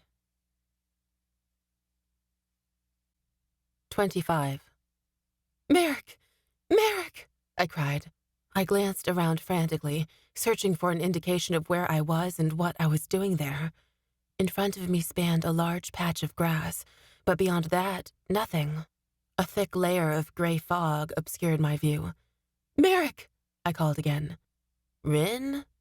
An unfamiliar voice cut through the fog. Who's there? I demanded. It's me, the voice said. A figure stepped forward. It was a young man who looked to be about 13. He stood shirtless and shaking in front of me. White wings rose behind him, giving him away as Divina. His blue eyes looked familiar, but I couldn't place him. Are you okay? I asked, quickly rushing to the boy. His bottom lip quivered and his eyes filled with terror. Ryn, I need your help. It's okay, I told him, but I couldn't be sure without knowing what was actually wrong. A woman's voice echoed from somewhere past the fog. I will not raise a Divina. You are a disgrace. I surveyed the area in a heartbeat, searching for the woman the voice belonged to, but I saw nothing. When I glanced back to where the boy stood, he was gone. Instead, Merrick stood in his place, complete with his leather jacket and a hard look on his face. "We shouldn't be here, Ryn," he said, stepping forward to take me by the elbow. I dug my feet into the grass and pulled away. "We have to save the boy!" He reached for me again.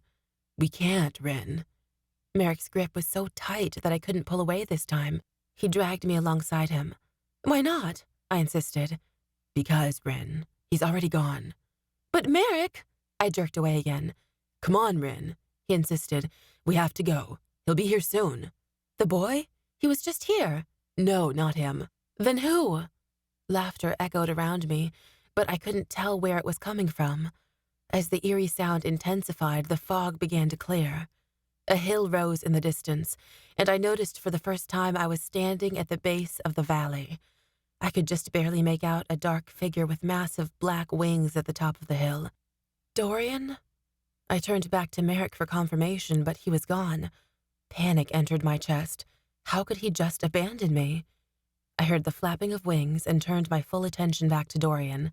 By now the fog had completely lifted, but the atmosphere remained a grayish tint that sent a chill down my spine. With every increasingly rapid breath, Dorian got closer to me. I should have run, but I stood my ground. "You can't win this fight, Dorian!" I shouted. A dark fireball had already settled in his palm when he landed. "That's where you're wrong."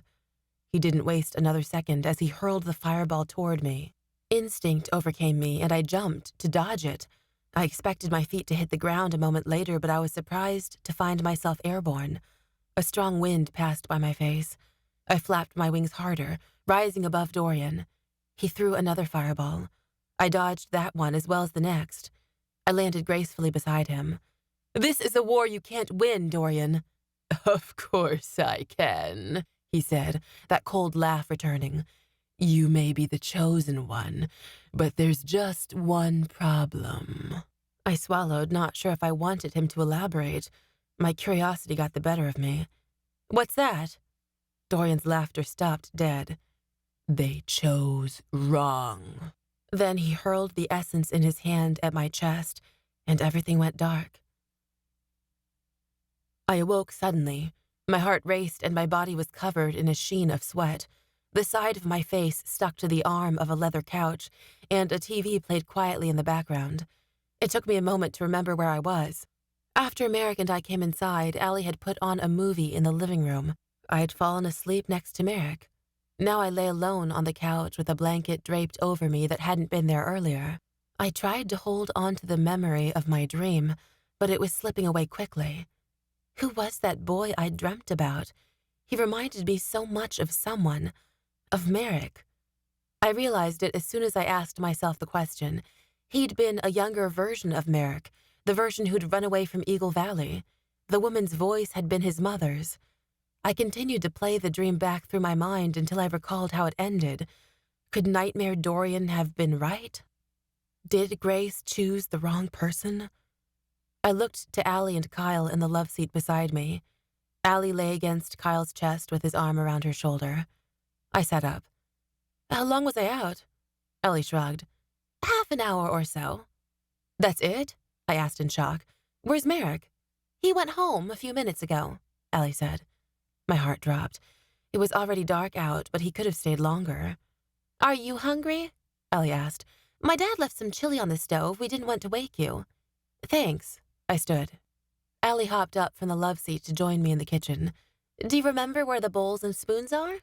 "Yeah." I helped myself to the silverware. Allie pulled a bowl down from the cupboard and handed it to me. I ladled chili into my bowl and leaned my hip against the counter to eat.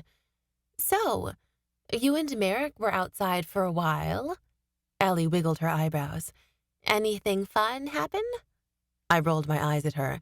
"Could you at least give us a month to get to know each other?" "A whole month?" she teased, sticking her bottom lip out. "You never let me have any fun." I swallowed my chili and laughed. Allie pulled a clean glass from the drying rack and began filling it at the sink. "No, but seriously, I saw you two hugging." I rose my eyebrows at her. "And what were you doing spying on us?" Allie's eyes widened innocently. "I wasn't. You can see the swing set from the window." She gestured to the window above the sink. I glanced outside. I could just barely make out the silhouette of the swing set through the darkness.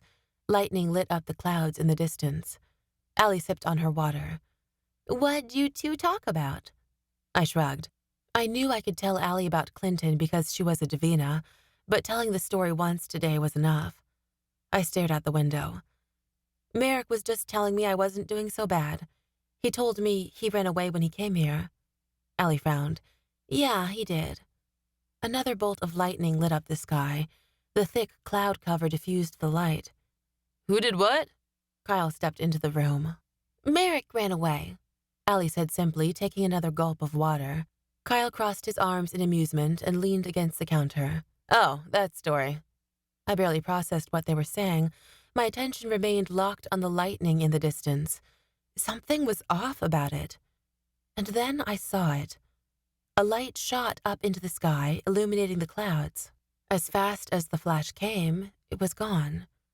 What are you looking at? Allie followed my gaze toward the horizon.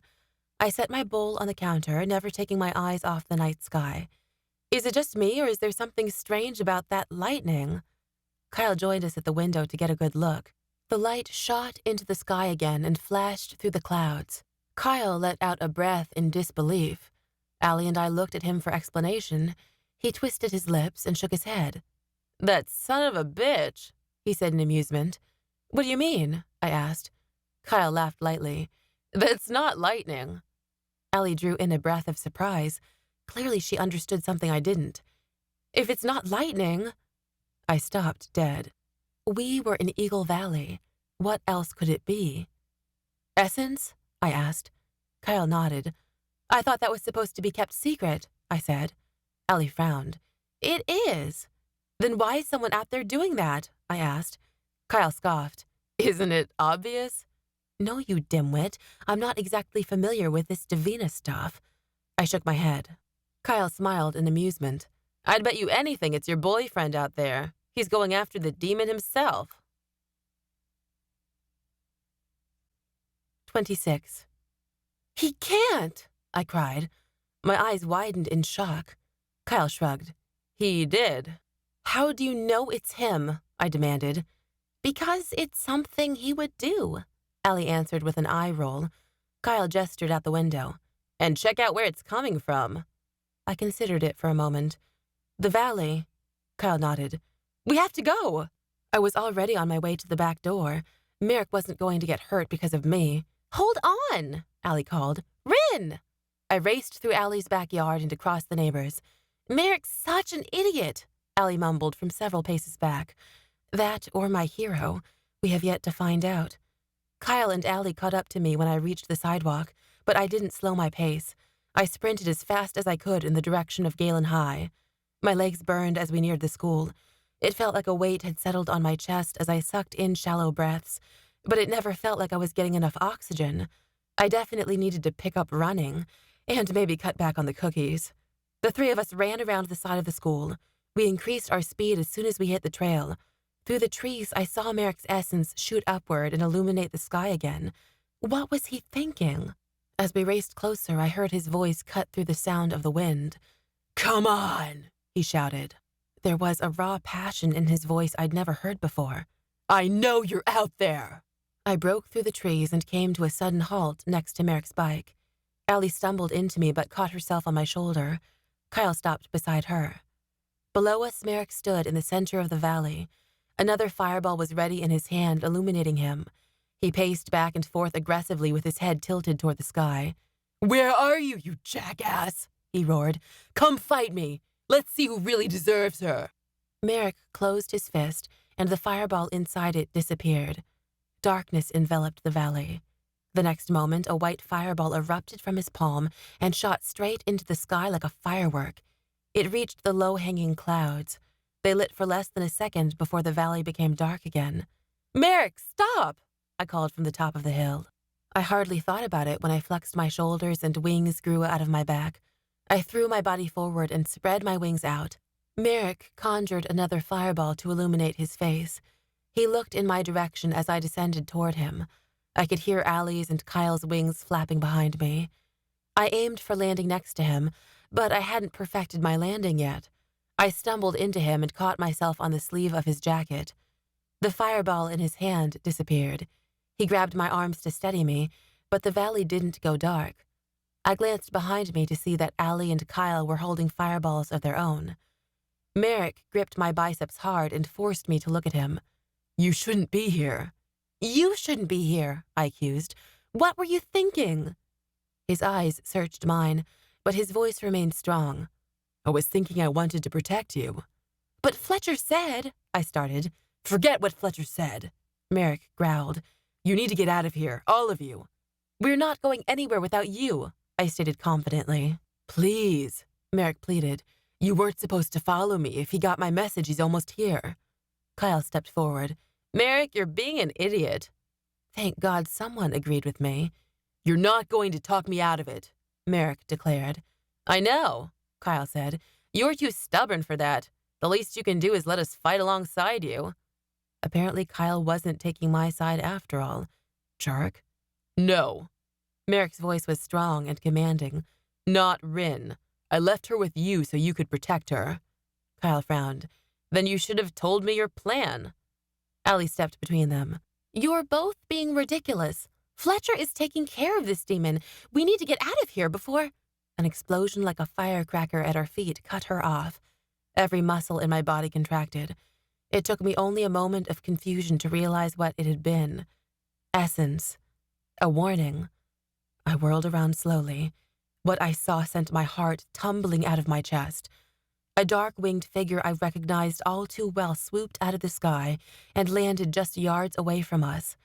If at any moment I'd felt hopeless in all my encounters with Dorian, it was nothing compared to how I felt when 6 other cloaked figures soared out of the shadows behind him. 27.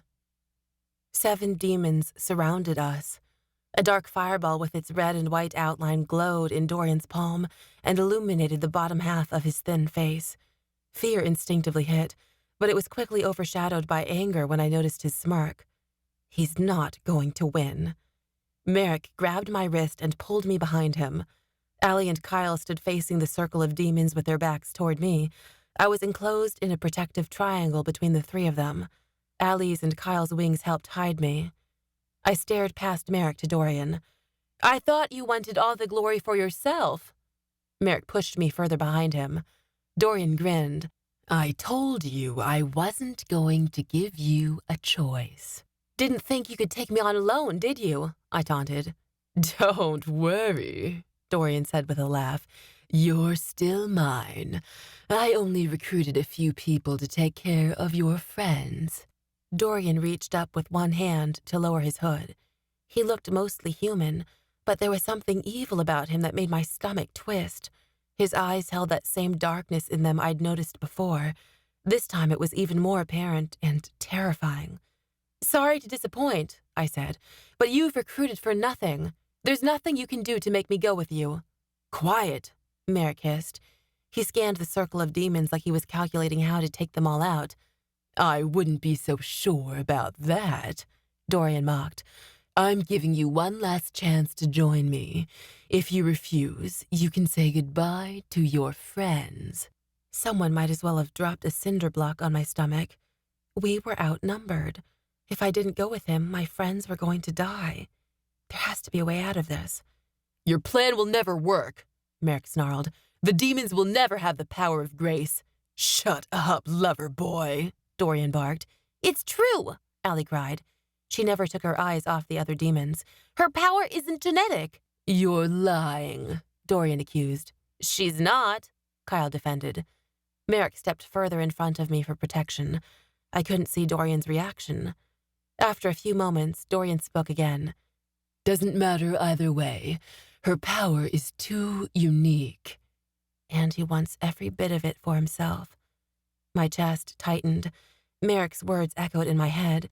If he's not using you to build an army, he'll use you for something else. Merrick squeezed my hand. "If you want her, you'll have to come through us to get her." Dorian scoffed. "If that's how you want to do this." Everyone moved in a blur.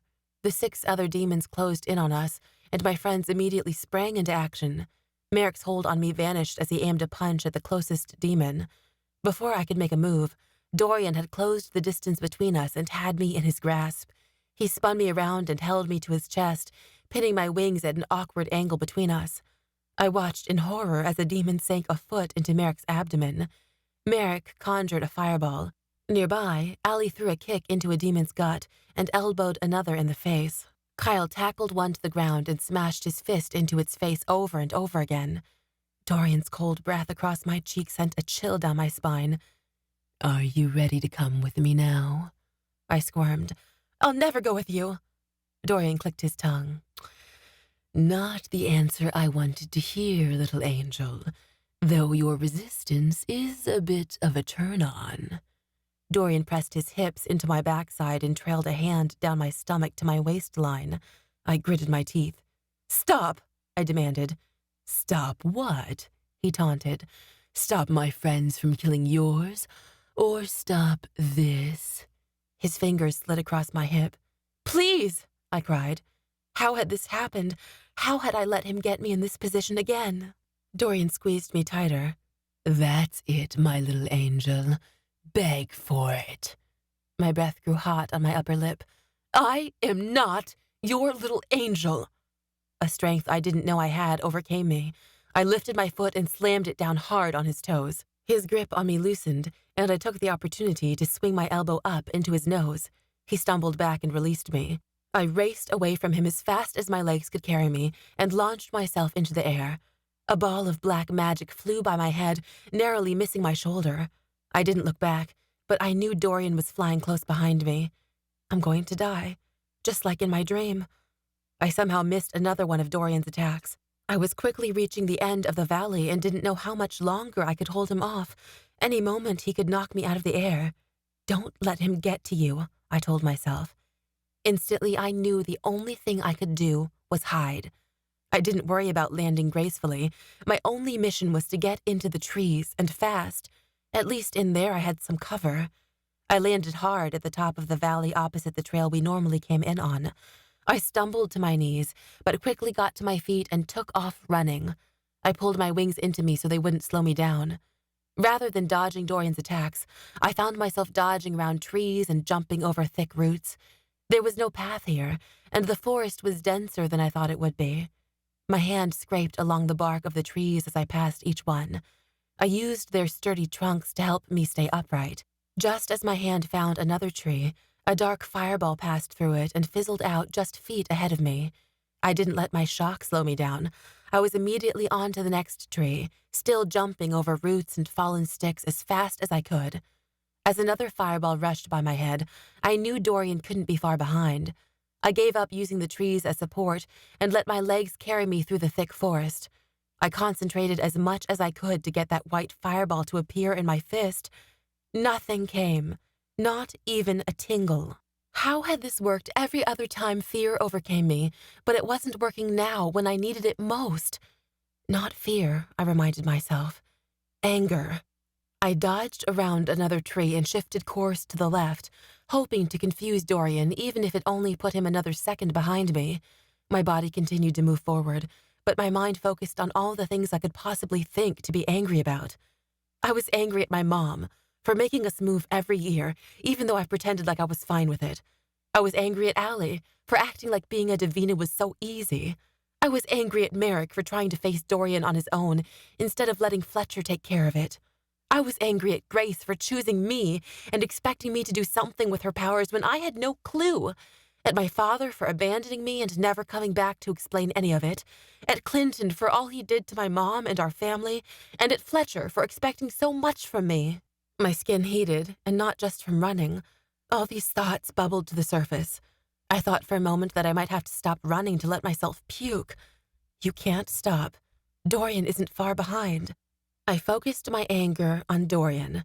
If I had anything to be angry about, it was the sadistic pig on my tail. All the anger I felt sent me sprinting forward even faster. I glanced behind me to see Dorian's body pass through the nearest tree like he was a ghost. With the curse keeping him from interacting with this realm, the trees weren't an obstacle for him. He lunged for me. His solid body slammed into me, knocking me into a thick tree. Dorian fell to the ground.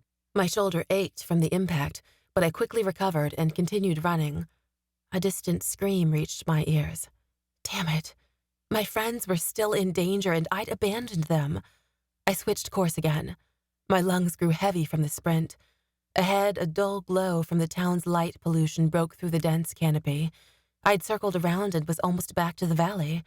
I sprinted out of the trees, tensed my shoulders, and hurled my body into the air. Over my own labored breathing and the rush of air around my ears, I just barely caught the sound of battle below me. Grunts, screams, and the occasional firecracker pop of exploding essence echoed throughout the valley. "No one's going to save you," Dorian shouted. He was close. Too close. He was also wrong. A white-winged Divina flew high above the valley, surveying the area. Merrick immediately dove for us with a white fireball ready in his palm. He hurled it at Dorian, but it only caught him in the ankle. Dorian faltered for a moment, but it wasn't enough to knock him out of the sky. Below us, 5 demons remained, looking like nothing more than shadows in the night. I noticed an extra pair of white wings. Another Divina had come to join the fight. He smashed a fist into the closest demon, sending him stumbling to the ground. Beside them, Kyle raised his arm toward a nearby demon. A dagger glistened in his hand, reflecting the light from his essence in his other palm. He slashed downward, and the dagger sank into the demon's chest. Death was immediate, and the demon vanished from the valley. The wind picked up, throwing off my balance in the sky. My wings began to tire as I wove a random path to keep from becoming an easy target. "Come on, Merrick," I begged silently. "Knock him out of the sky already." The sound of Dorian's flapping wings grew closer. Allie let out a scream. My heart stopped in my chest when I saw a demon had knocked her to the ground and kicked her hard in the abdomen. He rose his foot above her face. "No!" I cried. I immediately dove toward the demon. I closed in on him fast, but before I made it, something struck my right wing. My wing seized up, paralyzed. I spiraled the remaining 15 feet out of the sky and collided with the demon. The wind left my chest and we skidded across the dirt. I instinctively pulled my wings into me and quickly got to my feet before air returned to my lungs. The first thing I noticed was the new Divina fighting a demon beside me. He was older, with graying white hair. His bare torso was toned, and he wore his regular tan slacks. Fletcher. I didn't have more than a split second to consider his presence. Dorian swooped down out of the sky with another ball of essence ready. I realized immediately that's what had struck my wing, though it hadn't been enough to knock me out. I threw myself to the grass, ducking out of the way of his next attack. Dorian continued flying with Merrick still close on his tail. Out of the corner of my eye, I caught the moment when Kyle raised his dagger to another demon. The demon lunged for him and seized his wrist. Kyle stumbled back but resisted against the demon's hold. The demon's elbow connected with Kyle's face. He snatched the dagger from his grasp and slashed it in Kyle's direction. Kyle dodged out of the way. I scurried to my feet and rushed toward Kyle to offer my aid. Allie made it to him first. Her weight crashed into the demon, but she wasn't strong enough to knock him off his feet. The demon grabbed a hold of her and pinned her to his chest. The blade he held pressed into her throat. I stopped dead in my tracks as time slowed down. It felt as though someone had swung a baseball bat at my gut. Blood pulsed loudly in my ears, drowning out all other sounds. I couldn't hear Merrick above me shouting obscenities at Dorian. I never heard the pop of the fireball that exploded against Fletcher's shoulder and knocked him out. I never heard Kyle's body hit the ground as a demon tackled him and pinned his throat beneath his hands. All I knew was that my best friend was about to die and there was nothing I could do to save her in the split second it would take the demon to slit her throat. A panicked shriek ripped out of my lungs. "Stop!" The valley went dead silent. 28. Electricity sizzled in my palm. A vibrant purple glow illuminated everything nearby. The grass, the demons, Allie. A moment of clarity struck. I suddenly realized what had been holding me back all this time, why the power of grace only appeared intermittently. Now was the time to use it to my advantage. I raised my right palm threateningly at the demon holding the blade to Allie's neck. "Let her go," Dorian's laughter reached my ears. I turned to find him standing just yards away, with his head held high in confidence, his hand tangled in Merrick's hair. Merrick's head tilted back, and he grimaced in pain. Each remaining demon had a hold of one of my friends. I was the last one standing. My knees shook. There was no way I could take them all on at once. Dorian smiled in amusement. Finally, you've been holding out on us, little angel. That son of a bitch needed to stop calling me that. My jaw tensed. Let my friends go. Dorian clicked his tongue and shook his head. I'm afraid I can't do that. I told you this would happen. It couldn't.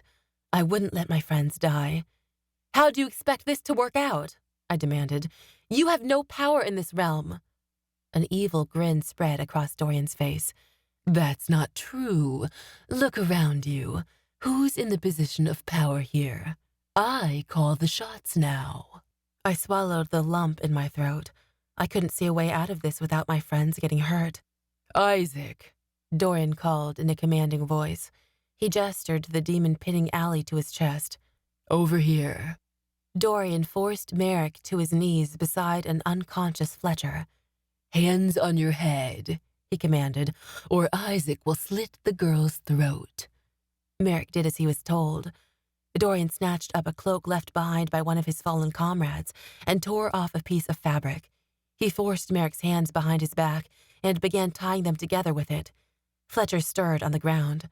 One of the demons grabbed him by the neck and forced him to kneel beside Merrick. He followed Dorian's example and tied him up. Fletcher raised his eyes to mine.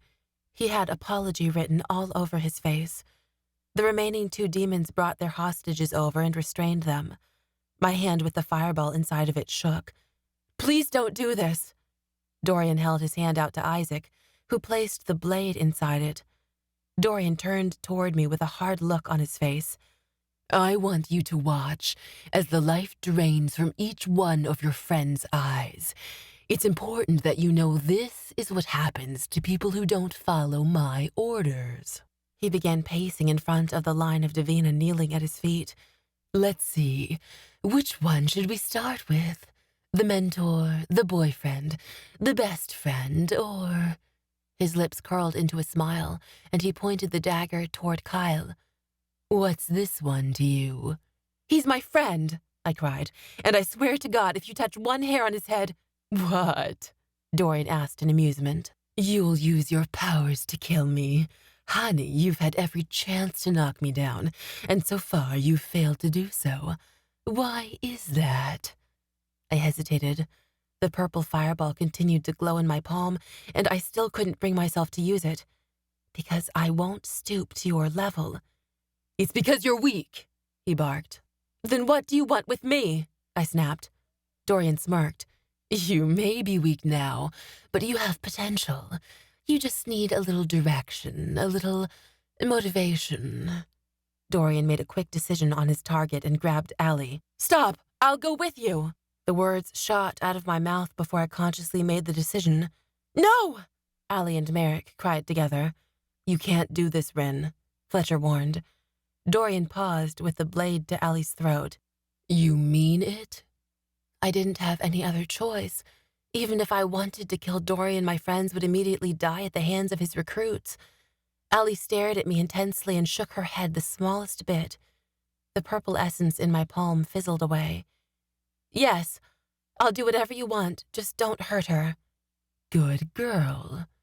Dorian released his grip on Allie and took a step toward me. Don't go with him, Ryn, Merrick objected. We're not worth it. My eyes fell upon each one of them. In the past few days, they'd shown me a world that didn't just accept my insanity. They shared it with me. Merrick had saved my life more than once. He was definitely worth it. All of them were. I'm sorry, Merrick, I whispered. You were right. There's no reasoning with him. I stepped forward to accept my fate. Ryn, stop! Merrick insisted. A demon kicked him in the head from behind. His face smashed into the dirt. I drew in an involuntary breath.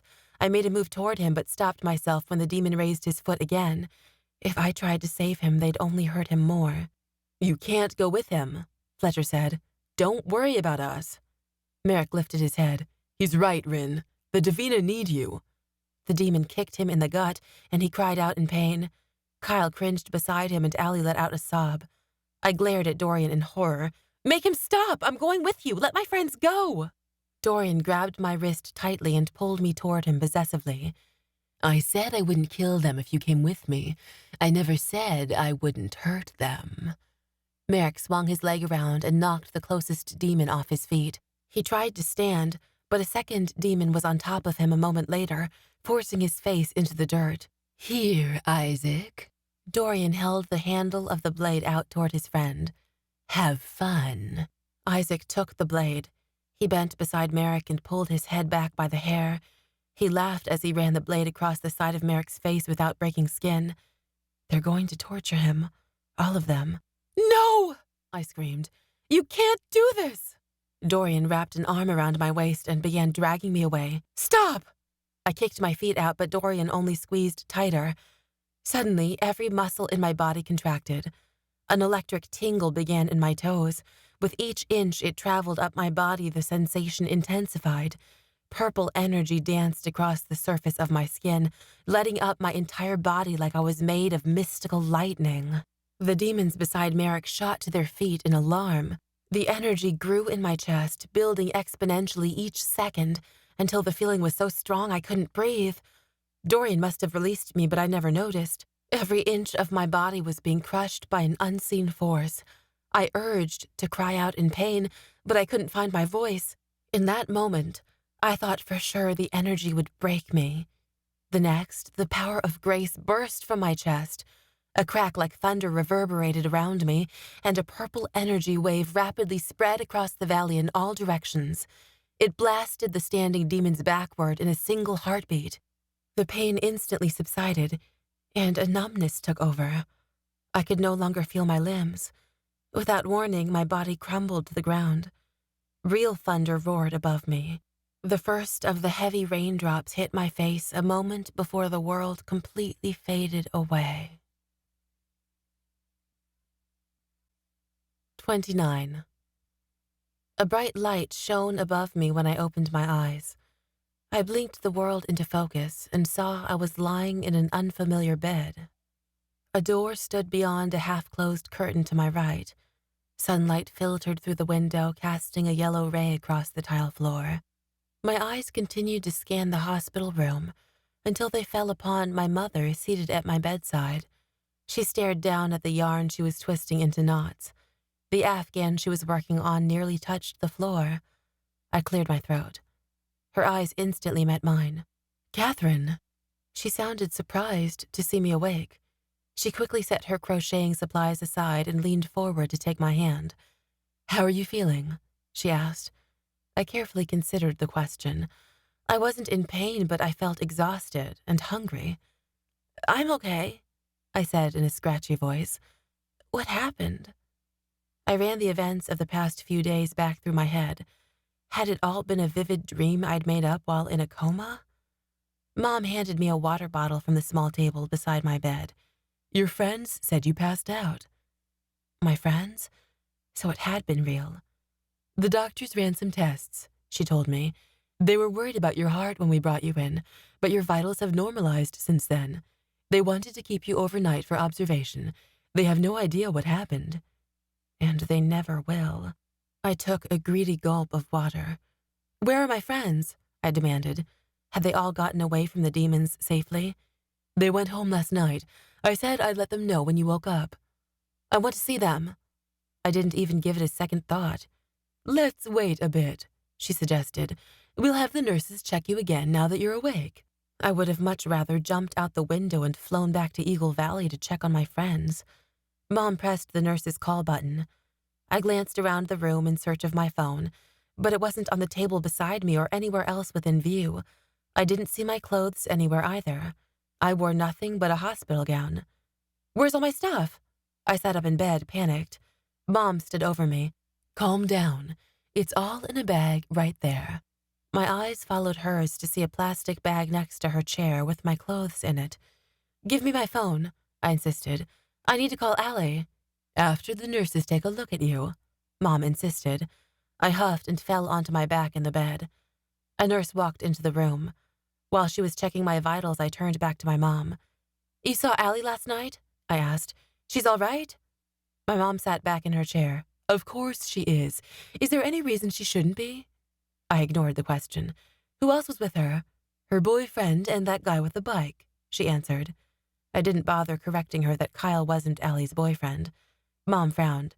"I really wish you would have told me where you were going. I said you could stay the night at Allie's, not wander around town at all hours of the night." Of course. I was lying in a hospital bed and she still found something to chew me out about. I thought back to my car accident not even a year ago. This reminded me so much of that. Mom acted like she cared in the moment, but by the time I'd left the hospital, nothing had changed. The nurse removed the blood pressure cuff from my arm.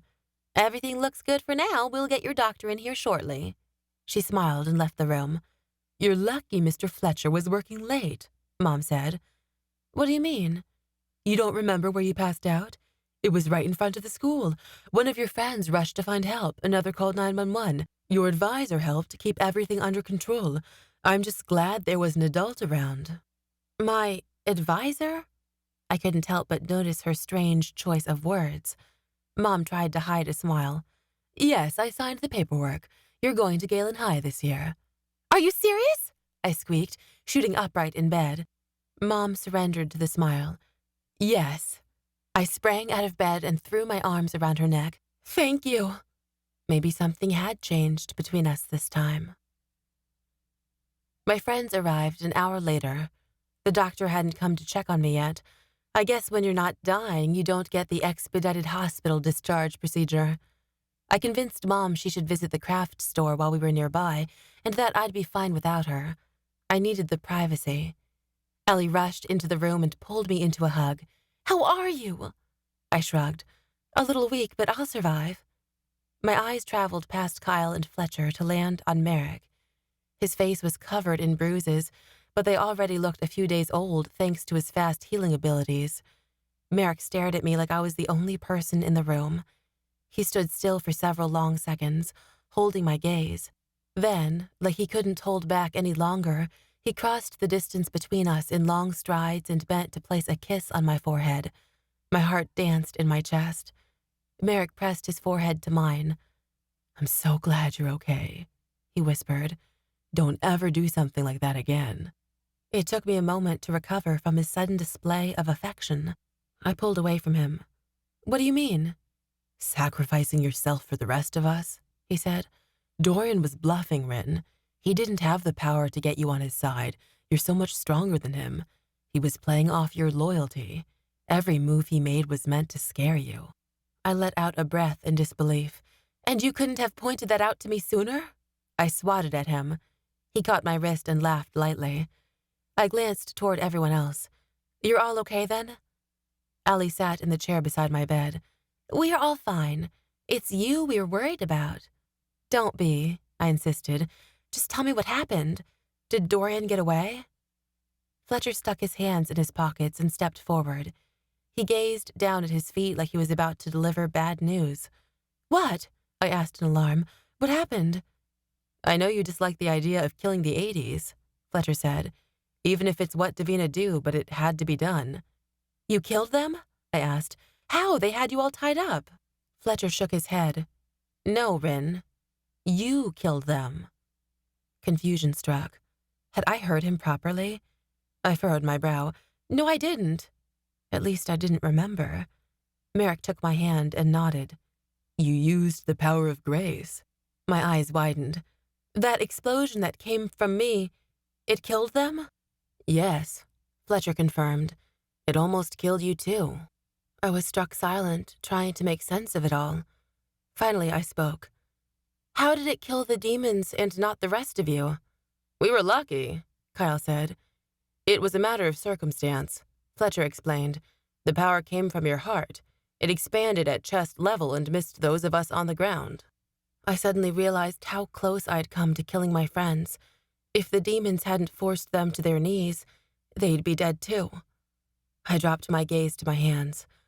"I didn't mean to kill anyone." Merrick squeezed my hand tighter. No one's judging you, Ryn. You did what had to be done. Any other Divina would have done the same. I looked up at him. But I didn't know what I was doing. Perhaps that's what allowed you to summon so much power, Fletcher suggested. It was never your intention to kill. It was your intention to save. I considered Fletcher's words. I'd done what I had to do in order to save them. Maybe the power came because I discovered the secret to unlocking it, I suggested. Fletcher raised his eyebrows. The other three leaned in closer. I thought I conjured essence when I was angry, I told them. But I was really angry when I was running through the woods and I still couldn't manage to defend myself. It was only when the demon attacked Allie that anything actually happened. This whole time, that's been the key. I've only conjured essence when I was trying to protect someone. I thought about the first time I'd conjured essence when I was 8. It was because Clinton was a danger to my mother. The first time at the party, I was defending Allie from that douchebag Tad, I pointed out. That same night, I was defending Merrick from the demon I killed. When we were practicing, I only felt a spark when Kyle was going off at Merrick about stuff. See? I've only been making it work when I thought one of my friends was in danger. Hey, Kyle said defensively. I wasn't putting Merrick in danger. You were still being a dick, Merrick accused. Kyle shrugged like he couldn't argue with that. It's an interesting theory, Fletcher mused. I stretched my hand out in front of me. I think now that I know what was holding me back, I may be able to break through this. I concentrated hard on my palm, flexing my muscles and picturing a white fireball. Allie drew in a breath beside me. A white orb rose from my palm. It wasn't the powerful purple it had been when we were fighting, but it was progress. I smiled involuntarily and then closed my palm. It disappeared in my fist. I looked back at Fletcher. I still have so many questions. How'd you end up fighting with us? Allie laughed and shot a glance at Merrick. Same way we did. Merrick's fireworks on display. Merrick scowled at her. Fletcher nodded. I was out in search of signs of the 80s when I saw James's light show. I thought it was lightning at first.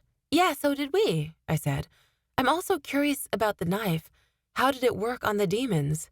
It's a Divina blade, Fletcher answered. I remembered he had mentioned them before, about how they came from the Divina realm and were one of their only weapons. You had one this whole time? I asked. Kyle smirked beside him. It was my dad's. He was a protector, and a damn good one. Fletcher nodded. I knew him. Your family should have returned that blade after your father's death. Someone's surely wondering why the protectors are a blade short. It was my dad's, Kyle bit harshly. Besides, it came in quite handy. You're not going to make me return it to the protectors, are you? Fletcher fell silent for a moment while considering the question. No. I think we may want to keep it for now. Good, because I'm not giving it back, Kyle said. I took a deep breath. What happened to me afterward? I told you before that the power of an original is too much for a mortal body to handle, Fletcher explained. You accessed too much at once. You went into cardiac arrest. I gasped. Oh my God, how did I? Merrick, Kyle answered. Merrick saved you. I looked up at Merrick. He nodded slightly.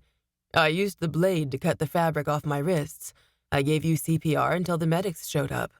Tears of gratitude rose to my eyes. Thank you, I whispered. He shook his head lightly. You don't have to thank me. I didn't care what Merrick said. To me, he truly was an angel. 30. Why are you stopping? I asked. Merrick slowed his bike outside of town the next day. He parked along the shoulder of the road. I told you I wanted to show you something. In the middle of nowhere? I glanced around us. A large hill covered in trees rose above us on the left side of the road, and a lush green meadow spanned the landscape to our right. A calm breeze rustled through the grass. Yeah, he answered, climbing off the bike. I wasn't ready to let him go. All I wanted was to hang onto him tighter, but I reluctantly released him. I stepped onto the pavement and removed the helmet. Leave it on the bike, Merrick said. No one will bother with it. Come on, it's this way. Butterflies danced in my stomach when he grabbed my hand. He didn't seem to notice. He looked both ways before leading me across the road. I scanned the sunny landscape as we walked down the shoulder of the road. Where are you taking me? A wide grin spread across his face. It's right there. Several paces later, I noticed a break in the trees ahead of us. Slowly, the wonder he'd pointed out began to reveal itself. Piles of rock climbed the hill between the trees, forming a natural staircase. I imagined a waterfall once trickled through the area. Let's go. Merrick released my hand and began climbing the dry falls. I followed behind him. Heaven help me. His ass looked perfect from this angle. I tried to focus less on that and more on maintaining my footing. I used my hands to pull myself over tall rocks. I tried to keep up with Merrick, but he rushed like he'd done this a million times. He seemed to know exactly where to place his hands and feet to propel him up the hill. Soon the rocks became smaller and easier to climb over. I stood upright. I dusted my hands off on my jeans just as we broke through the trees onto a rocky hilltop. Where are we? I was stunned into silence when we reached the top of the hill. In front of us spanned the entirety of Eagle Valley. More trees than I ever realized filled the town, and houses of all colors and sizes graced the landscape. The vibrant green landscape stretched for miles past our small town. I longed to fly above it and explore the gorgeous scenery from new angles. Up here, the world felt full of possibilities. Merrick lowered himself to the ground and rested his elbows on his knees. I sat beside him. We gazed out onto Eagle Valley in silence. I noticed the roof of Galen High peeking up through a thick layer of trees at the other end of town. I concentrated close on where I thought the valley was. I spotted a thinning of trees, but it was nearly impossible to see unless you were looking for it. Merrick broke the silence. Did I mention yet that I'm sorry? I turned to him. Sorry for what? Merrick raked his fingers through his hair. I feel terrible about what happened. I never meant to put you in danger. I was supposed to protect you. My heart sank. I hated to see him so upset. It all worked out in the end, I reminded him. He stared straight ahead, not looking at me. This time? What about the next time you're in danger? I shuddered at the thought. Dorian's gone. I'm not in any danger. Sadness fell across his face when he looked at me. You can't know that. You have the power of grace, Ryn. There are a lot of people who would like to see you dead before you can find Grace and wake her. The demons would love to see the gateways to their realm open again. Right now, you're the only thing standing in their way. But they don't even know I have the power of grace. They don't know a war is coming, I argued. You don't know Dorian didn't tell anyone. I hated to think Merrick was right, but as far as I knew, I'd killed everyone Dorian told. If Grace is somewhere in Eagle Valley like Fletcher thinks she is, it won't take that long to find her, I pointed out. Merrick raised an eyebrow. Do you have any clues on where to start? I bit my lip. Well, no, but Eagle Valley isn't very big. I gestured to the town to prove its size. Ryn, he said softly. He glanced down at my hand resting on the ground, then back up to my eyes. My cheeks heated under his gaze. Yeah? Merrick reached out to slip his fingers into mine. I want to be there to help you. The air between us suddenly seemed charged with energy. Help me what? I asked breathlessly. Search for Grace. Prevent a bigger war. I nodded gratefully. And I trust you'll be there. It struck me how much I meant it. It had been a long time since I felt I could count on someone the way I could with Merrick. His eyes danced across my face. Just promise me something in return. I fell so deep into his eyes that I practically forgot where I was. My mouth grew dry. Yeah? Promise me you'll be careful. He spoke so softly that I barely heard him. I'm not sure I want to be, I heard myself say. What do you mean? I could feel our bodies inching closer. Sometimes, Merrick, you have to take chances even when they scare you, even when the outcome could be as equally amazing as it could be devastating. You never know until you take that chance, until you... Merrick's lips connected with mine, silencing my words. In that moment, I forgot what I was going to say. I forgot all about the danger we'd just been discussing. All that seemed to matter were his lips against mine, his fingers tangling themselves in my hair and my hands running down his back. My fingers grazed against the scars beneath his shirt. For a moment, I was shocked. Then I only wanted to drag him closer to me, for him to let me kiss him all over and heal whatever emotional pain he'd been through. I knew trying to erase his past would be futile, but in that moment, I thought maybe I had the power to help the boy I'd seen in my dream. Merrick pulled me even closer. His tongue grazed across my bottom lip. Good Lord, this was even better than flying. Far too soon, we parted. For a moment, all seemed well in the world, but I couldn't help but hear Merrick's words echo in my mind. This time, things had turned out okay, but I couldn't shake the feeling that Merrick was right. There was going to be a next time, and I had the strangest feeling that next time would be even worse. We'd only just won the first fight. I knew what lied ahead was going to be a very long battle. This has been Chosen by Grace, Divine Fate Trilogy Book 1, written by Alicia Radis, narrated by Natalie Naudus. Copyright 2018 by Alicia Radis. Production copyright 2018 by Alicia Radis. Thanks for listening.